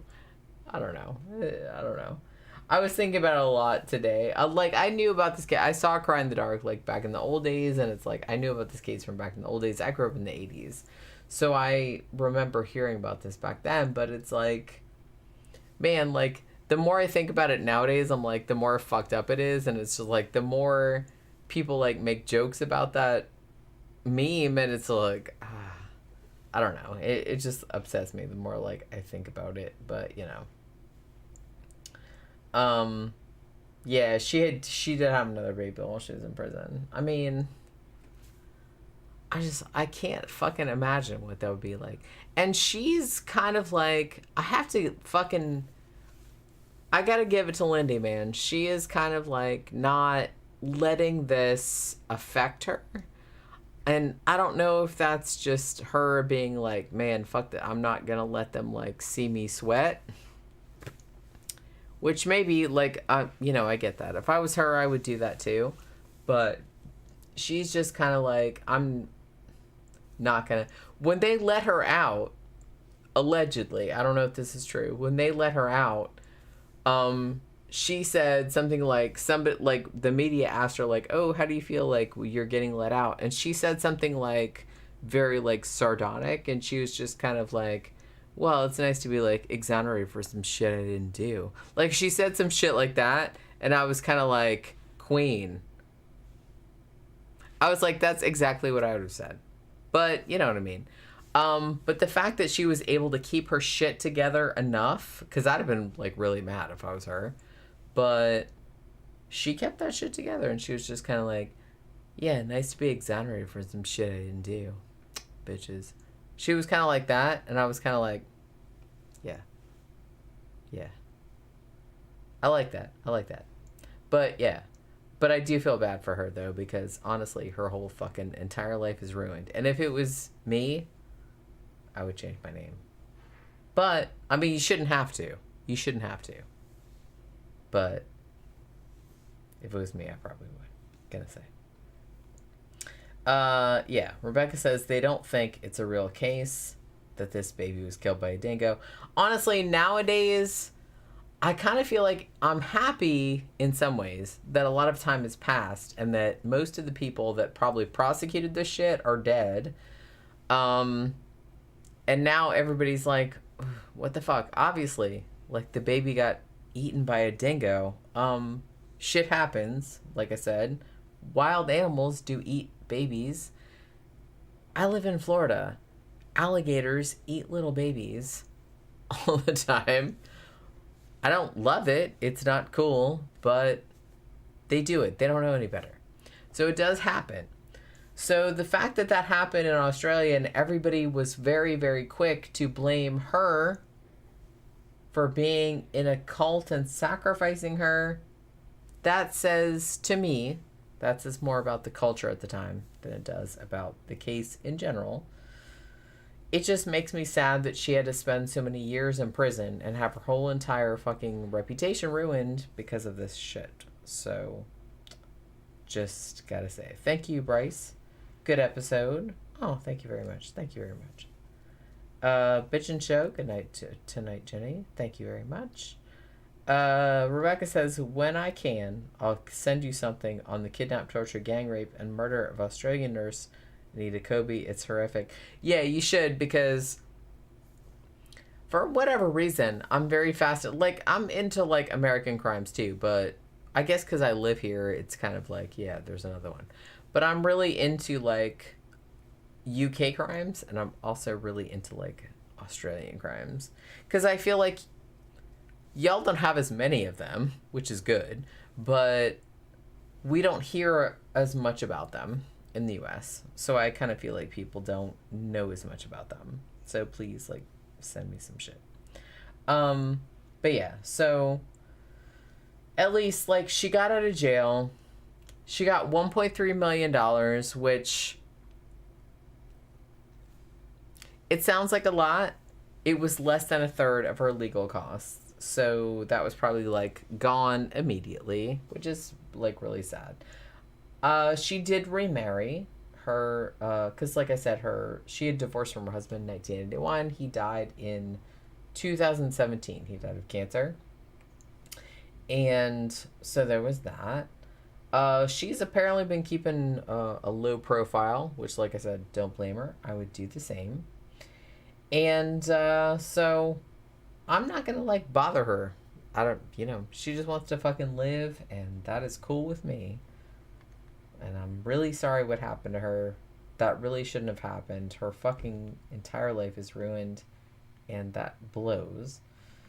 But, so she remarried. to an American publisher who was also a Seventh-day Adventist. And they moved to Australia, as far as I know. They still live there to this day. But like I said, I'm not going to go any further into it because I don't want anybody bothering them. So there's that kind of thing too. But finally, in 2012, they did get a little bit of closure in the fact that the death certificate for the baby was changed from kind of like unknown or like open circumstances to killed by Dingo. So that was kind of like a big deal to them. I mean, they were kind of like, look, at least that removed like all blame from them. So they were kind of like gunning for that, and they finally got it, 2012. So, man, this is such a fucking bummer case. I gotta say too, I wanted to bring this up because this was on the Wikipedia page. 2004, there was this dude, because it just goes to show that people are seriously not above cashing in on anything. 2004, this dude in Melbourne named Frank Cole, he comes forward and he says, oh my God, I shot a dingo in 1980 and it had a baby in its mouth. He comes forward and says, obviously he just wants some fucking attention. And so the cops did interview him anyway, just in case. And then after a while, they're like, yeah, this dude's like full of shit. He said that he's like, oh my God, I have like all these ribbons like from the baby's jacket, like to prove it. Even though the mom was like, yeah, the jacket didn't have any ribbons on it. It was just like a cardigan with like, it was white with like yellow like trim on it, but it didn't have any ribbons. Like, I never said that. So he tried to like play that up, and they were just kind of like, yeah, no, we're not having that. So he got kind of like fucking, I don't think he got like prosecuted or anything, but there's that. So nice try. Also, 2005, again, a 25-year-old woman named Erin Horsberg, she said that she was Azaria Chamberlain. Like, I'm the baby, but I didn't, like, the dingo didn't kill me, and I'm grown up now. And she tried to, like, parlay that into, like, some fame or fortune or whatever. And at which case, even the media and the authorities were like, no. So that didn't happen. Good try. You're on the Wikipedia page, so that's something. But nobody else believed her. So, yeah, that's pretty fucked up that you would do that. Who the fuck would do that? I don't understand these people without fucking scruples that would do this kind of... I wish I didn't have any scruples. I'd probably be richer than I am right now, but I can't do this kind of stuff, man. It's like, it's cold-blooded. That's fucked up. Don't do that. You say you're like a dead baby. Fuck off with that. But yeah, so she did that. Nobody believed her. Good. Piss off. So like I said, Michael, the dad, he died in 2017 rather. He was 72 and he died of cancer. But the mom, Lindy, is still alive, and so please leave her alone because I'm sure she has enough problems. I don't know. This case like bummed me out. Like reading about, gotta say, fucking dead babies. Wild animals eating babies. That's like not, like I said, I don't want to be eaten by an animal. That's like one of my worst fucking nightmares. So I'm sure the baby probably didn't suffer all that much, but that doesn't make me feel any better in light of what happened subsequently. So even the mom totally did. So I don't know. It just doesn't make it better to me. So we're going to do that. All right. So Tom took off to cook a long time ago. Honestly, I guess this shit worked because this fucking stream, it held up like pretty much all night. I had a couple of hiccups where it went to red, but very, very, okay. That's good. I was worried. But the fucking stream held up, so I'm very, very excited about it. So yeah. Thank you everybody for hanging in with us for more than 4 hours. Yellow Troopers. What are we gonna talk about? Okay, so Friday night, we're gonna do our sidetrack show. It'll be fun. I don't know what we're talking about, but we'll figure something out. And yeah, so hopefully everybody enjoyed this show this evening. And we will see you guys on Friday evening at 5 p.m. Eastern Standard Time. And thank you very much for joining us. And goodbye.